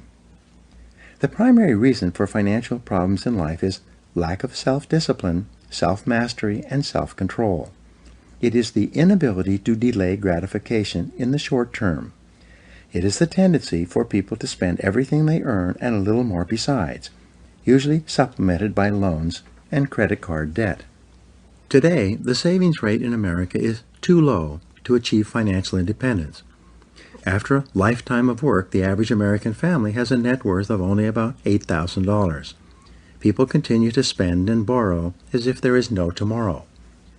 The good news is that we are living in the most affluent time in all of human history. There are more opportunities to achieve wealth and prosperity today for more people and in more different ways than have ever existed in the history of man. It has never been more possible for you to achieve financial independence than right now. But you must make a resolution to do it, and then you must follow through on your resolution. The reasons for financial failure. The primary reason why most adults have financial problems is not because of low earnings. In their book, The Millionaire Next Door, Thomas Stanley and William Danko show that two families living on the same street, in the same size of house, and working at the same job can have completely different financial situations. By the age of 45 or 50, the couple in one house will be financially independent, while the couple next door is deeply in debt and having trouble making the minimum payments on their credit cards. The reason for this is not the amount of money that they earn. The reason is lack of self-discipline and the inability to delay gratification. Why is this weakness of character so prevalent among the majority of adults in society today? It goes back to early childhood. When you were a child and you received money, whether it was your allowance or a gift from a friend or relative, the first thing you thought of doing was to spend that money on candy. Candy is sweet. Candy is delicious. Candy fills your mouth with a wonderful sugary flavor. You liked candy when you were a child, and you probably could seldom get enough of it. Many children will eat candy until they become physically ill because it tastes so good. As you grew older, you developed what psychologists call a conditioned response to receiving money from any source. Like Pavlov's dog, when you receive money, you mentally salivate at the thought of spending this money on something that makes you happy, at least temporarily. Spending makes you happy. When you become an adult and you earn or receive money, this automatic reaction continues. Your first thought is, how can I spend this money to achieve immediate pleasure? When you get your first job, the very first thing you think about is how you can spend not only the money you earn, but also every penny you can borrow on a credit card, on clothes, cars, cosmetics, socializing, entertainment, travel, and everything else. Your mental equation is money equals enjoyment. When you go on vacation to a resort of any kind, you find that the hotels and streets are lined with shops selling useless trinkets, baubles, and trash, plus clothes, artwork, and other items you'd never think of buying at home. Why is this? Simple. When you're on vacation, you feel happy. You have a conditioned response to associate happiness with spending money. The happier you are, the more unconsciously compelled you are to go out and spend money on something, or rather on anything. It's quite common for many people when they're unhappy or frustrated for any reason to go shopping. They unconsciously associate buying something with being happy. When it doesn't work as they expected, they buy something else. Sometimes unhappy people go on shopping sprees. They buy lots of things that they don't particularly need because they unconsciously associate spending with happiness. As an adult, whenever you receive your paycheck, a bonus, a commission, an IRS refund, a prize, or an inheritance, the very first thing you think about is how you can spend this money as quickly as possible and on as many pleasures as possible. Rewire your responses about money. The starting point of achieving financial independence is to discipline yourself to rewire your attitude toward money. You need to reach into your subconscious mind and disconnect the wire linking spending and happiness. You then need to reconnect that happiness wire to the saving and investing wire. From that moment on, instead of saying, I feel happy when I spend money, you will say, I feel happy when I save money. To reinforce this shift in thinking, open up a financial freedom account at your local bank. This is the account in which you deposit money for the long term. Once your money goes into this account, you resolve that you will never spend it on anything except the achievement of financial freedom. If you want to save money to buy a boat or a car, you open up a separate account solely for that purpose. But your financial freedom account is inviolable. You never touch it except to invest those funds so that they can yield a higher rate of return. Associate happiness with saving. When you begin saving in this way, something miraculous happens within you. You start to feel happy about the idea of having money in the bank. Even if you only open your account with $10, this action gives you a feeling of greater self-control and personal power. You feel happier about yourself. The very act of disciplining yourself to save money makes you feel stronger and more in control of your destiny. Each time you get some extra money, you put it into your financial freedom account. Eventually, your financial freedom account will begin to grow. Then, as it grows, you activate two laws, the law of attraction and the law of accumulation. Because the money in your account is emotionalized by your own thoughts and feelings, it sets up a force field of energy that begins to attract more money into it.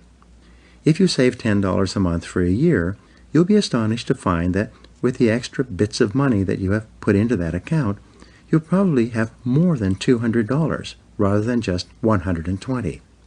If you save $100 per month, you'll probably have more than $2,000. The law of accumulation says that every great achievement is an accumulation of many small achievements. The law of attraction says that you attract into your life those things that are in harmony with your dominant thoughts.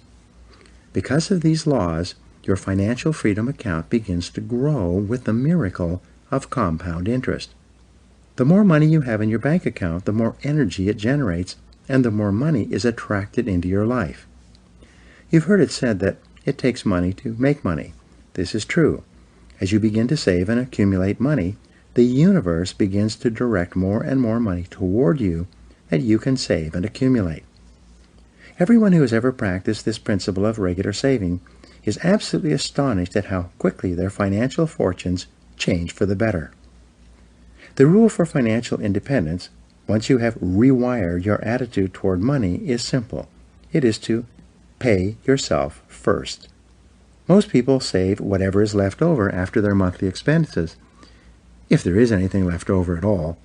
The key, however, is to pay yourself first, off the top, from every amount of money you receive.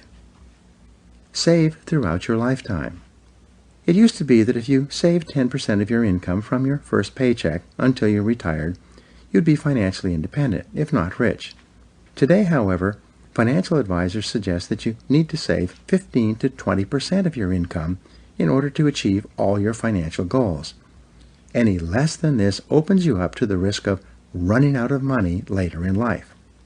When we suggest to people that they need to begin saving 10% of their incomes, they shake their heads. Most people are spending everything they earn today. They have nothing left over. Most people are deeply in debt as well. The idea of saving 10% of their income right off the top appears impossible.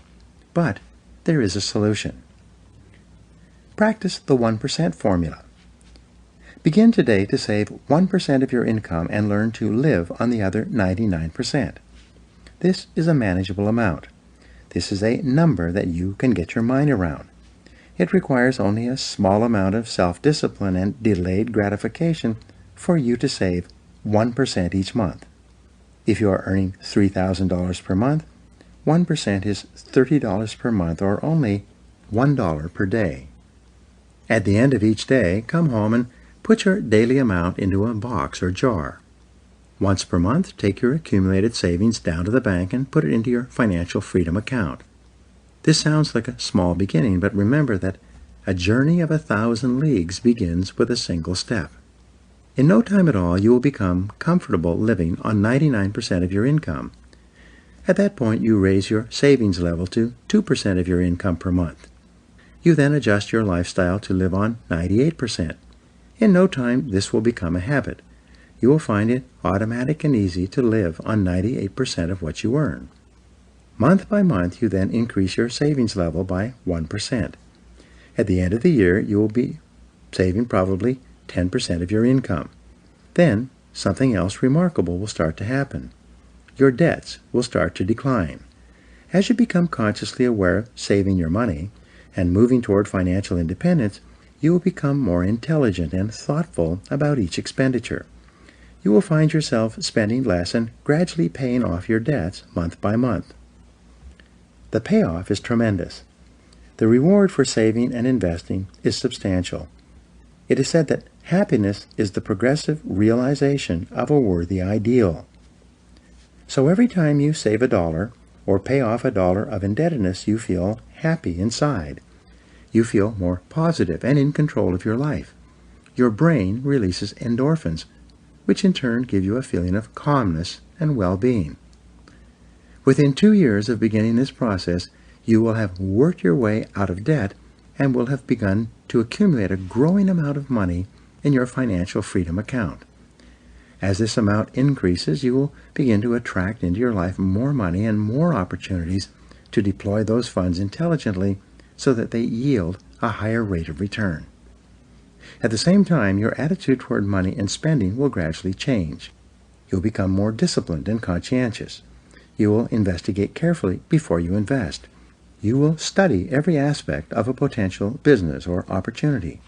You'll be reluctant to part with money that you've worked so hard to accumulate. You'll actually begin to reshape your attitude and personality toward money and do so in a very positive way. Income increases don't help. Sometimes I ask my audiences, who here would like to be financially independent? Everybody raises their hand. So I then say, if I could wave a magic wand and double the income of every person in this room, would that help you to become financially independent? Everybody cheers and laughs and nods their head, agreeing that if they could miraculously double their incomes, they could become financially independent. I then ask them, how many people in this room from the time you took your first job to today have already doubled your income? Without hesitation, every hand in the room goes up. I then ask how many people here from the time you took your first job to today have increased your income 3 times, 5 times, 10 times. Hands go up all over the room. Everyone in the room has doubled or tripled or increased their income 5 or 10 times from the time they took their first job. I then make my point. Everybody here has already increased their incomes dramatically, but it has done no good. Simply increasing your income does not ensure that you will achieve financial independence. This is because of Parkinson's law, which says expenditures rise to meet income. No matter how much you earn, you end up spending it all and more besides. Practice the wedge principle. The way to achieve financial independence is for you to break Parkinson's law. You do this by practicing the wedge principle for the rest of your life. Here is how you do it. As your income increases in the months and years ahead, drive a wedge between your increasing income and your increasing expenses. Instead of spending it all, resolve that you will save 50% of your increase. If your income increases by $100 per month, resolve to save $50 per month off the top and put it into your financial freedom account. You can spend the other $50 on your family and on improving your lifestyle, but you must resolve to save half of your increase for the rest of your financial life. When you pay yourself first, saving 10 or 15% of your income off the top, and then saving 50% of your increase for the rest of your career, you will soon achieve financial independence. You will join the top 5% of wealthy people in our society. You will never have to worry about money again. The miracle of compound interest. Albert Einstein said that compound interest is the most powerful force in the universe. If, from the age of 21 until you are 65, you are to save only $100 per month and invest that amount in a mutual fund or index fund that increased an average of 7 to 10% per year, you would be worth more than $1 million. If you were to set up your payroll account so that $100 were automatically deducted and invested for you, you could be sure of becoming one of the wealthiest people in America. This means that if you are serious about achieving financial independence, the most important single requirement is self-discipline, combined with the ability to delay gratification. Your ability to practice self-mastery, self-control, and self-denial throughout your life will not only enable you to achieve all your financial goals, but it will also make you successful and happy in everything else you do. In the next chapter, we'll talk about the key to making almost everything in your life work for you, the use of your time. We all start off in life with lots of time and little money. How you spend your time throughout your adult years largely determines the quality of your life. Now, here are 7 action exercises for you. First, make a decision today to take complete control of your financial life, get out of debt, and achieve financial independence. Second, determine your net worth today. Add up all your assets, subtract all your debts and liabilities, and calculate the exact number. 3. Set up a separate bank account and begin saving at least 1% of your income as you receive it every month or paycheck. 4. Make a list of all your debts and begin paying them off, starting with those carrying the highest interest rates. 5. Calculate the exact amount that you will need to be financially independent at the end of your career and then set this as a goal. 6. Set specific financial accumulation goals for yourself for each month, quarter, and year for the rest of your life. And 7. Practice frugality in spending by putting off and delaying every expenditure you possibly can until you achieve your long-term financial goals.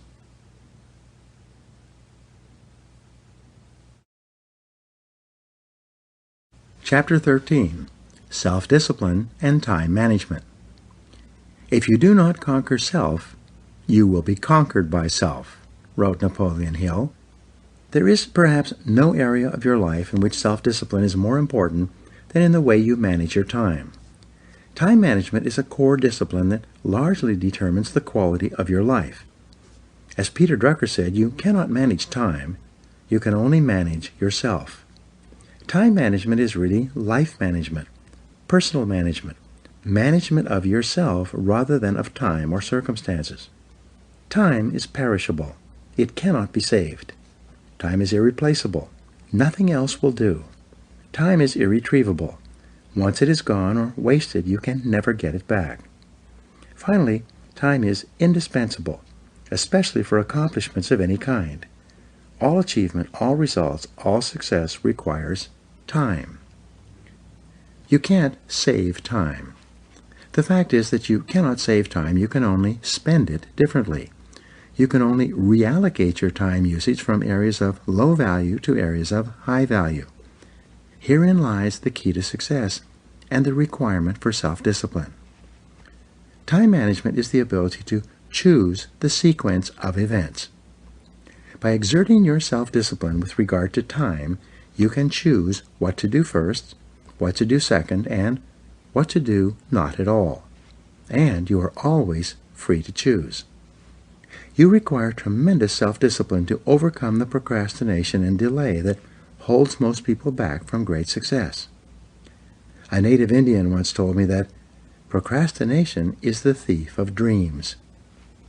The Pareto principle, the 80-20 rule, says that 20% of the things you do account for 80% of the value of what you accomplish. This means that 80% of what you do is worth 20% or less of the value of what you accomplish. Assess the true value of everything you do. Some things you do are 5 times and even 10 times more valuable than other things, even though they take the same number of minutes and hours. The most important things you do, the top 20%, are usually big, difficult, and daunting. In contrast, the 80% of things that you do that make little or no difference to your life are usually fun, easy, and enjoyable. You can tell the value that something has to you by the amount of your time you invest in it. You always pay attention to and spend time on what you most value, whether it is your family, your health, your social or sports activities, or your money and career. It is only by looking at how you spend your time that you and everyone else knows what is really important to you. Some people say that career success is most important to them, and then they go home and watch television several hours per day. Some people say their families are important to them, and then they go out socializing or playing golf. Only your actions tell you and others what you truly value. The essence of time management is for you to discipline yourself to set clear priorities and then stick to those priorities. You must consciously and deliberately select the most valuable and important thing that you could be doing at any given time, and then discipline yourself to work solely on that task. Personal strategic planning. In corporate strategic planning, the main focus is on increasing the return on equity, ROE. Equity in a business is defined as the amount of money actually invested in the business by the owners, aside from debt and money borrowed. The purpose of strategic planning is to find ways to organize and reorganize the business in such a way that the company is achieving a higher rate of return on this equity than it would be in the absence of the planning process. Companies invest financial capital, but individuals invest human capital. Companies deploy financial assets, but your most vital assets are your mental, emotional, and physical energies. How you invest them determines your entire quality of life. In personal strategic planning, your goal is to get the highest return on energy from your activities. Ken Blanchard refers to this as getting the highest return on life. Just as you would be careful about investing your money so as to ensure that you get the highest rate of return, you must be equally careful when you invest your time. You must be sure that you earn the highest level of results, rewards, and satisfaction from the limited amount of time you have. Think before you act. Before you commit to any time-consuming activity, you must always ask, is this the very best use of my time? Lack of self-discipline in time management leads people to procrastination on their top tasks continually, causing them to spend more and more time on tasks of low or no value. And whatever you do repeatedly eventually becomes a habit. Many people have developed the habit of procrastination, of putting off their major tasks and instead spending most of their time on activities that make very little difference in the long run. Priorities versus posteriorities. Setting priorities requires setting posteriorities as well. A priority is something that you do more of and sooner, whereas a posteriority is something that you do less of or later. You are probably already overwhelmed with too much to do and too little time. Because of this, for you to embark on a new task, you must discontinue an old task. Getting into something new requires getting out of another activity. Before you commit to a new undertaking, ask yourself, what am I going to stop doing so that I have enough time to work on this new task? Go through your life regularly and practice creative abandonment. Consciously determine the activities that you are going to discontinue so that you have more time to spend on those tasks that can really make a difference to your future. Identify the consequences. One of the most important words in developing the discipline of time management is consequences. Something is important to the degree that it has serious potential consequences for completion or non-completion. A task or activity is unimportant to the degree that it does not matter if it is done or not. For example, completing a course of study at the university can have enormous consequences that can impact your life for the next 50 years. Completing a major task or project at work or making an important sale can have significant consequences for your job and your income. On the other hand, drinking coffee, chatting with coworkers, reading the newspaper, surfing the internet, or checking emails may be enjoyable, but these activities have few or no consequences. In other words, whether you do them or not makes little or no difference to your work or to your life. However, it is precisely on these activities that most people spend most of their time. Managing your time. There is a simple time management system that you can use to overcome procrastination. It requires self-discipline, willpower, and personal organization, but the payoff is huge. When you use this system, you can double or even triple your productivity, performance, output, and income. Before you begin each day, start by making a list of everything you have to do that day. The best time to make this list is the evening before, at the end of the workday, so that your subconscious mind can work on your list of activities while you sleep. You will often wake up with ideas and insights for how to more effectively complete the tasks of the day.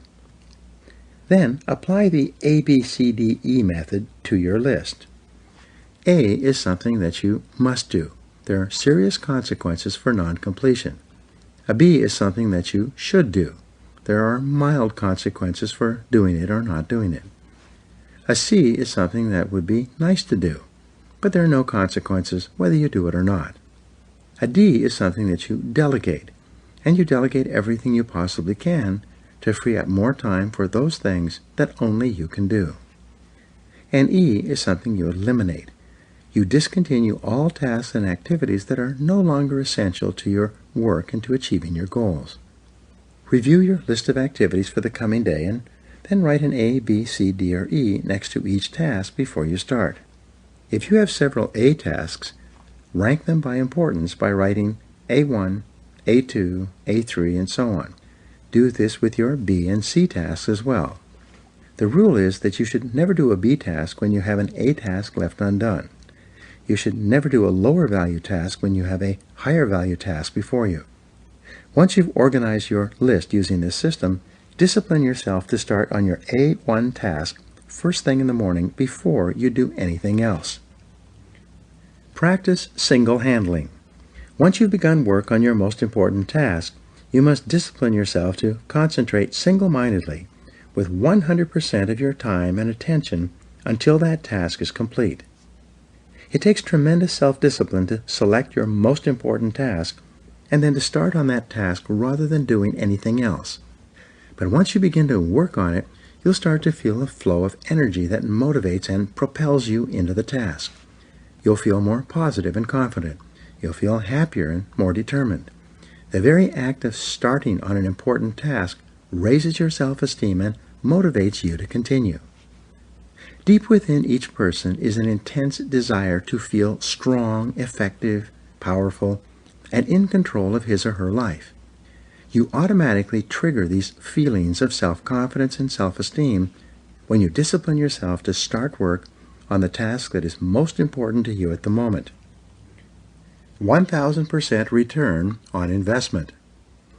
This ABCDE method seldom takes more than about 10 minutes to organize your entire day. But you'll save 10 minutes in execution for every minute that you invest in this way of planning before you begin. This means that you will get a 1000% return on energy from the act of planning thoroughly and setting clear priorities before you start on your first task. As you feel yourself moving forward, making progress on your most important task, your brain releases a steady flow of endorphins, nature's happy drug. These endorphins will make you feel more positive, more focused, more alert, aware, and in control. When you discipline yourself to push against your natural resistance to get started on your most important task, you get an endorphin rush. You experience this as a sense of elation, exhilaration, happiness, and high self-esteem. By completing a major task, you feel exactly like an athlete who has crossed the finish line first. You feel like a winner. Your payoff from excellent time management is never-ending. As soon as you begin to plan and organize your time, set priorities, and begin on your A1 task, you'll feel happy and more in control of yourself and your life. The better you plan and execute, the better you feel. Keep yourself focused. The law of forced efficiency says, there is never enough time to do everything, but there's always enough time to do the most important things. Here are some questions that you should ask yourself to help keep you focused and working on your top tasks, activities, and responsibilities. Number 1, why am I on the payroll? Exactly what have I been hired to do? What results are expected of me? You must be clear about your answer to this question. Discuss it with others. Ask your boss. Number 2, what are my key result areas? Of all the things I do, what are the most important results that I am expected to achieve in my position? There are seldom more than 5 to 7 key result areas in any job. It's essential that you identify yours and then work in those areas all day long. 3, what are my highest value activities? Of all the things I do, which activities contribute the greatest value to my company and to myself?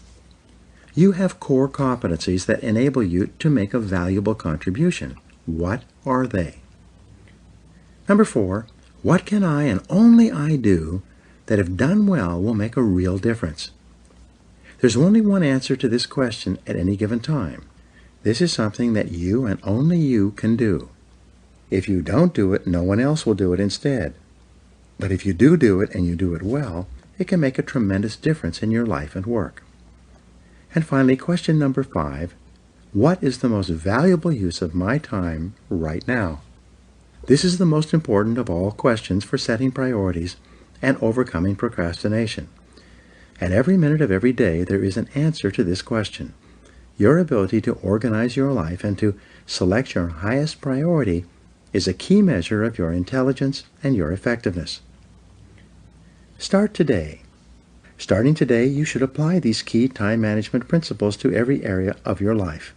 Apply them to your work, your family, your health, your exercise routine, and to financial decisions and activities. No excuses. You require tremendous discipline to set priorities and then stick to those priorities. You require the continuous exertion of discipline and willpower to overcome the procrastination that holds most people back. However, the more you discipline yourself to use your time well, the happier you will feel and the better will be the quality of your life in every area.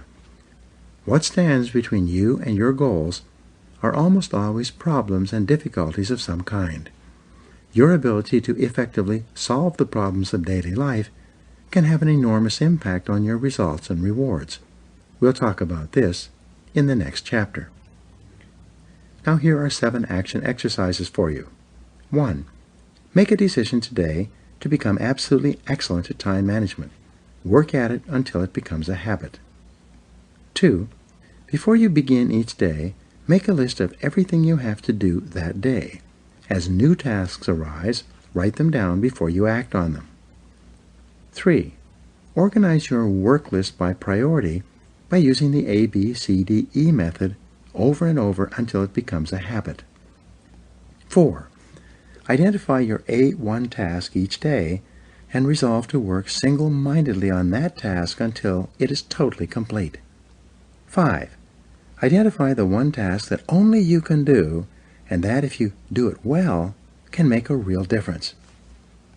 6. Determine the 20% of your tasks that can account for 80% of your results, and then discipline yourself to work on them most of the time. And number 7, every minute of every day, ask yourself, what is the most valuable use of my time right now? And then discipline yourself to work on only that task until it's complete.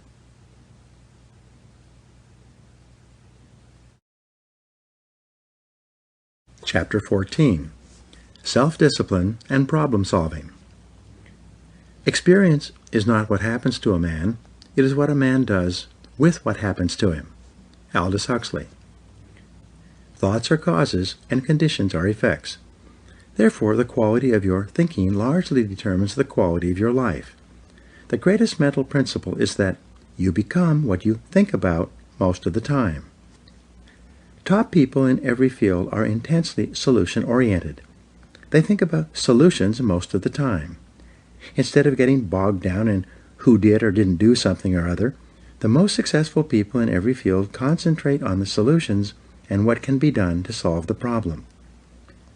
The Sufi philosopher Israt Khan once wrote, "Life is a continuous succession of problems. Like waves from the ocean, they never stop." This means that your ability to practice self-discipline, self-mastery, and self-control when faced with the never-ending flow of problems, difficulties, setbacks, and temporary failures you will experience is essential to your success in business and in life. The inevitable and unavoidable crisis. Throughout your life, you will face a river of problems, physical, financial, family, business, and political. The only break in this never-ending chain of problems will be the occasional crisis. If you're living a normal life, you'll probably experience a crisis every 2 or 3 months. And it is in these crises that you truly demonstrate the quality of your personality and the strength of your character. It's only when you face unexpected reversals and setbacks that you show the world what you are truly made of. All of life is a test. The only question for you is, do you pass or fail? By its very nature, crises come unbidden. You have no warning or ability to anticipate them in advance. If you did, it wouldn't be a crisis in the first place, obviously, or you would already be prepared. When the inevitable crisis occurs, more than at any other time, self-discipline is required so that you can remain calm and clear-headed in order to deal with the crisis effectively. Perform at your best. When something goes wrong, the natural tendency of most people is to become angry and look around for someone to blame. But this is a waste of energy. It solves nothing. Instead, you must discipline yourself to remain calm, objective, and unemotional. When you face an unexpected problem or crisis, discipline yourself to stay calm, to focus on the solution rather than the problem. Think in terms of what can be done now, rather than thinking about how it occurred or who is to blame. Like an accident where someone is hurt, you focus on caring for the injured person, stopping the bleeding, and minimizing the damage before you start analyzing what and how it happened. Practice self-discipline when dealing with a problem or crisis by immediately saying, "I am responsible," even if at that moment you are only responsible for controlling your responses. Keep your mind clear. Top people have developed the ability to respond effectively to a crisis, to remain calm, relaxed, and clear-eyed. They discipline themselves to stay cool and unemotional.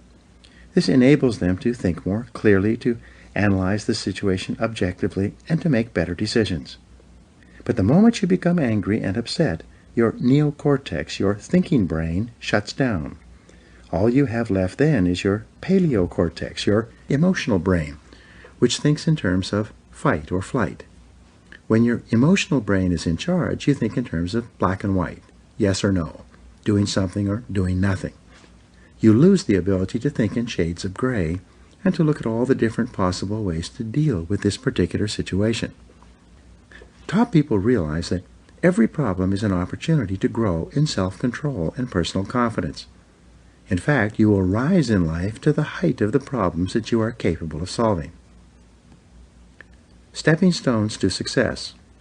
Some years ago, Dr. Lawrence Peter wrote a book called The Peter Principle.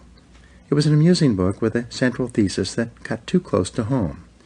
He wrote that in every organization, people continue to be promoted until they reach a level where they are no longer competent to solve the problems at that level. This is where they stop and stay for the rest of their careers. Furthermore, he pointed out that for this reason, every organization is eventually staffed by people who have reached their level of incompetence. This is especially true in government, and it is the primary reason why government is so time and cost inefficient, making it difficult to get anything done at all.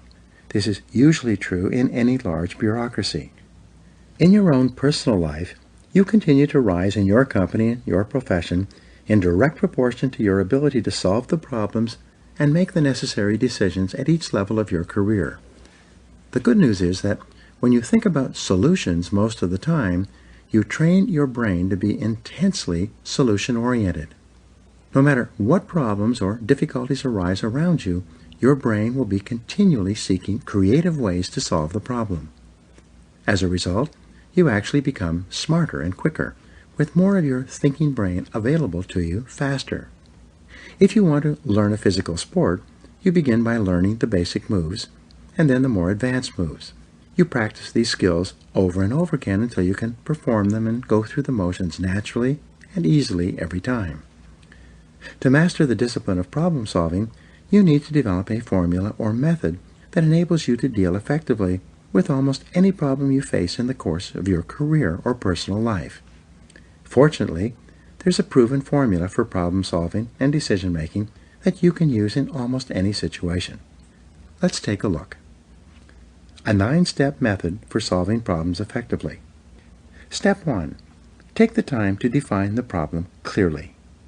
In medicine, they say that accurate diagnosis is half the cure. Therefore, you need to ask, what exactly is the problem? It is absolutely amazing how several people can become upset about a problem in an organization, but every one of them has a different idea or definition of the exact nature of the problem they're facing. Your job is to achieve clarity and to get everyone to agree on the definition of the problem before you move on to the business of solving it. Step 2, ask, is it really a problem? Remember, there are some things that you can do nothing about. They're not problems, they are merely facts of life. If interest rates rise or the subprime mortgage market collapses, this is not a problem. This is not something that is amenable to a solution. Instead, it is something that must be worked around and dealt with. Also, very often what appears to be a problem or a setback is actually an opportunity in disguise. Sometimes the problem does not need to be solved at all. Instead, you are now free to do something completely different, which might be even better for you and your organization. Step 3, ask, what else is the problem? Beware of any problem for which there is only one definition. The more ways you can define a problem, the more likely it is that you will find the best solution. When we work with corporations in which sales are below a desired level, we force them to ask 21 questions, all of which are different ways of restating the problem. Each restatement of the problem, if accepted as the correct definition, leads to a different solution and often to a completely different direction for the organization. For example, we will ask, what is the problem? And the first answer is, our sales are too low. The next question is, what else is the problem? Answer, our competitors' sales are too high. Notice the difference. If the problem is that your sales are too low, the solution may be to increase your advertising and promotion and beef up your sales activities.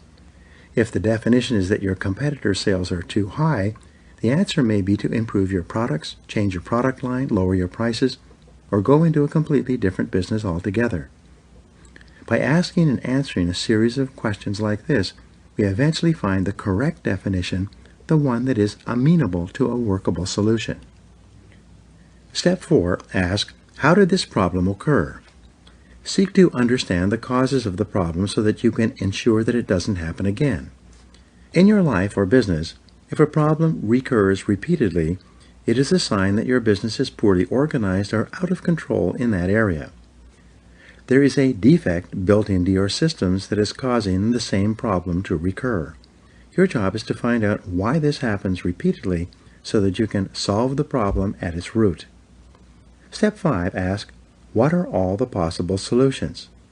The more possible solutions you develop, the more likely you will come up with the right one. The quality of the solution seems to be in direct proportion to the quantity of solutions considered in problem solving. Beware a problem for which there is only one solution. Step 6, ask, what is the best solution at this time? Sometimes any solution is better than no solution. An average solution vigorously executed is often superior to an excellent solution that cannot be implemented because of its complexity or because no one has the ability to execute it. The rule is that fully 80% of all problems should be dealt with immediately. Only 20% of problems need to be put off to a later time. If you must put off a problem, set a specific deadline for making a decision on that problem, and then make your decision at that deadline with whatever information you have at that time. There is a rule that says that every large problem was once a small problem that could have been solved easily and inexpensively at that time. Sometimes the best strategy is to nip it in the bud. When it is clear that there is a problem and a solution, do what has to be done and do it quickly. Step number 7, make a decision. Select a solution, any solution, and then decide on a course of action. Always ask, what is our next action? What are we going to do now? Step 8, assign responsibility. Who exactly is going to carry out the solution or the different elements of the solution? It's quite common for a group to meet to solve a problem and to agree on a solution, but when the group meets again 2 weeks later, it turns out that nothing has happened. Why? Because no one was made specifically responsible for carrying out the decision. Step 9, set a measure for the decision. What are you trying to accomplish with this decision, and how will you measure results? How will you know that it worked? The more accurately you can determine the result that you want to achieve by the solution, the more likely it is that you will achieve it. the big reward. The main reward you get for solving problems is the opportunity to solve bigger and more important problems. Your rate of pay and speed of promotion, and therefore your forward movement in your career, is largely determined by your problem-solving ability.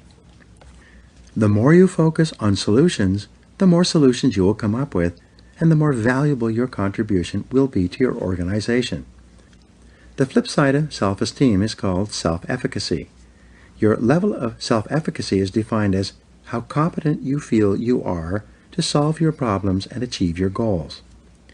The more competent you feel you are to solve the problems and difficulties of daily life, the more you like yourself. The more you like yourself, the more confident and competent you become in solving even larger problems and getting even more important results. The determinant of your success. In your work, your problem-solving ability largely determines everything you accomplish. People who are good at solving problems are some of the most valuable and respected people in every area. For this reason, success has been defined as the ability to solve problems. This also means that happiness is the ability to solve problems. Leadership is the ability to solve problems. When you practice self-discipline and self-control in face of the inevitable and unavoidable problems and crises of day-to-day life, you become more competent and effective in everything you do. You will be respected and esteemed by everyone around you. You will experience a tremendous feeling of personal power and competence. In no time at all, you will become one of the most valuable people in your organization. Now, here are 7 action exercises for you. First, solving problems is like solving mathematical equations. It is learnable with practice and repetition. Start by determining the biggest problems facing you today. Write them down. 2. Accept complete responsibility for solving the problems you encounter in your daily work, and then think about the solutions. 3. Define your biggest business or personal problem clearly. Write it down. Then ask, what exactly is the problem? 4. Why is this a problem? Could it be an opportunity in disguise? If so, what opportunity or lesson could this problem contain? 5. What else is the problem? Perhaps the real problem is something else, something you might not want to face. 6. What are all the possible solutions? And what else could be a solution? And number 7, select the best solution that is available to you right now and take action immediately.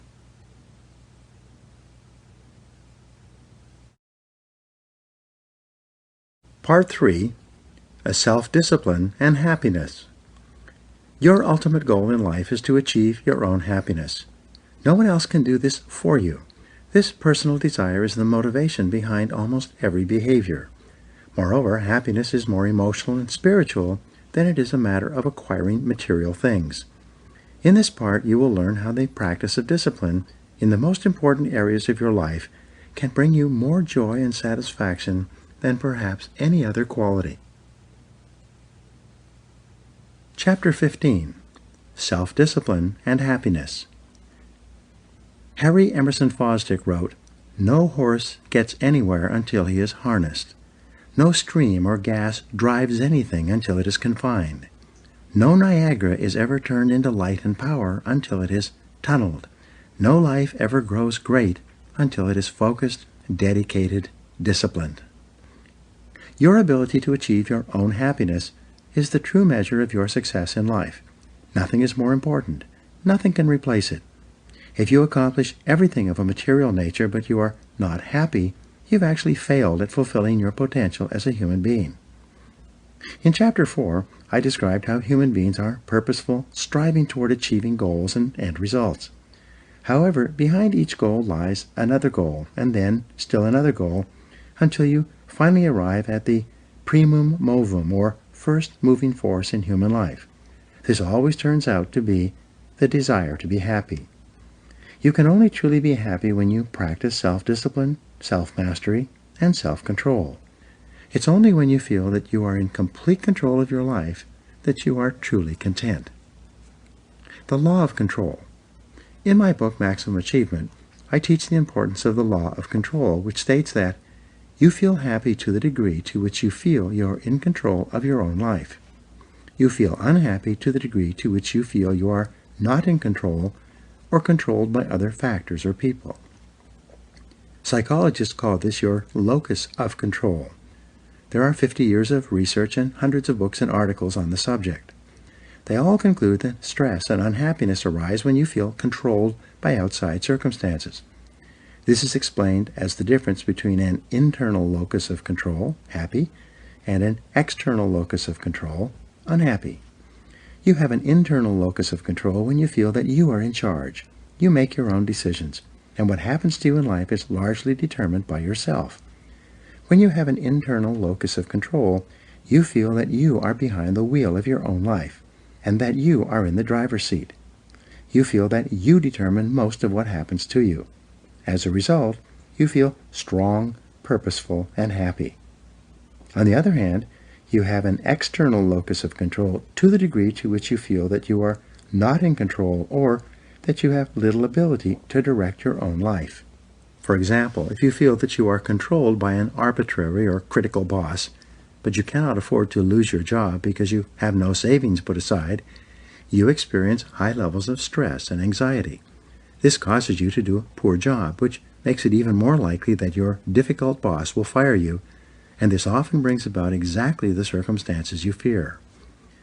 Another example is that you may feel you are controlled by a bad marriage or relationship from which you cannot escape. You may feel controlled by your bills, by the money you owe, and your obligations to maintain your standard of living. You may feel that you are controlled by your physical condition or lack of education. Many people feel they are controlled by their past because of a difficult childhood or upbringing, and that there is nothing they can do to change their situation. Many people feel that they are controlled by their own personalities, and that they are not able to change for the better. They say, "That's just the way I am." By saying this, they absolve themselves of all responsibility for exerting the necessary discipline and willpower to make the changes they know they need to make in order to live the kind of life they want to live and to be happy. The key to replacing an external locus of control with an internal locus of control is for you to decide today to take complete charge of your life. Realize and accept that you make your own decisions and you are where you are and what you are because of yourself. If there's some area in your life with which you're not happy, discipline yourself to do whatever it takes to change the situation. The reason for happiness.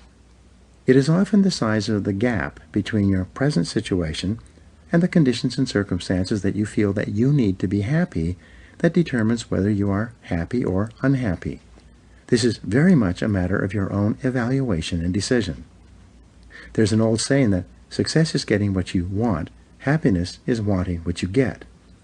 When your income and your life are consistent with your goals and expectations, and you are content with your situation, you feel happy. If, on the other hand, for any reason your current situation is different from what you really want and expect, you will be discontented and unhappy. This state of contentment can be constantly changing. When you start off in your career, an income of $50,000 per year can seem like a huge achievement. But once you reach this goal, you start to be unhappy because you are not earning $100,000 or more. Some people are unhappy earning $1 million a year. Happiness is a byproduct. The interesting thing about happiness is that it is not a goal that you can aim at and achieve in and of itself. Happiness is a byproduct that comes to you when you are engaged in doing something that you really enjoy, while in the company of people who you like and respect.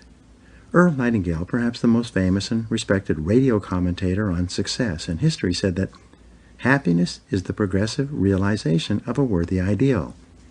Whenever you feel that you are moving step by step toward something that is important to you, toward your most important goals, you automatically feel happy.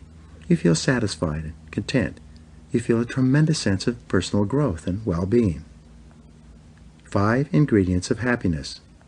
Self-discipline is essential to happiness. Self-discipline requires both that you determine clearly what happiness means to you, and also that you work progressively each day toward the achievement of that ideal condition. In my experience and teachings, I found that there are 5 ingredients to happiness.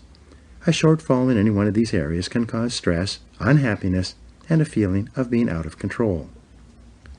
5 ingredients of happiness. 1. Health and energy. This is perhaps the most important element of a good life. We strive for it all our lives. It is only when you enjoy high levels of pain-free health and a continuous flow of energy that you feel truly happy. In many cases, health is a deficiency need. This means that you do not think about your health very much until you are deprived of it. For example, you do not think about your teeth until you have a toothache. You do not think about your body until you have aches and pains of some kind. You must use discipline and willpower throughout your life to achieve and maintain high levels of health and fitness. Chapters 16 and 17 cover these in more detail. The second ingredient of happiness is happy relationships. Fully 85% of your happiness or unhappiness will come from your relationships with other people. As Aristotle said, man is a social animal. We are designed to function in society, working and living with other people at every stage of our lives. Your ability to enter into and maintain high-quality relationships with your spouse, children, friends, colleagues, and others is the true measure of the quality of your personality and your level of mental health. People with high levels of self-esteem and self-respect get along better with others and have much happier lives. One of our biggest mistakes is to take our relationships for granted, especially our most important ones. We often don't think about them until there's a problem, and then we think of nothing else. The third ingredient of happiness is meaningful work. To be truly happy, you must be fully engaged with life. You must be doing things that keep you active and give you a sense of fulfillment. If you're making a living, you must be doing work that you enjoy, do well, and for which you are well paid. People are only truly happy when they feel they are making a contribution of some kind, that they are putting in more than they're taking out. You need to feel that what you do really makes a difference in the lives and work of other people. In studies of employee motivation, employers think that people are primarily motivated by money and benefits. But when employees are surveyed, the 3 factors that motivate them the most turn out to be challenging and interesting work, opportunities for growth and advancement, and pleasant co-workers. One of your most important responsibilities to yourself is to find the right job for you, and then, once you have it, throw your whole heart into it. If for any reason you don't feel like putting your whole heart into your work, it may be lacking one or more of the 3 essentials to a positive workplace. It may be a sign that this is not the right place for you. The 4th key to happiness is financial independence. Some of the greatest fears we experience are those of loss, failure, and poverty. We fear being destitute, without funds, and dependent on others. One of your chief responsibilities to yourself is to work toward financial independence and financial freedom throughout your life. The happiest of all people are those who have reached the point at which they no longer worry about money. This is not something you can leave to chance, but rather something that requires deliberate, purposeful action and tremendous self-discipline to achieve.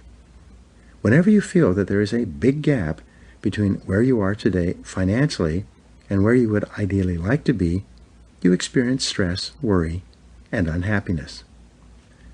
The 5th ingredient of happiness is self-actualization. This is the feeling that you are becoming everything you are capable of becoming. This occurs when you feel you are realizing more and more of your true potential. Abraham Maslow is best known for his hierarchy of needs. He determined that people have both deficiency needs and being needs. People strive either to compensate for their deficiencies or to realize their potentials. He concluded that you only begin to evolve and develop to the highest levels possible for you when your deficiency needs are first satisfied. Deficiency needs. Your first deficiency need is for safety and survival. Satisfying this need requires that you have sufficient food, water, clothing, and accommodation to preserve your life and well-being. If for any reason your safety or survival is threatened, you'll become totally preoccupied with satisfying this need.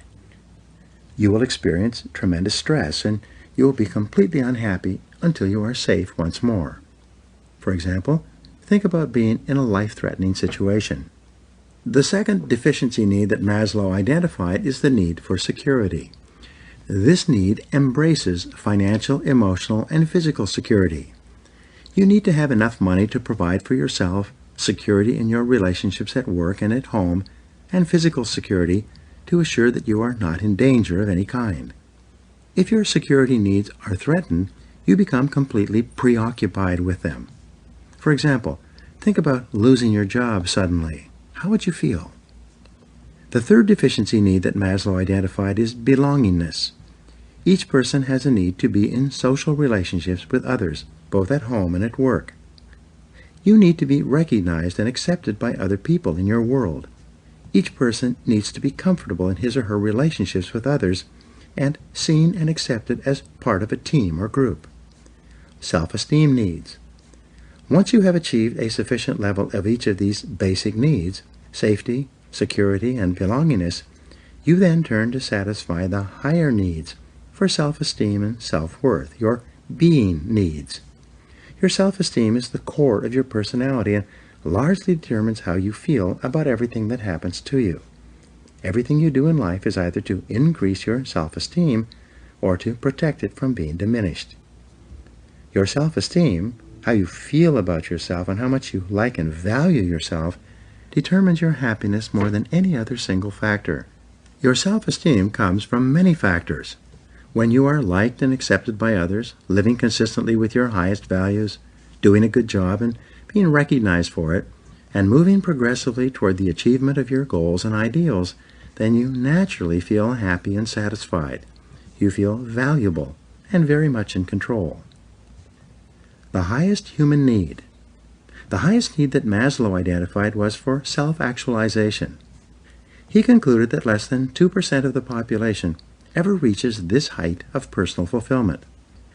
Most people remain so preoccupied with their deficiency needs and protecting or enhancing their self-esteem and their ego needs that they give little thought or effort to self-actualization.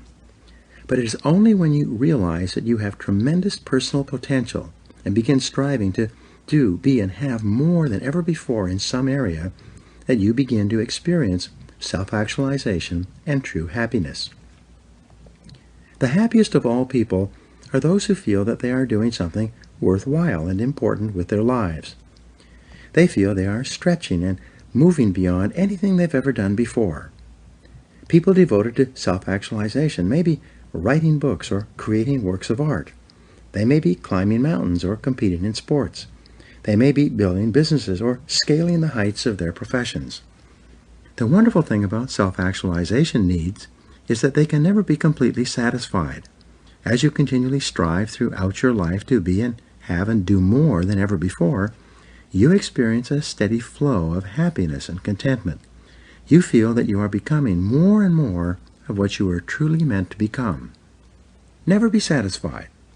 In each of these areas, whenever you exert self-discipline and willpower to overcome the tendency to take the easy way, you feel happier about yourself.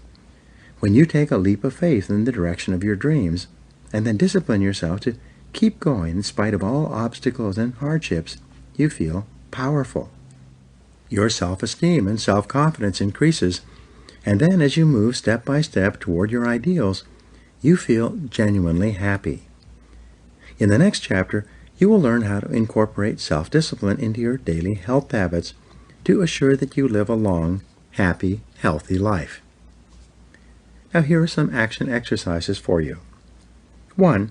Identify the areas of your life in which you feel the happiest and the most in control. How could you expand them? Number 2, identify the areas of your life in which you feel controlled by other people or factors. What could you do to resolve these situations? Number 3, identify those areas in your life where there is a gap between your current levels of accomplishment and what you would really like to achieve. What could you do to bridge these gaps? Number 4, identify the most pressing needs you have today that are not being fulfilled. How could you begin to satisfy these deficiency needs? Number 5, identify those activities that give you the greatest feeling of personal happiness, your peak experiences in life. What could you do to increase these moments of happiness? Number 6. Identify those areas in life where you feel the most discontented. What steps could you take immediately to resolve these feelings of discontent? And number 7, define happiness for yourself. What does it mean? What would have to happen for you to feel truly happy? What could you do immediately to create this situation?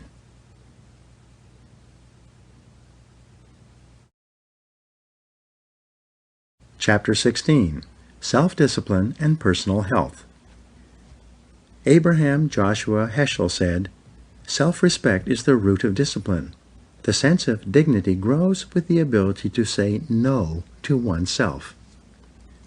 More people are living longer and better today than ever before in human history, and your goal should be to be one of those people. There's no area in which self-discipline is more important than in your practices regarding your health. Your number one goal for yourself should be to live as long and as well as you possibly can. This requires lifelong self-discipline with your health habits. And as mentioned in Chapter 15, good health is one of the ingredients of overall happiness. The average life expectancy for males today, 2009, is 76.8 years. For females, 79.8 years, or approximately 80 years, and this number is increasing each year. This means that about 50% of the population will die below the age of 80, and about 50% will die above the age of 80. Your goal should be to defy the averages and live to age 90, 95, or even longer. Living a long life. Today, most causes of early death that had shortened life in the past have been eliminated in the industrialized world. Diseases such as tuberculosis, polio, malaria, cholera, typhus, and others have been wiped out through sanitation and modern medicine.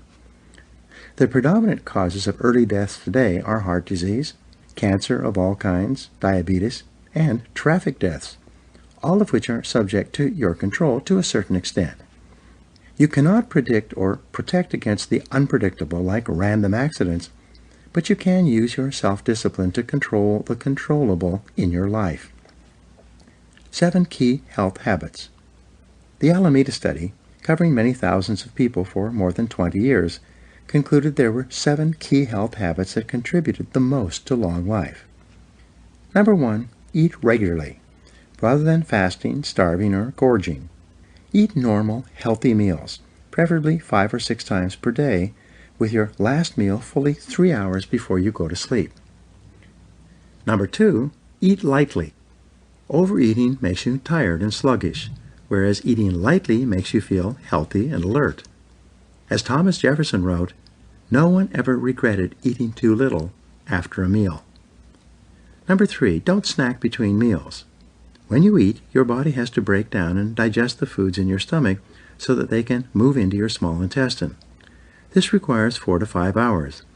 If you put food in on top of food that you have already eaten, the digestive process must start over again, with part of your food at one stage of digestion and another part of your food at another stage.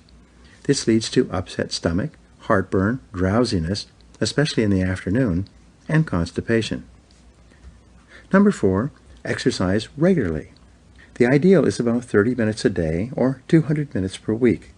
You can achieve this by walking, running, swimming, and or using exercise equipment. You should fully articulate every joint every day. Number 5, wear a seatbelt. Right up to age 35, the most common cause of premature death is traffic accidents. Number 6, don't smoke. Smoking is correlated with 32 different illnesses, including lung cancer, esophageal cancer, throat cancer, stomach cancer, heart disease, and a variety of other ailments. And the 7th key to long life is to drink alcohol in moderation. Studies show that 1 to 2 glasses of wine per day aid digestion and seem to be beneficial to your overall health. Anything in excess of that can lead to all kinds of problems, including overeating, traffic accidents, personality problems, and antisocial behavior. Each of these 7 factors that contribute to long life are completely a matter of self-discipline. These 7 factors are a matter of choice. They are actions that you can choose to take or not take deliberately. They are completely under your control. The 5 P's of excellent health. In my personal development seminars, we teach the 5 P's of excellent health. Number 1, proper weight. This requires the regular exercise of discipline and willpower in order to achieve your proper weight and then to maintain it throughout your life. But the payoff is tremendous. You look good, feel good, and generally feel more positive and in control of your life. Number 2, proper diet. As Benjamin Franklin said, eat to live rather than live to eat. According to studies of Olympic athletes from more than 120 countries, the 3 factors their diets have in common are: first, lean source protein; second, a wide variety of fruits and vegetables; and third, lots of water, about 8 glasses per day. When you begin this Olympic diet, you will feel more alert, awake, and aware all day long. Number 3 of the 5 P's is proper exercise. The most important exercise for long life is aerobic exercise. This requires that you get your heart rate up to a high level for 30 to 60 minutes 3 times per week.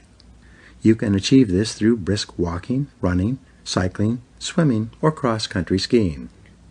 Exercise physiologists have determined that the exercise effect clicks in at about 25 minutes of vigorous exercise. At this point, your brain releases endorphins that give you a feeling of elation, or what is called a runner's high. This natural drug produced by your body can become addictive in a very positive way. People who develop the habit of regular, vigorous exercise find that it becomes easier and easier to do. They begin to look forward to the feeling of happiness they enjoy as the result of exercising aerobically. 4 is proper rest. This is very important. More than 60% of adults do not get enough sleep. They are suffering from what is called a sleep deficit. They go to bed a little bit too late, sleep poorly, arise a little bit too early, and go through the day in a form of fog. This phenomenon of not being sufficiently rested leads to poor performance, more mistakes, industrial accidents, car crashes, short tempers, personality problems, and many other difficulties. If you're living and working a normal life, you require about 8 hours of sleep each night. If you get only 6 or 7 hours of sleep when you actually require 8, you begin to build up this sleep deficit. By Thursday or Friday, when you get up in the morning, the first thing you think of is how soon you can go back to sleep again that night. When you start thinking about going to sleep again, at the moment that you arise, you know that you are not getting enough sleep. In addition to 8 hours of sleep per night, you need regular breaks from work, both weekends and vacations. When you take time off from work, you allow your mental and emotional batteries to recharge. After a 2 or 3 day weekend, when you go back to work, you will feel fully rested and ready to perform at your best. The 5th P is proper attitude. This is perhaps the most important of all. The quality that is most predictive of health, happiness, and long life is optimism. As you become more optimistic about yourself and your life, your health will also be better in every area. People who are positive and optimistic usually have stronger immune systems, and as a result they are seldom sick. They seldom get colds or flu. They bounce back quickly from hard work or fatigue. An optimistic person has a built-in Teflon shield against many of the diseases and ailments that affect the average person. Get your weight under control. The biggest single problem with self-discipline that people have today is overeating and becoming overweight. More than 60% of Americans are officially overweight, and more than 30% are obese, which is defined as being more than 30% above their normal weight. There's no area in which self-discipline is more necessary than in getting your weight under control and then keeping it under control for the rest of your life.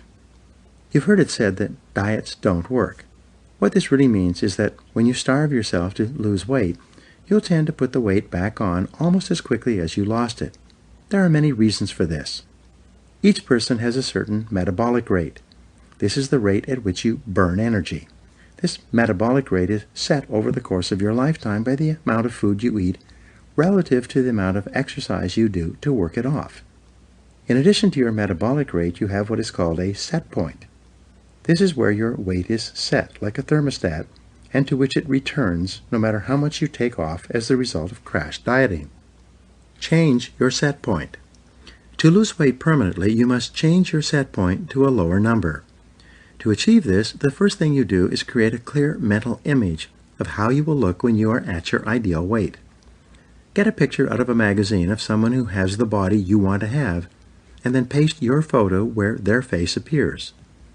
You then begin a gradual process of changing the quality and quantity of what you eat permanently, with no intention of ever going back.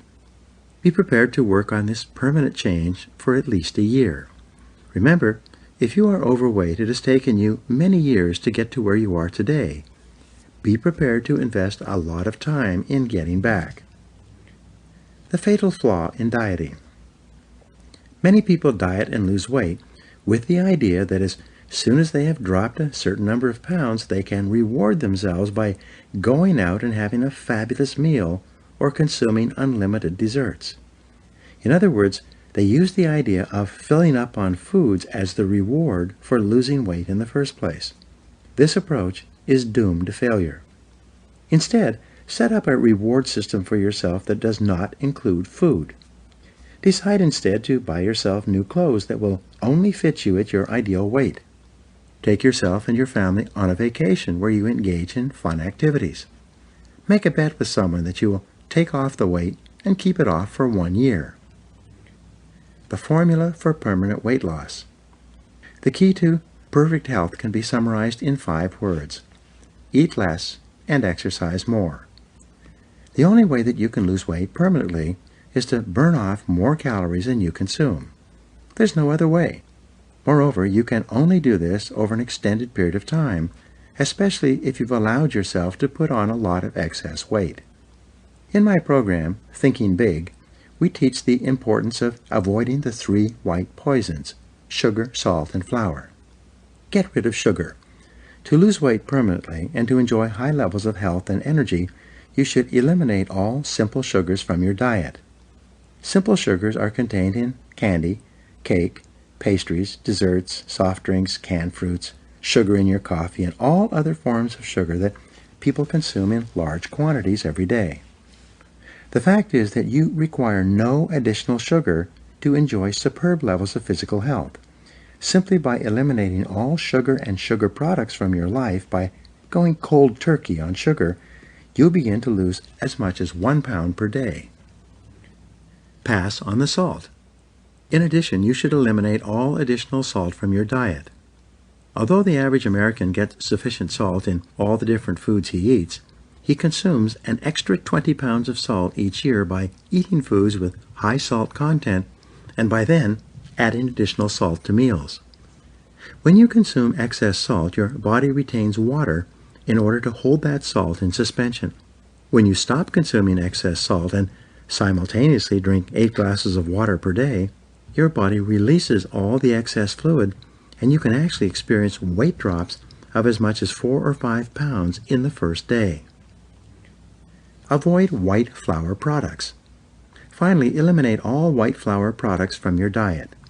This means all breads, pastries, pastas, rice, buns, rolls, and anything else made with white flour.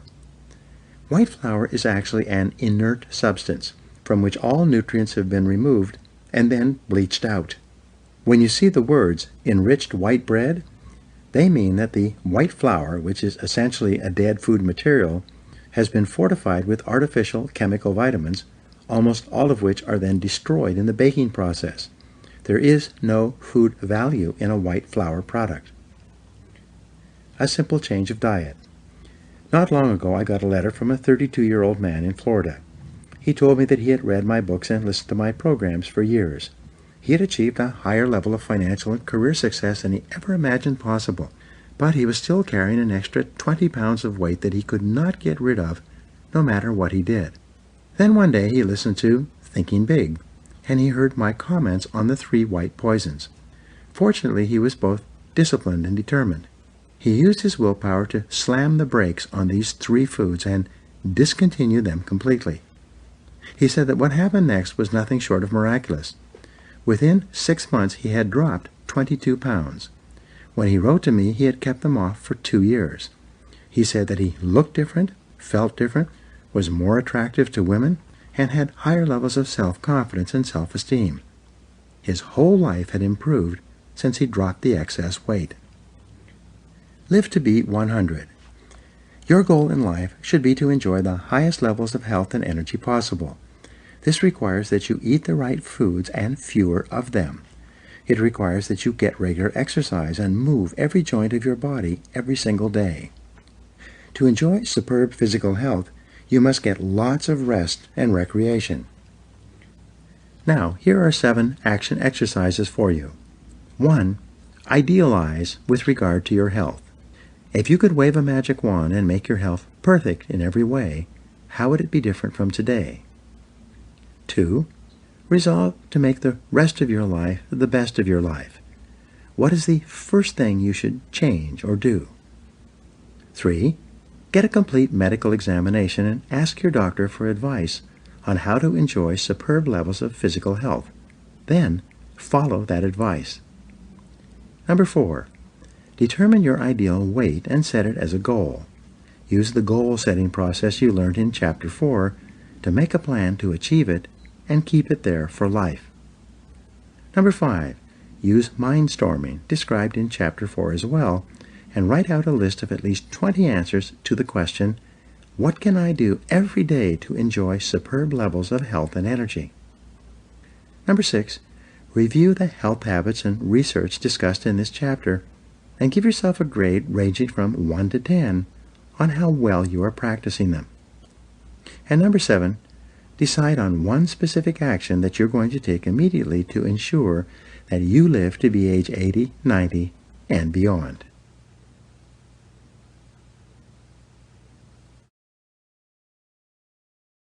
Chapter 17. Self-Discipline and Physical Fitness. Vince Lombardi said, "Mental toughness is many things and rather difficult to explain. Its qualities are sacrifice and self-denial.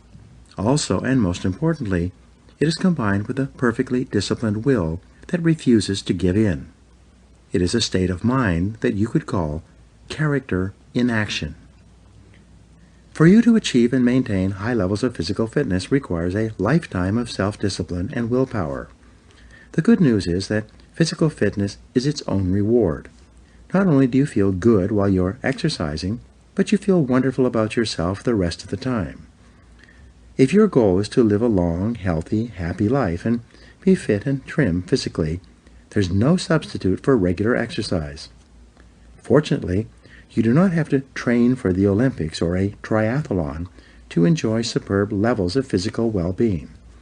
By building exercise and physical training into your daily routine, you can achieve physical fitness just by making a few small modifications to your lifestyle. Listen to the experts. Physical fitness specialists generally agree that you need to exercise 200 to 300 minutes per week to enjoy the maximum levels of physical well-being that are possible for you. This means that you need to exercise between 30 and 60 minutes, 5 to 7 times each week. At the low end, if you simply went for a 30-minute walk each morning before you started off for work, or each evening when you got home from work, as well as each weekend day, you'd be one of the healthiest people in our society. If you increase your exercise level to 60 minutes each time, 5 days per week, you'll be in the top 1 or 2% of physically fit people in the world today. Get started first thing. The best time to exercise is first thing in the morning. People who get up each morning and exercise for 30 to 60 minutes are much more likely to make exercise a permanent part of their daily routine. On the other hand, people who put off exercising until later in the day, until after work, almost invariably find that they are too tired or have too many other things to do. They procrastinate on exercising until another day, which often never comes. It takes tremendous discipline to get into and follow a regular exercise routine. But it's much easier if you can discipline yourself to get up in the morning and start exercising immediately. Trick yourself. Many people, including myself, trick themselves into exercising in the morning by putting their exercise clothes right next to the bed so that they trip over them when they get up. Before they are even awake, they find themselves pulling on their exercise clothes and running shoes and starting off around the block. Before they even know what has happened, they are halfway into their exercise routine, their heart rate is up, their lungs are puffing away, and they're feeling good about themselves. Whenever people come back from a morning run or any other form of morning exercise, they're always happy and smiling. This is because of the exercise effect that kicks in after 25 or 30 minutes. Their brains release endorphins and they feel exhilarated. Increase your intelligence. People who engage in aerobic exercise first thing in the morning have been shown to be brighter, more creative, and more intelligent throughout the day. They actually score higher on intelligence tests, and they seem to come up with more ideas to help them do their work better during the course of the day. The reason for this is obvious. When you engage in aerobic exercise first thing in the morning, you drive hyperoxygenated blood into your cerebral cortex, the part of your brain that you use for thinking, analyzing, and decision-making. This makes you wide awake and alert from first thing in the morning and then for several hours afterward. When you exercise as soon as you get up, you kick your metabolic rate into a higher gear. As a result, your body continues to burn calories all day long. You continue to lose weight for several hours after exercising. When you exercise first thing in the morning or any time during the day, you become hungry. However, because you are working out your body in such a healthy way, you will have a natural appetite for healthy foods. You will have little or no desire for sweet foods or desserts. Make exercise a part of your lifestyle. One of the best things you can do to achieve and maintain high levels of physical fitness is to join a gym or a health club and attend regular exercise classes. You can even pay a little more and get yourself a personal trainer who puts you through an exercise regimen 2 or more times per week. You're much more likely to discipline yourself to start and maintain a fitness routine if you have someone who is expecting you to be at class or monitoring you on a regular basis to make sure that you follow the exercise program to which you committed.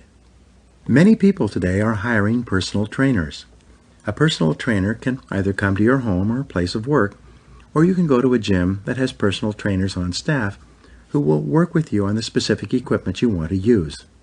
People who use personal trainers are almost universally delighted with the results. They find that being accountable to a trainer exerts a positive influence on them, causing them to eat less so they have less weight to burn off and to work harder when they exercise so that they can earn the approval of the trainer. Join an organized sport. Organized sports are a wonderful way to achieve and maintain high levels of physical fitness. They're far more demanding in terms of time and schedule, but the payoff is often extraordinary. If you're a member of a sports league, whether that be baseball, tennis, football, soccer, racquetball, or anything else, and you have a coach or a trainer that you work with on a regular basis, you tend to be more focused and disciplined. You'll exercise more often and more vigorously, and you'll be fitter and trimmer than most other people. Develop new and better habits. Unfortunately, physical fitness and sports training require high levels of discipline, and few people are capable of starting and continuing this kind of exercise regimen. For better or worse, whatever you do repeatedly becomes a habit, and many people get out of the habit of regular exercise and never go back. Fortunately, it's never too late. At any time, you can decide that you are going to enjoy high levels of physical fitness.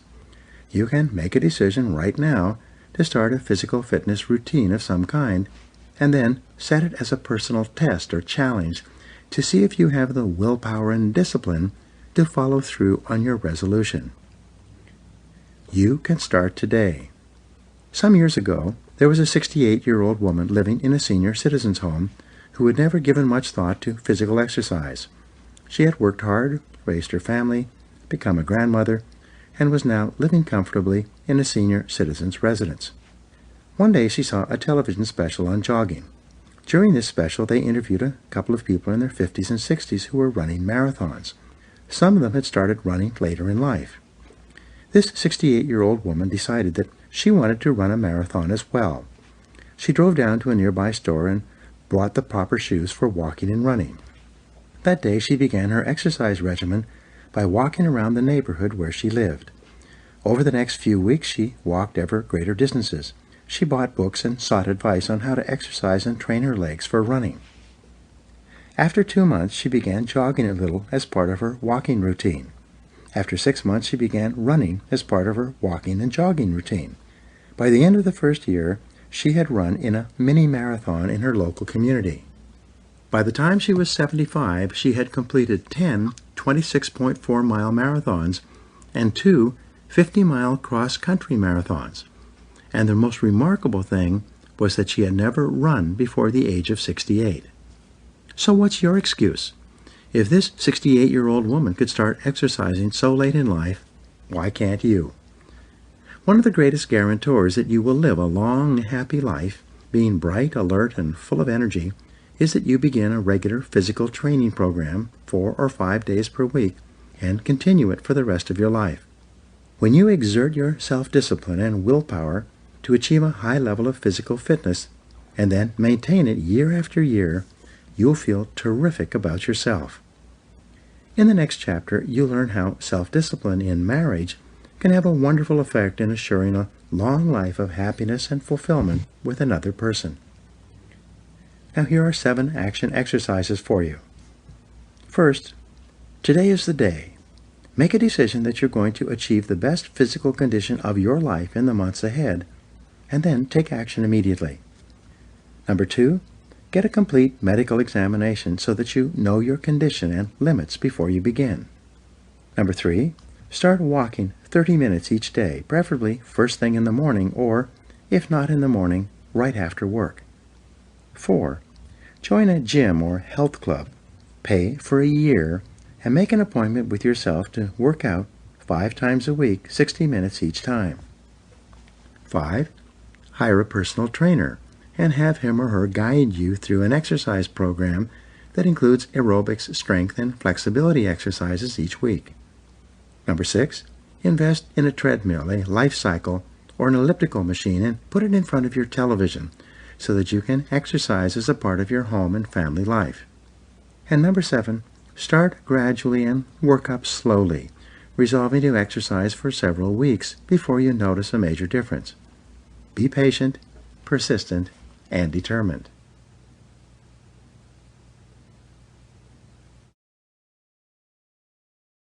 Chapter 18. Self-Discipline and Marriage. It is better to control yourself than to win 1,000 battles. Then the victory is yours. It cannot be taken from you, not by angels or demons, heaven or hell. Buddha. Your ability to enter into a long-term, loving relationship is an important measure of your character and personality. Men and women are born to be 2 halves that make up one whole. They have different qualities and characteristics that when properly combined achieve completion and the balance and harmony that nature demands. The foundational qualities for marriage and loving relationships are trust and respect. Men and women can have many disagreements over the course of their married life together, but as long as the trust and respect between them endures, the marriage can go on indefinitely. If ever one or the other party can no longer trust the other or no longer respects the other, the relationship is finished. Many marriages end in divorce, and many divorced people have multiple marriages, each of which ends in failure. Yet some people get married once and stay married contentedly for the rest of their lives. Why is this? The key to a happy marriage. Perhaps the most important reason for a happy marriage is compatibility. The 2 people are ideally balanced with each other, with each one possessing complementary qualities and characteristics that combine comfortably to form a perfect balance. People often say that opposites attract. This is a misunderstanding. Opposites attract in only one area, and that is temperament. You will always be most compatible with a person who has an opposite or counterbalancing temperament to your own. For example, if you are outgoing and extroverted, you'll be most comfortable with a person who is more reserved and self-contained.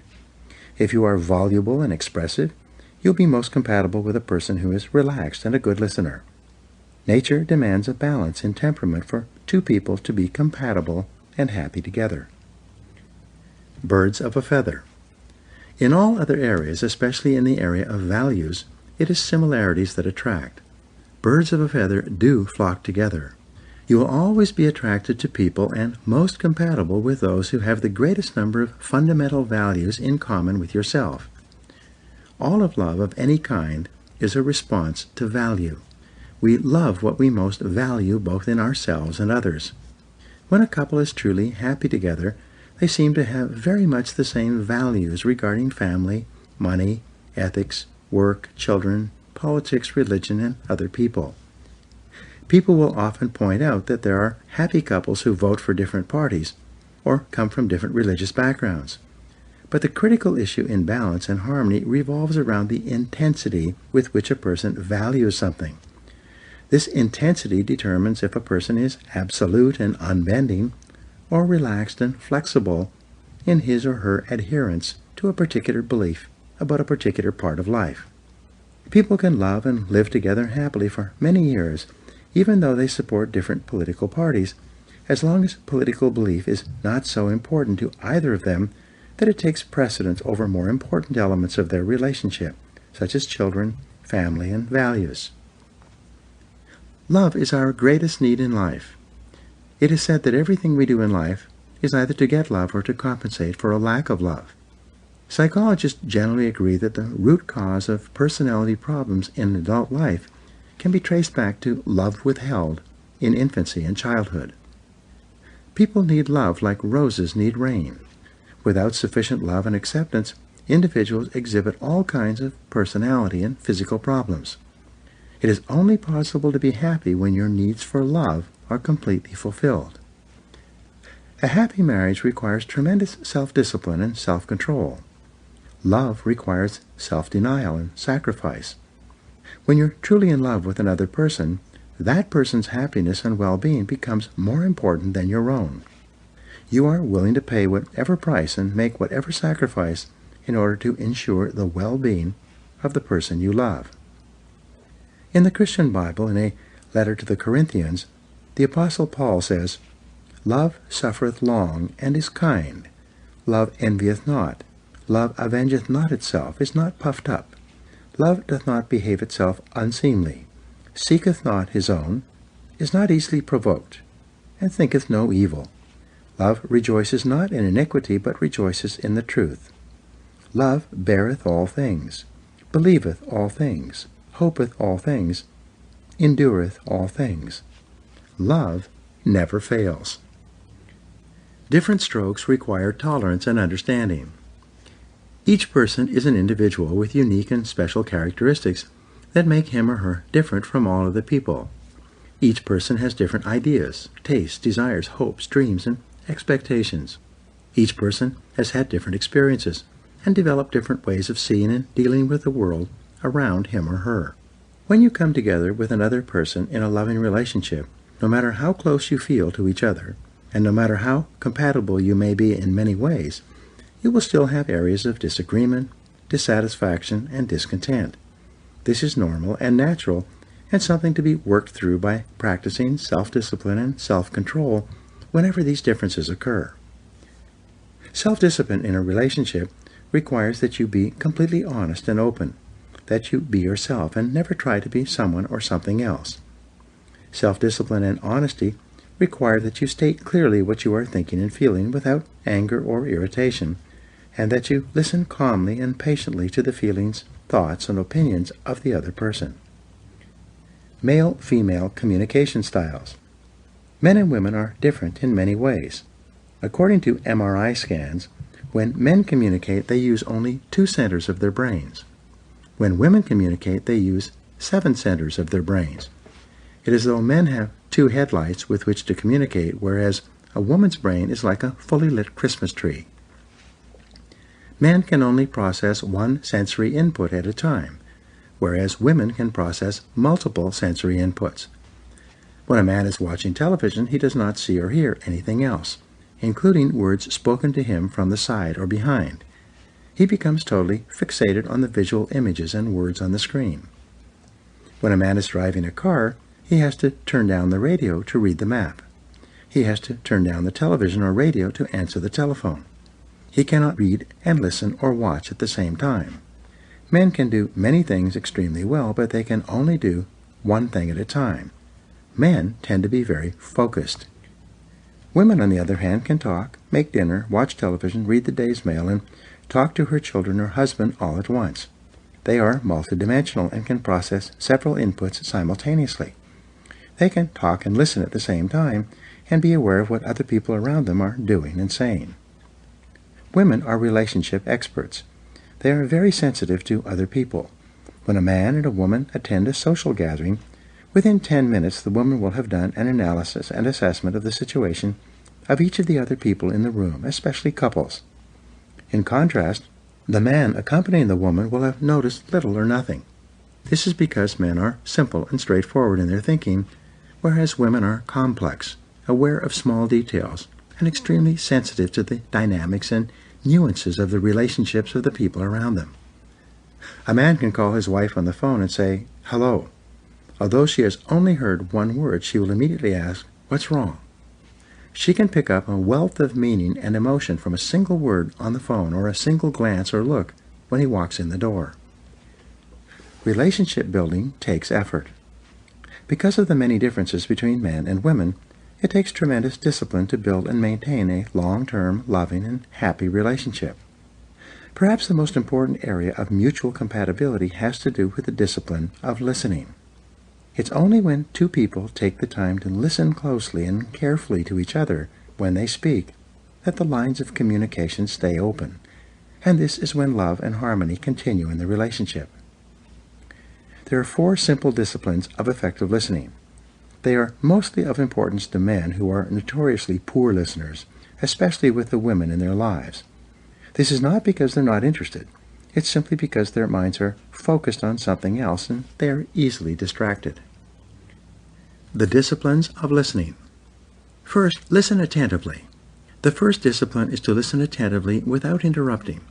Listen as though the other person is about to reveal a great secret or the winning lottery number, and you will hear it only once. When she wants to talk to you, if you're a man, put aside all possible distractions. Turn off the television or radio.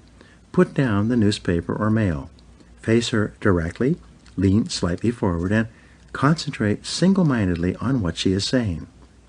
The book, His Needs, Her Needs, points out that the most important need that a woman has from a man is affection. Affection is expressed by paying total attention to her when she speaks. Since you always pay attention to what you most value, when you pay close attention to another person while she speaks, you tell that person that she is of great value to you. This satisfies the deepest subconscious needs of a woman to feel valuable, important, and respected. Pause before replying. The second discipline of listening is to pause before replying. Take a few seconds to carefully consider what he or she has said.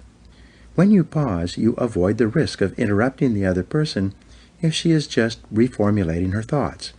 You tell her that you value what she said and that you're giving her words careful consideration. Another advantage of pausing, of allowing a silence in the conversation, is that it enables you to hear not only what was said, but also what was not said, or what was said between the lines. The actual message soaks into a deeper level of your mind, enabling you to understand better and to therefore respond with greater awareness and sensitivity. Ask for clarification. The third discipline of effective listening is to question for clarification. Never assume that you automatically know what the other person is thinking or feeling.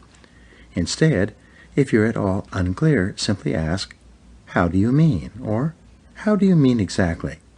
It is when you ask questions and seek clarity and meaning that you demonstrate to the other person that you really care about what he or she is saying, and that you are genuinely interested in understanding how he or she thinks and feels. Feed it back. The fourth discipline of effective listening is for you to feed back what the other person has said and paraphrase it in your own words. This is the acid test of listening. This is where you demonstrate to the other person that you were genuinely paying attention. It is only when you can repeat back what the other person has just said in your own words that you prove to him or her that you were really listening. Most problems in relationships arise because of poor communication. The couple does not talk together often enough, or one or the other does not listen attentively when the other wants to speak. Each person has an emotional need to talk a certain amount with his or her spouse. Each person also has an emotional need to listen a certain amount. The most compatible couples are those in whom the desire to talk and listen are in balance with each other. There is an easy ebb and flow of conversation, punctuated with comfortable silences. Each person gets a chance to fulfill his or her need for both talking and listening, and both parties are content. Total commitment is essential. Love and marriage require total commitment on the part of both people. It takes tremendous discipline to go all in a relationship. What's more, this is also tremendously liberating. It is only when you are totally committed to a relationship with a single person that you are completely free to turn your attention toward fulfilling your potential in the other aspects of your life. One of the most important disciplines in a marriage or relationship is that of faithfulness. Because we live in a highly sexualized society, there are temptations and provocations around us all the time and virtually everywhere we go. It often takes considerable self-discipline and self-control to be completely loyal to your spouse throughout your married life. There are two ways to help you avoid the regular temptations that can damage or even destroy the most loving of relationships. First, make a decision in advance that you will never be unfaithful to your spouse. Like drawing a line in the sand, make the decision in advance that no matter what happens, you will not stray for any reason. Second, discipline yourself to stay out of harm's way. Refuse to go anywhere or do anything where temptation may exist. Except when essential for business purposes, avoid having lunch, drinks, or dinner alone with a member of the opposite sex. Remember, there is safety in crowds. Continually imagine, everywhere you go and in everything you do, that your spouse is standing right next to you, watching and listening to what you say and do. Imagine that anything and everything you do, no matter where you are, is going to be reported back to your spouse within 24 hours. Use your discipline and willpower to build and maintain a reputation for being a completely honest and faithful spouse. Be willing to change. Every marriage is a work in progress. As time passes, the nature of your marriage will change, usually in positive and constructive ways. To keep your relationship happy, harmonious, and growing, you must be willing to change in response to changing circumstances, especially having children and watching them grow up. You need to be prepared to change with age, new jobs and careers, physical moves from one part of the country to another, changes in financial circumstances, and changes in health. Flexibility is absolutely essential to a long, happy marriage. There are only 4 ways that you can change your life. First, you can do more of some things. Second, you can do less of other things. Third, you can start something that you have never done before. And fourth, you can stop doing certain things altogether. Whenever you are experiencing resistance or frustration, or you are confronted with the need for change, ask yourself, is there anything that I need to do more of, less of, start, or stop doing? The 4 questions you should ask. On a regular basis, you should sit down with your spouse and later with your children and have the courage to ask them these 4 questions. 1. Is there anything that I'm doing that you would like me to do more of? 2. Is there anything that I am doing that you would like me to do less of? 3. Is there anything that you would like me to start doing that I am not doing today? And 4. Is there anything that I am doing that you would like me to stop doing altogether? When you have the courage and discipline to ask these questions of your spouse and your children on a regular basis, you'll be amazed at the quality and depth of the answers you receive. You will get continual guidance on how you can modify and adjust your behaviors to maintain higher levels of harmony, happiness, and love with your spouse and the other members of your family. Your spouse should be your best friend. Love and marriage are perhaps the most important elements of a happy, fulfilling life. They require a lifelong exercise of self-discipline and willpower to create and maintain harmony. They require that you be open, honest, and candid at all times. Most of all, a happy, loving marriage requires that you see your spouse as your best friend. There should be no one in the world who you would rather spend time with more than him or her. There should be no one with whom you are more open and honest than with him or her. When you see your spouse as your best friend and treat him or her as such, you can create a loving relationship that lasts all the days of your lives. As Emmett Fox, a spiritual writer and teacher, once wrote, "Love is by far the most important thing of all. It casts out fear. It is the fulfilling of the law. It covers a multitude of sins. Love is absolutely invincible. There is no difficulty that enough love will not cure, no disease that enough love will not heal, no door that enough love will not open, no gulf that enough love will not bridge, no wall that enough love will not throw down, and no sin that enough love will not redeem."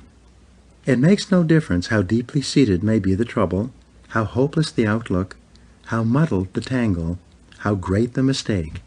A sufficient realization of love will dissolve it all. If only you could love enough, you would be the happiest and most powerful being in the world. In the next chapter, you will learn specifically why self-discipline is so important when raising happy, healthy, and self-confident children. Now, here are 7 action exercises. 1. What is the most important single action you could take right now to increase the love and harmony in your marriage or relationship? 2. What disciplines or practices could you develop that would improve the quality of your marriage for the other person? 3. Identify one behavior you could engage in that would improve your communications in your marriage. 4.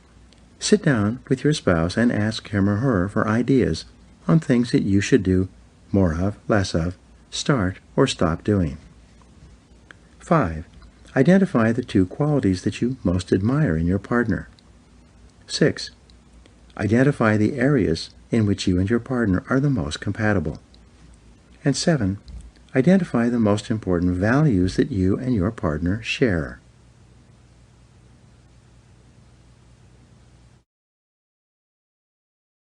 Chapter 19. Self-Discipline and Children. Bertrand Russell wrote, "Right discipline exists not in external compulsion, but in habits of mind which lead spontaneously to desirable rather than undesirable activities."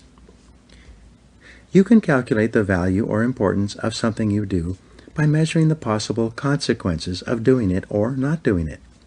Something that is important is something that has significant potential consequences, like jumping out of the path of a speeding car. Bringing children into the world has consequences that can go on for 80 years, which is the average life expectancy of a person today and beyond, into the lives of your grandchildren and great-grandchildren. This is why becoming a parent is one of the most important things you will ever do. As an adult, you are still affected today by things that your grandparents did or didn't do to or for your parents. The way you treat your children is strongly influenced by the way your parents treated you. It has consequences that cascade down the generations, and it has an enormous influence on their lifelong happiness and well-being. Your greatest responsibility.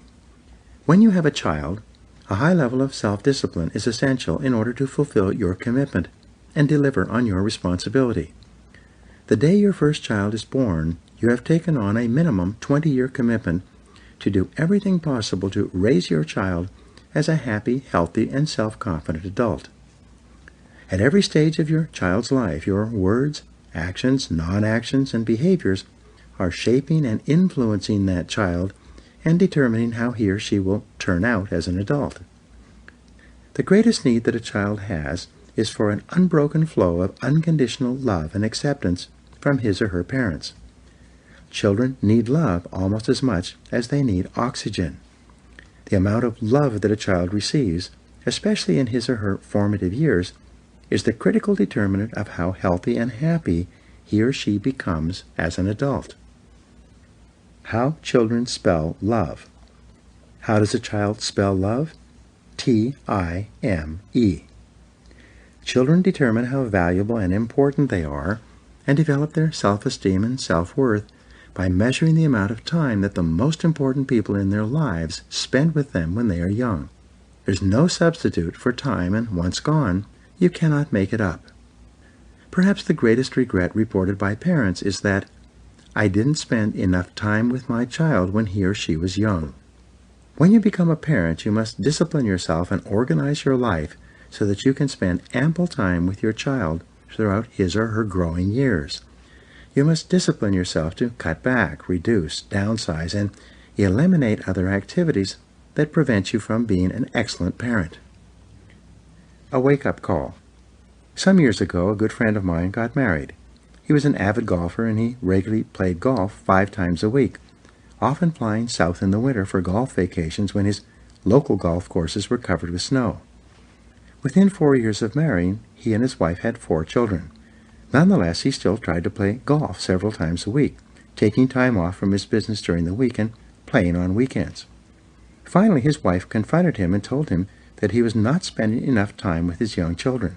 His golf was taking up too many hours that would be better spent at home with her and with the children, especially during their most vulnerable and sensitive years. He suddenly realized that his life had changed. The things that he could do when he was single were no longer possible when he had young children. Being highly responsible and self-disciplined, he immediately cut back his golf to once per week and rechanneled his time and energy into his family. He told me later that it made an extraordinary difference to his marriage and to his relationships with his young children. Setting new priorities. When you get married, your life goes through a major shift. Your lifestyle changes, and many of your common activities lose their importance and urgency. When your first child is born, your life shifts again. It often feels as if the first stage of your life, your youth, has dropped off, like the first stage of a rocket, and you are now on a different trajectory in life. In fact, it's not uncommon for couples to change their lives completely when their first child is born.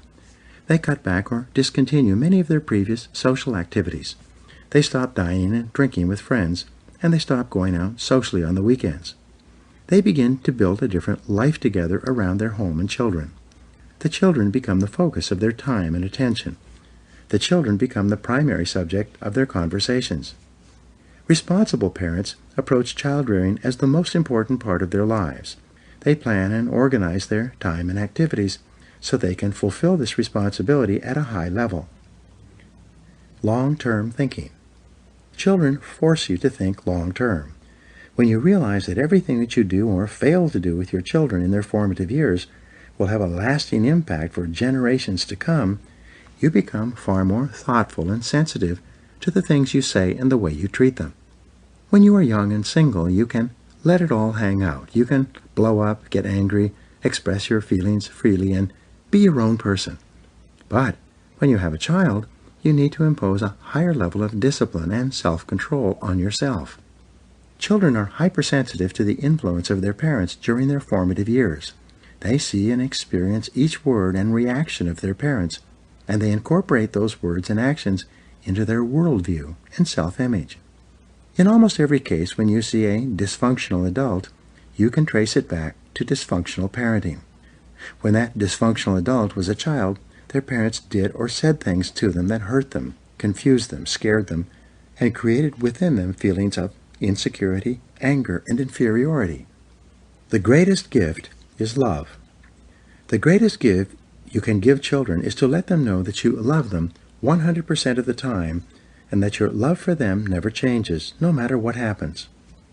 There is no greater blessing for children than to know with complete confidence that the most important people in their life, their parents, love them completely and accept them totally, no matter what they do or what mistakes they make. Children are not little adults. They do not have the ability to make good judgments about the right or wrong things to do. It takes them many years of trial and error and sometimes bitter experience to develop the wisdom and judgment that enables them to make good decisions for themselves and their futures. The kindest way to treat your children when they make mistakes is to behave with calmness and compassion and to help them learn the lessons contained in the problem or difficulty. Discipline versus development. Many parents think that their job is to discipline their children by punishing them when they make a mistake. Back in the 1930s, when my parents were growing up, it was generally taught that the job of the parent was to break the will of the child.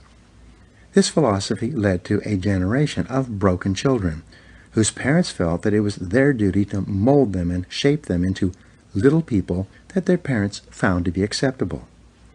But the fact is that each child is unique and different from all other people in the world. Each child comes into this world with his or her unique temperament, personality, and natural leanings toward different interests and activities. Parents are often amazed to see that each of their children is very different from each other child, even though they come from the same parents and grow up in the same household. In my experience, each child marches to the beat of a different drummer. No matter what you do to or for them, they have their own special destiny. They're going to grow up with a particular personality, and they'll be attracted to particular people and activities. Your main job is to create an environment in which they feel safe and confident enough to follow their inner promptings and personal inclinations. Question your beliefs. A philosopher once said, "Before I had children, I had 4 philosophies about raising children. Now I have 4 children and no philosophies." Each child is different from any other child and from any other person. When raising your children, be prepared to question your most cherished beliefs about what they should or should not do, say, or be. Above all, be prepared to admit that you could be wrong, because you are going to make more mistakes than you can possibly imagine. Perhaps the most important responsibility you have as a parent is to instill values in your children, especially the value of self-discipline. One of the most common desires that parents have for their children is to raise them with a sense of self-responsibility and self-control. Parents want their children to be self-disciplined and to practice self-mastery and self-denial, or the ability to delay gratification. Set a good example. Albert Schweitzer once wrote that, "You must teach men at the school of example, for they will learn at no other."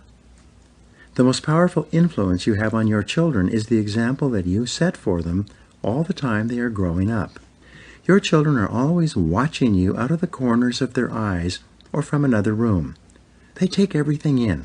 They measure and analyze your behaviors, especially when you are under stress.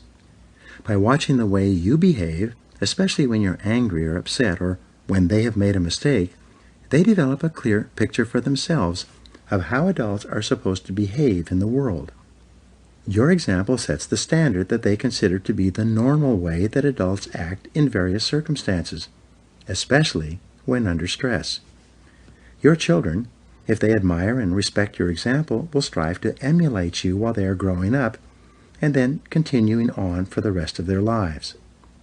Perhaps the best question you can ask yourself over and over is, what kind of a family would my family be if everyone in it were just like me? Be a role model. When you practice self-discipline and self-control, especially when you feel angry or upset, your children absorb the lesson. Later, when they are angry or upset, they will practice self-discipline and self-control as well. In a recent study, researchers concluded that children form their idea of the world by watching how their mother deals with the ups and downs of daily life. If their mother seems calm, relaxed, and in control, children assume that this is a logical and rational world, so they are much more likely to practice calmness and self-control themselves. If their mother seems to be frustrated, angry, or overwhelmed by too much to do and too little time, children absorb the worldview that life is confused and stressful. Building character. The most important job you have as a parent is to instill values and to build character in your children. You do this by teaching them what values are important, especially those of integrity and truth-telling. You set yourself up as a role model and demonstrate the values you want your children to have in every situation where those values are called for. Because the core value of character is integrity, the most important value that you instill in your children is truthfulness. Much to the shock of most parents, children lie. When they are growing up, they don't tell the truth. They tell both little and big lies. Often this comes as a surprise to parents who feel that somehow they must have failed their children in some way. But don't worry. Lying is a normal and natural part of childhood. It's a form of communication that children are trying out on you to see if it works. If children find that telling lies is an effective way to get the things they want quickly and easily, they will lie on a regular basis. For example, I once asked my son Michael a question, and he gave me an answer that I knew was completely untrue. I asked him, "Michael, why did you say that? You know that's a barefaced lie." Michael, who was 10 years old at the time, answered candidly, "Well, I just thought I'd give it a try." Children will give lying a try to see if it works. If it doesn't, they'll try something else, and that something else is usually telling the truth. Always tell the truth. One day my wife and I read a question in a book on child raising, in which it said that, if your children lie to you, who has made them afraid to tell the truth? That was a real eye-opener for us. We immediately sat down with our children and told them, from now on, always tell the truth. We promise you that you will never get into trouble for telling the truth. If you tell a lie, we will be upset and you'll be punished. But if you tell the truth, you'll always be okay with us. From that day onward, with few exceptions, our children tried us out with the truth. Over time, they got into a habit of telling the truth, no matter what it was. And we kept our promise. We never punished our children for telling the truth. One day as we were sitting around the family dinner table, one of our children was talking about his friend, who had told him to lie to us about something he was planning to do. My son said, "I told him that I never lie to my parents." His friend said, "Everyone lies to their parents." My son repeated, "I never lie to my parents because I don't have to. I can always tell them the truth and everything will be okay." Our 3 children listened to this and they all agreed. They told us that this was a great family because they never had to lie to their parents. The foundation of self-confidence. When children tell the truth, they grow up straight and strong with high self-esteem and high levels of self-confidence. They have higher levels of self-respect and personal pride. They look you straight in the eye and tell you exactly what they are thinking and feeling. They're very different from children who must continually lie or shade the truth in order to get things past their parents. In raising your children, there will be countless times when they will do or say something of which you disapprove or which makes you angry. During these times, you must discipline yourself to think before you act or react, controlling yourself and your temper. You must remind yourself that what you do in a moment of stress is registered and recorded by your child and can have an effect on him or her for an indefinite period into the future. Children learn values by teaching and example, given to them repeatedly while they're growing up. When you teach them values and personally practice the values of love, especially for your spouse, compassion for those who are less fortunate, generosity with those who need it, patience when it is required, tolerance for different viewpoints, courage in the face of difficulties, and perseverance in the face of setbacks, your children will adopt these behaviors as norms. They will see them as the appropriate way to respond to these kinds of situations as they grow up. The power of forgiveness. One of the most important of all values that you teach your children is forgiveness. The inability to forgive lies at the root of most negative emotions. When you practice forgiveness, when you freely let things go, your children grow up with the ability to forgive as well.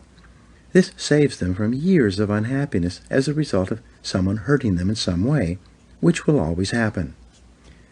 My parents were adamant and inflexible. They had low self-esteem as a result of difficult Depression-era childhoods. As a result, once they had taken a position on any subject, however wrong, they could never back down and admit that they were wrong. I resolved that when I had children, I would do exactly the opposite. From the time my daughter, Christina, was a little girl, if I shouted at her for any reason, I would always go to her and apologize. I would say, "I should not have shouted at you. I was wrong. Will you forgive me?" When you raise children, they will make countless mistakes while they are growing up. Sometimes you will overreact. Unless you are a saint, this is almost impossible for you not to do. However, whenever you make a mistake with your child, you should have the courage and compassion to realize that destructive criticism from a parent is extremely painful to a child. Go and take it back. Apologize and ask your child for forgiveness. Even if the child has misbehaved, this does not justify reacting in a negative and hurtful way towards your child. Just say, "I apologize. Will you forgive me?" And they always will. The minute you apologize and ask your children to forgive you for anything that you may have done to hurt them, you liberate them from feelings of negativity or inferiority. By taking it back, you allow them to be happy and confident once more. Teaching your children is never-ending. Developing proper values and teaching proper conduct to your children is a lifelong job. You cannot give a single lecture on truthfulness and compassion and then forget about it. You must repeat the lesson by discussion and example over and over, year after year, all the time while your children are with you. In a letter to Miss Manners, a parent asked, "How long does it take to teach my children table manners? No matter what I say, it seems that my children still eat in an unmannered and disorganized way." Miss Manners responded by saying, "Be patient. It takes about 15 years of continual repetition to teach your children table manners, and even then there are no guarantees that your instruction will be successful." Be their role model. Of course, if you want your children to behave in a certain way, you must model that method of behavior continually, year after year. If you want your children to dress properly, you must dress properly. If you want your children to groom themselves properly, you must groom yourself properly as well. If you want your children to be organized and efficient, you must show them the way by being organized and efficient yourself.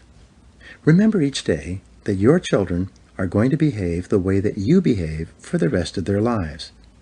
When you think like this, it forces you to practice higher levels of self-discipline and self-control, knowing that the consequences of your behaviors are going to affect your children's chances in life many years from now. The discipline of raising children so that they grow up with high self-esteem, being positive and confident in themselves and their own value, is one of the most important things you ever do. The results of your child rearing will last you all the years of your life. Now, here are 7 action exercises. 1. What 2 qualities would you like your children to identify with you by observing your behavior? 2. What 2 qualities would you like most to instill in your children, and how could you achieve this? 3. If you were an excellent role model for your children, how would your behaviors be different starting today? 4. What mistakes have your children made that you should forgive and forget about starting immediately? 5. What actions are you going to take immediately to spend more time with your children? 6. What actions should you take to instill the quality of truthfulness in your children? And 7. How could you encourage and reward your children so that they practice greater self-discipline, self-control, and self-mastery?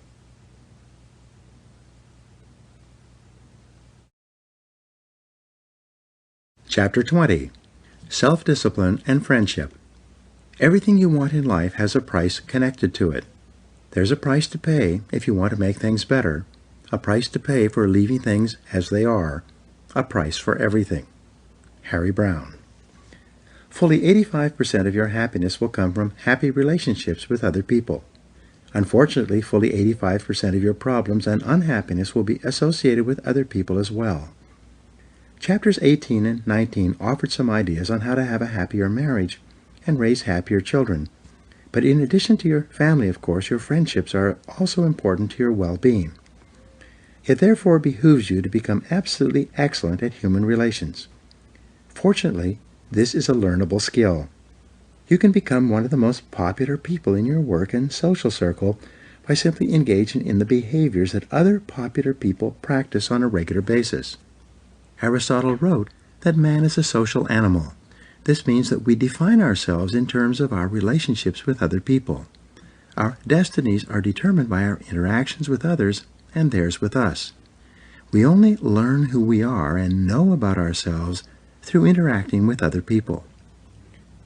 The core of personality. Psychologists tell us that everything we do is either to build our self-esteem or to protect it from being torn down by other people. Each person is hypersensitive about their own sense of personal value and importance. Your self-esteem, how you feel about yourself, how much you like yourself, is largely determined by your self-image, or the way you see and think about yourself. Your self-image is made up of 3 parts, like the 3 wedges of a pie, each touching the others. First, your self-image is made up of the way you see yourself. This largely determines the way you walk, talk, behave, and interact with others. The second part of your self-image is the way you think others see you.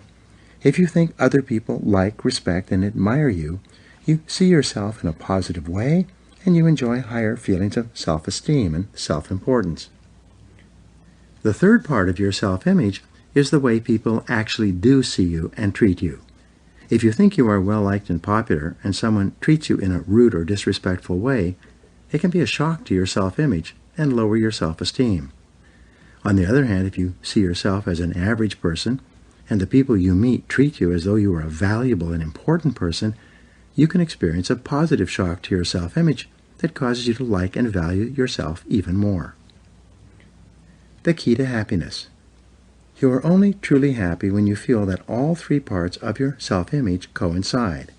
You're happy only when you feel that the way you see yourself, the way you think others see you, and the way they actually see you all seem to be consistent in a particular situation. In life, you seek out friendships and relationships with people who make you feel comfortable with the way you see yourself and think about yourself. When you are with people who treat you as if you are valuable and important, you enjoy higher levels of self-esteem. You like and respect yourself more. You feel happy in their presence. For example, in school, you always did better and got better grades when you felt that the teacher liked you and cared about you. At work, perhaps the greatest motivator is an attitude of consideration on the part of the boss toward the employee. Whenever an employee feels that the boss cares about him as a person, rather than just as an employee, he feels more valuable and performs his job better. The law of indirect effort. The secret to building and maintaining wonderful friendships and relationships is simple. It is for you to practice the law of indirect effort in every interaction with other people. You must get out of yourself and your own preoccupations in order to get into other people and how they might be thinking and feeling. Therefore, if you want to have a friend, you must first be a friend. If you want people to like you, you must first like them. If you want people to respect you, you should first respect them. If you want to impress others, you should first be impressed by them. In this way, by approaching people indirectly, you appeal to their deepest subconscious needs. Raise other people's self-esteem. The deepest subconscious need that people have is the need to feel important.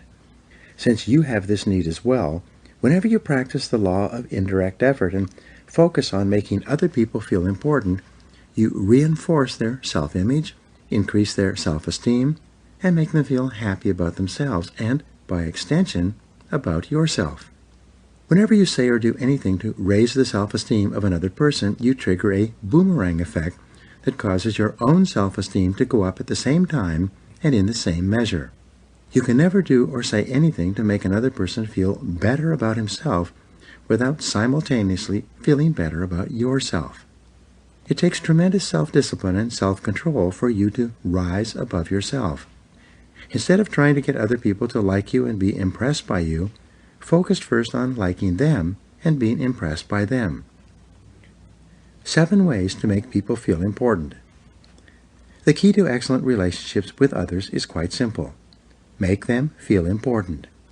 To the degree to which you can make other people feel important, starting with the members of your family and then extending outward to your friends and co-workers, you will become one of the most popular people in your world. There are 7 ways to make other people feel important. These are simple practices that you can learn through repetition. Number 1, accept people the way they are. One of the deepest cravings of human nature is to be accepted by other people without judgment, evaluation, or criticism. Psychologists call this behavior unconditional positive regard. This is when you accept the other person completely without reservation for exactly the way he or she is.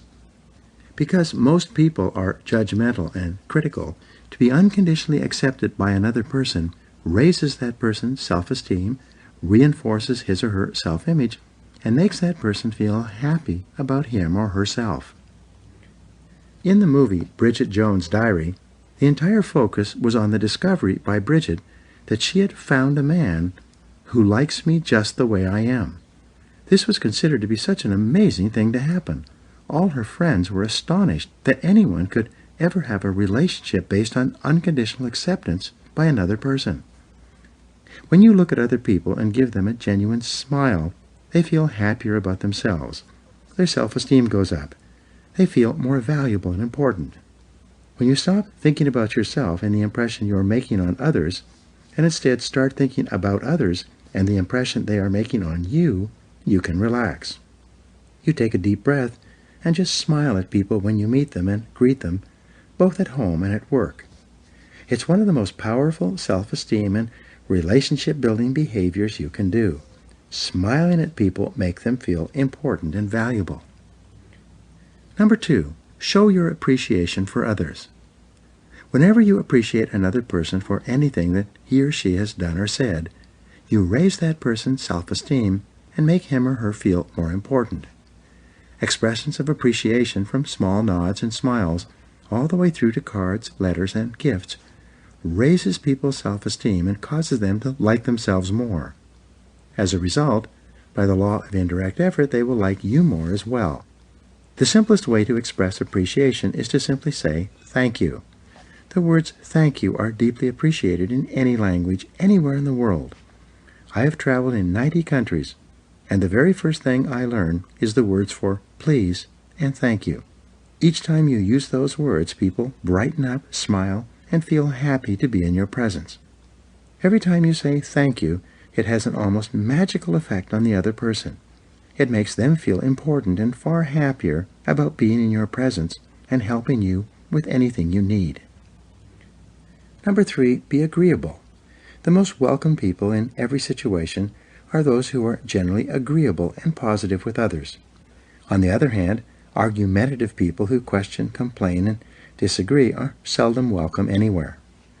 When you nod, smile, and agree with another person when he or she is talking or expressing an opinion, you make that person feel intelligent, respected, valuable, and important.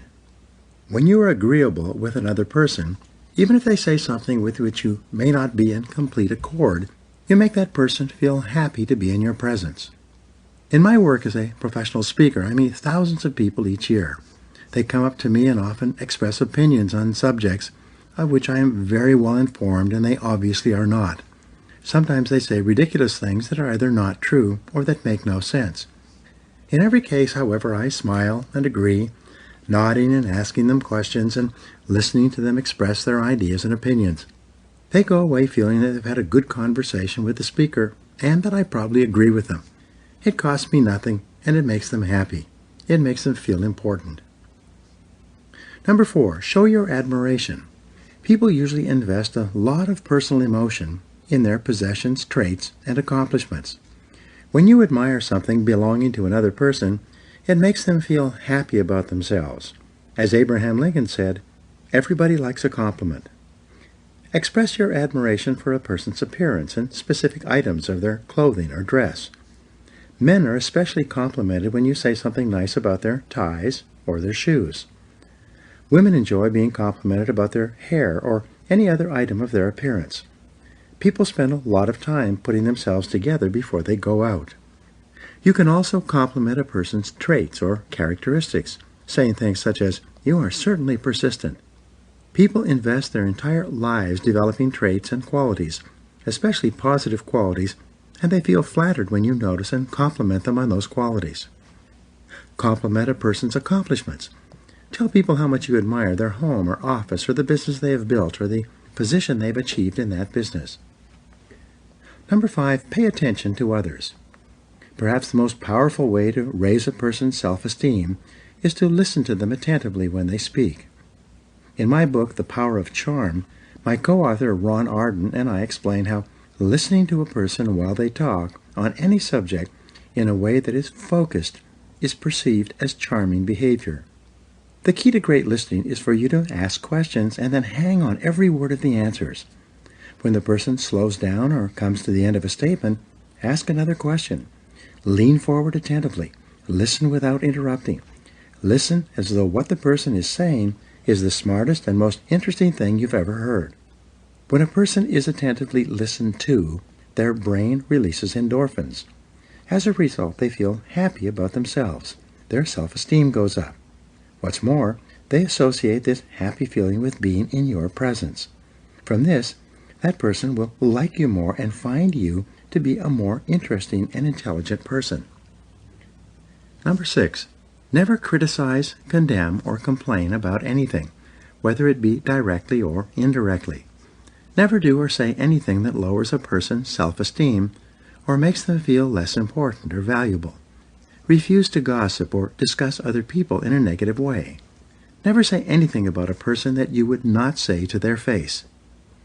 The most harmful force in all of human relationships is destructive criticism. It lowers a person's self-esteem, makes them feel angry and defensive, and causes them to dislike the source. So never complain about people or situations that you don't like. The most common word to describe the most popular people in every field is the word nice. When you think of a business that you like to patronize, or a restaurant you like to visit, you always think of the people there as being nice. Whenever you recommend or refer someone to someone else, you always mention that he or she is a nice person. In sales and business, the nice people are always the most successful. People like to buy from them, buy again, and then recommend them to their friends. People enjoy seeing nice people and they look forward to seeing them again. When asked what they mean by the word nice, people say that he or she is cheerful. The more positive you are, the more cheerful you are likely to be. The more cheerful you are, the nicer personality you will have. The nicer personality you have, the more people will look forward to seeing you and being around you. Number 7, be courteous, concerned, and considerate of everyone you meet. Think of these as the 3 C's: courtesy, concern, and consideration, and practice them with everyone you meet. When you treat a person with courtesy and respect, he or she feels more valuable and important. As a result of making a person feel more valuable and respected, that person will in turn value and respect you even more as well. When you express concern about things that are happening in a person's life, they warm up to you and like you more. When a person has a difficult situation and you express your concern or compassion, you touch their heart. You connect with their emotions. Through this, you make yourself a more likable person. Consideration is the third of the 3 C's. When you practice consideration, you discipline yourself to do and say things to people that make them feel more valuable and important. Be concerned about other people. When you meet a person for the first time, or again after a period of time, ask them how they are, and then listen closely to the answers. People will often share with you a concern or problem in their lives. When they do, practice consideration and sensitivity. Treat the problem or difficulty as though it were extremely important to you. Amazingly enough, when you act as if you are really interested and concerned with a problem or situation in another person's life, you very soon start to feel genuinely affected emotionally by the other person. The rule for building lifelong friendships and wonderful relationships is simple. Resolve that from now on, when people leave your presence, they will feel much better than they did when they entered your presence. Practice all the ideas above to make people feel important. Look for ways to raise people's self-esteem and reinforce their self-image. Make them feel as though they are valuable and worthwhile. Furthermore, everything that you do or say to make another person feel important makes you feel important as well. Now here are 7 action exercises. 1. Make a list of the most important friends in your work and personal life. What could you do to make them feel better about themselves? Number 2. Identify the first thing you could do in every meeting or encounter to make the other person feel important. Number 3. Resolve to make each person feel more valuable and worthwhile because he or she spoke to you. Number 4, practice non-judgmentalism in all your relationships. Always assume the best of intentions on the part of others. Number 5, imagine that each person you meet has only a short time to live, and you are the only person who knows. Number 6, find something about each person that is impressive to you, and then tell the other person how impressed you are. And 7, imagine that there is a hidden camera and microphone recording every interaction you have with other people. How would you behave differently?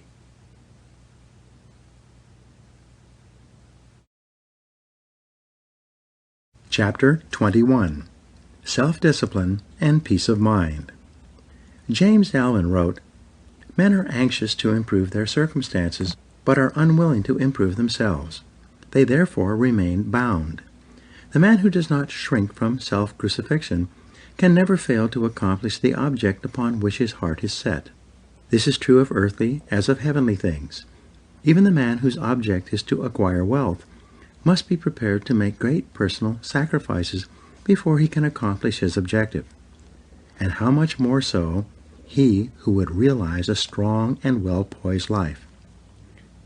You require high levels of self-discipline if you truly desire to develop all your inner resources and fulfill your true potential. Throughout the ages, in all religions and philosophies, the highest human good or idea has been peace of mind. Your ability to achieve your own peace of mind is the true measure of your success and the key determinant of your happiness. To develop spiritually and to become a fully functioning person, you must regularly apply self-discipline and self-control to your thoughts, feelings, and actions. Spiritual development, inner peace, and the experience of joy all require self-mastery and self-control. To succeed in the outer world, you must discipline yourself to focus and concentrate, work hard at your job, take continuous action toward your goals, and become better and more capable as you move onward and upward in life. To succeed in the inner world, however, requires almost the opposite abilities. To achieve inner peace, you must discipline yourself to let go of everything that can disrupt your sense of inner peace and contentment.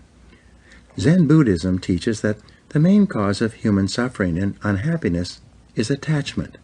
People become attached to ideas, opinions, and material things, and then they are reluctant to let go of them. Sometimes people become so preoccupied with these external factors that it affects their mental and physical health, even keeping them awake at night.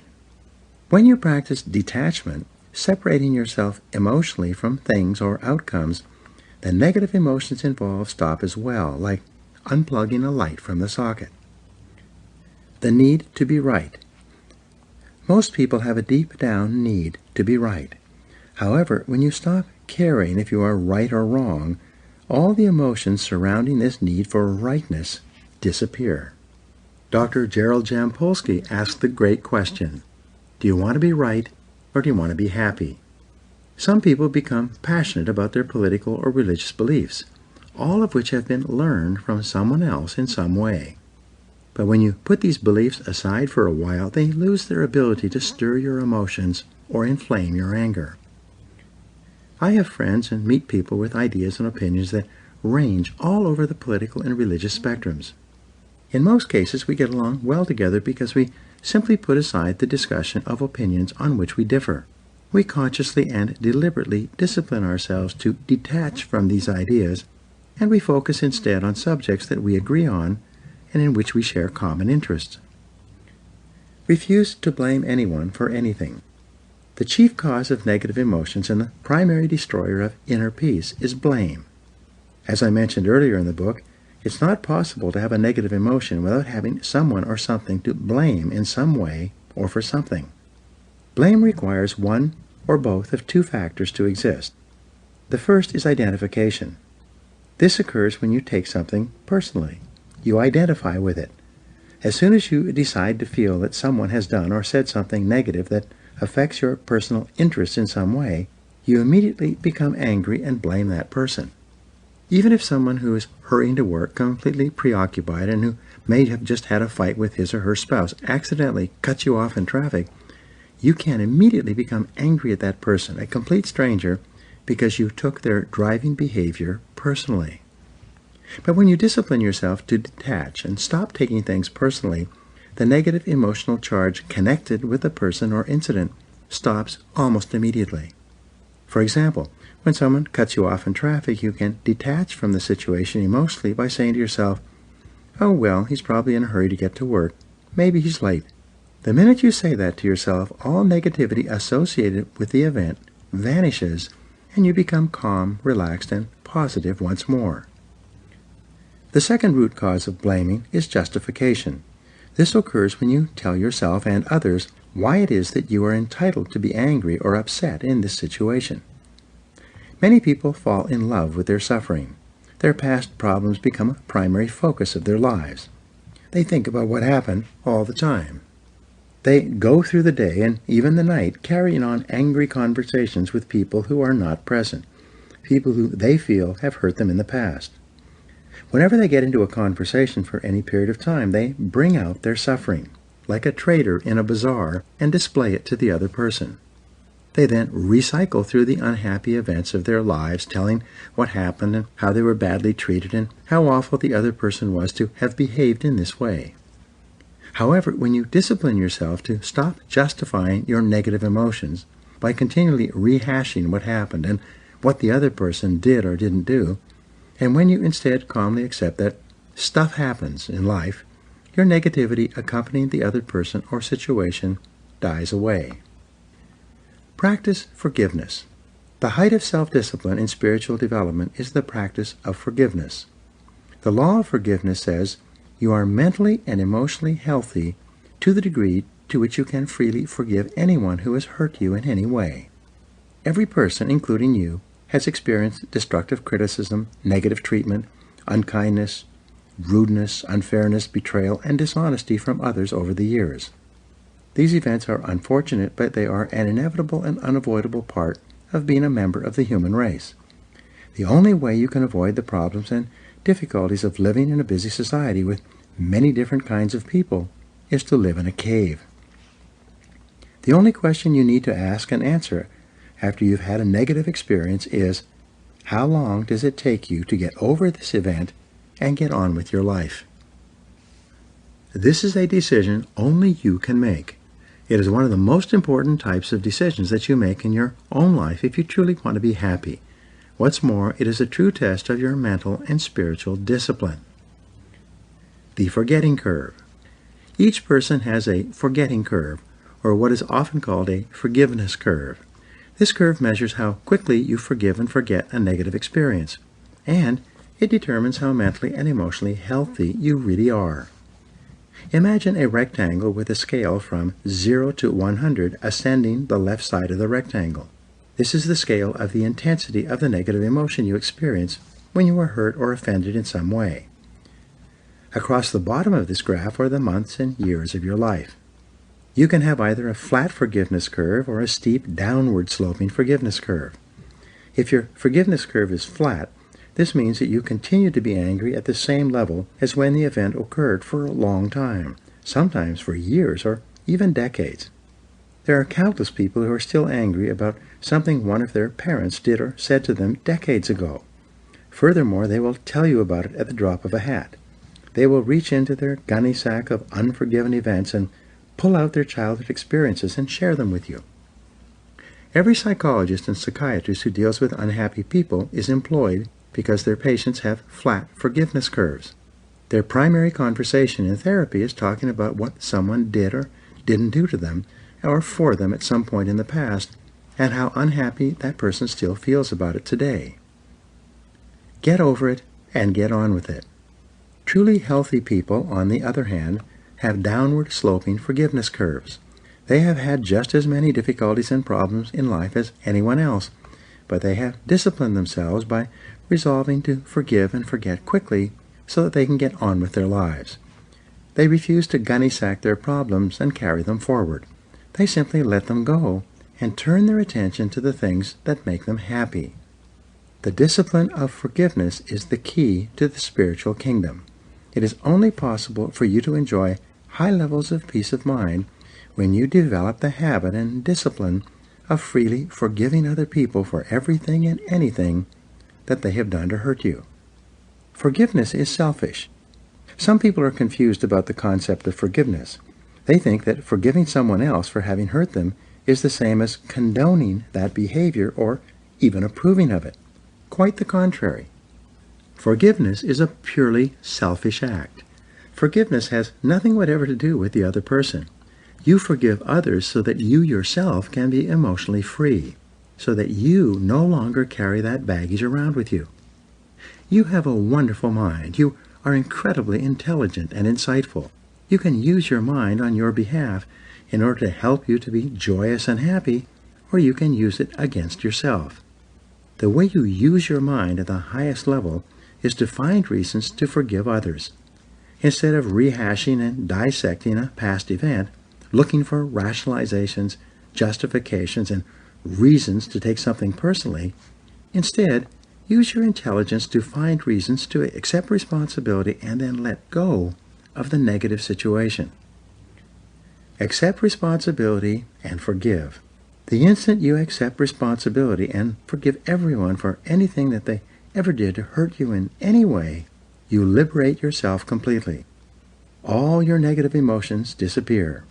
In place of your negative emotions, you experience a sense of inner peace, love, happiness, and joy. The payoff for using your self-discipline to practice forgiveness on an ongoing basis is extraordinary. When you use your incredible abilities of self-control, self-mastery, and detachment to separate yourself emotionally from situations that would otherwise make you unhappy, the entire quality of your life improves in a wonderful way. Now here are 7 action exercises. Number 1, take the forgiveness test. Do you want to be right, or do you want to be happy? 2, identify the people from your past who you feel have hurt you in any way, and then make a decision today to forgive them and let go of those negative feelings. 3, find reasons not to justify your negative emotions of blame or anger, and instead use your intelligence to accept responsibility. 4, set peace of mind as your highest goal, and then resolve to let go of any thoughts or emotions that disturb you in any way. 5, begin today to read something spiritual and uplifting each morning before you begin your day. This habit will change your life. 6, from now on, refuse to take things personally. Ask yourself how much it will matter 5 years from today. And number 7, practice the Buddhist method of detachment from money and material things, and refuse to become upset or worried about anything. This is Brian Tracy, and thank you for listening.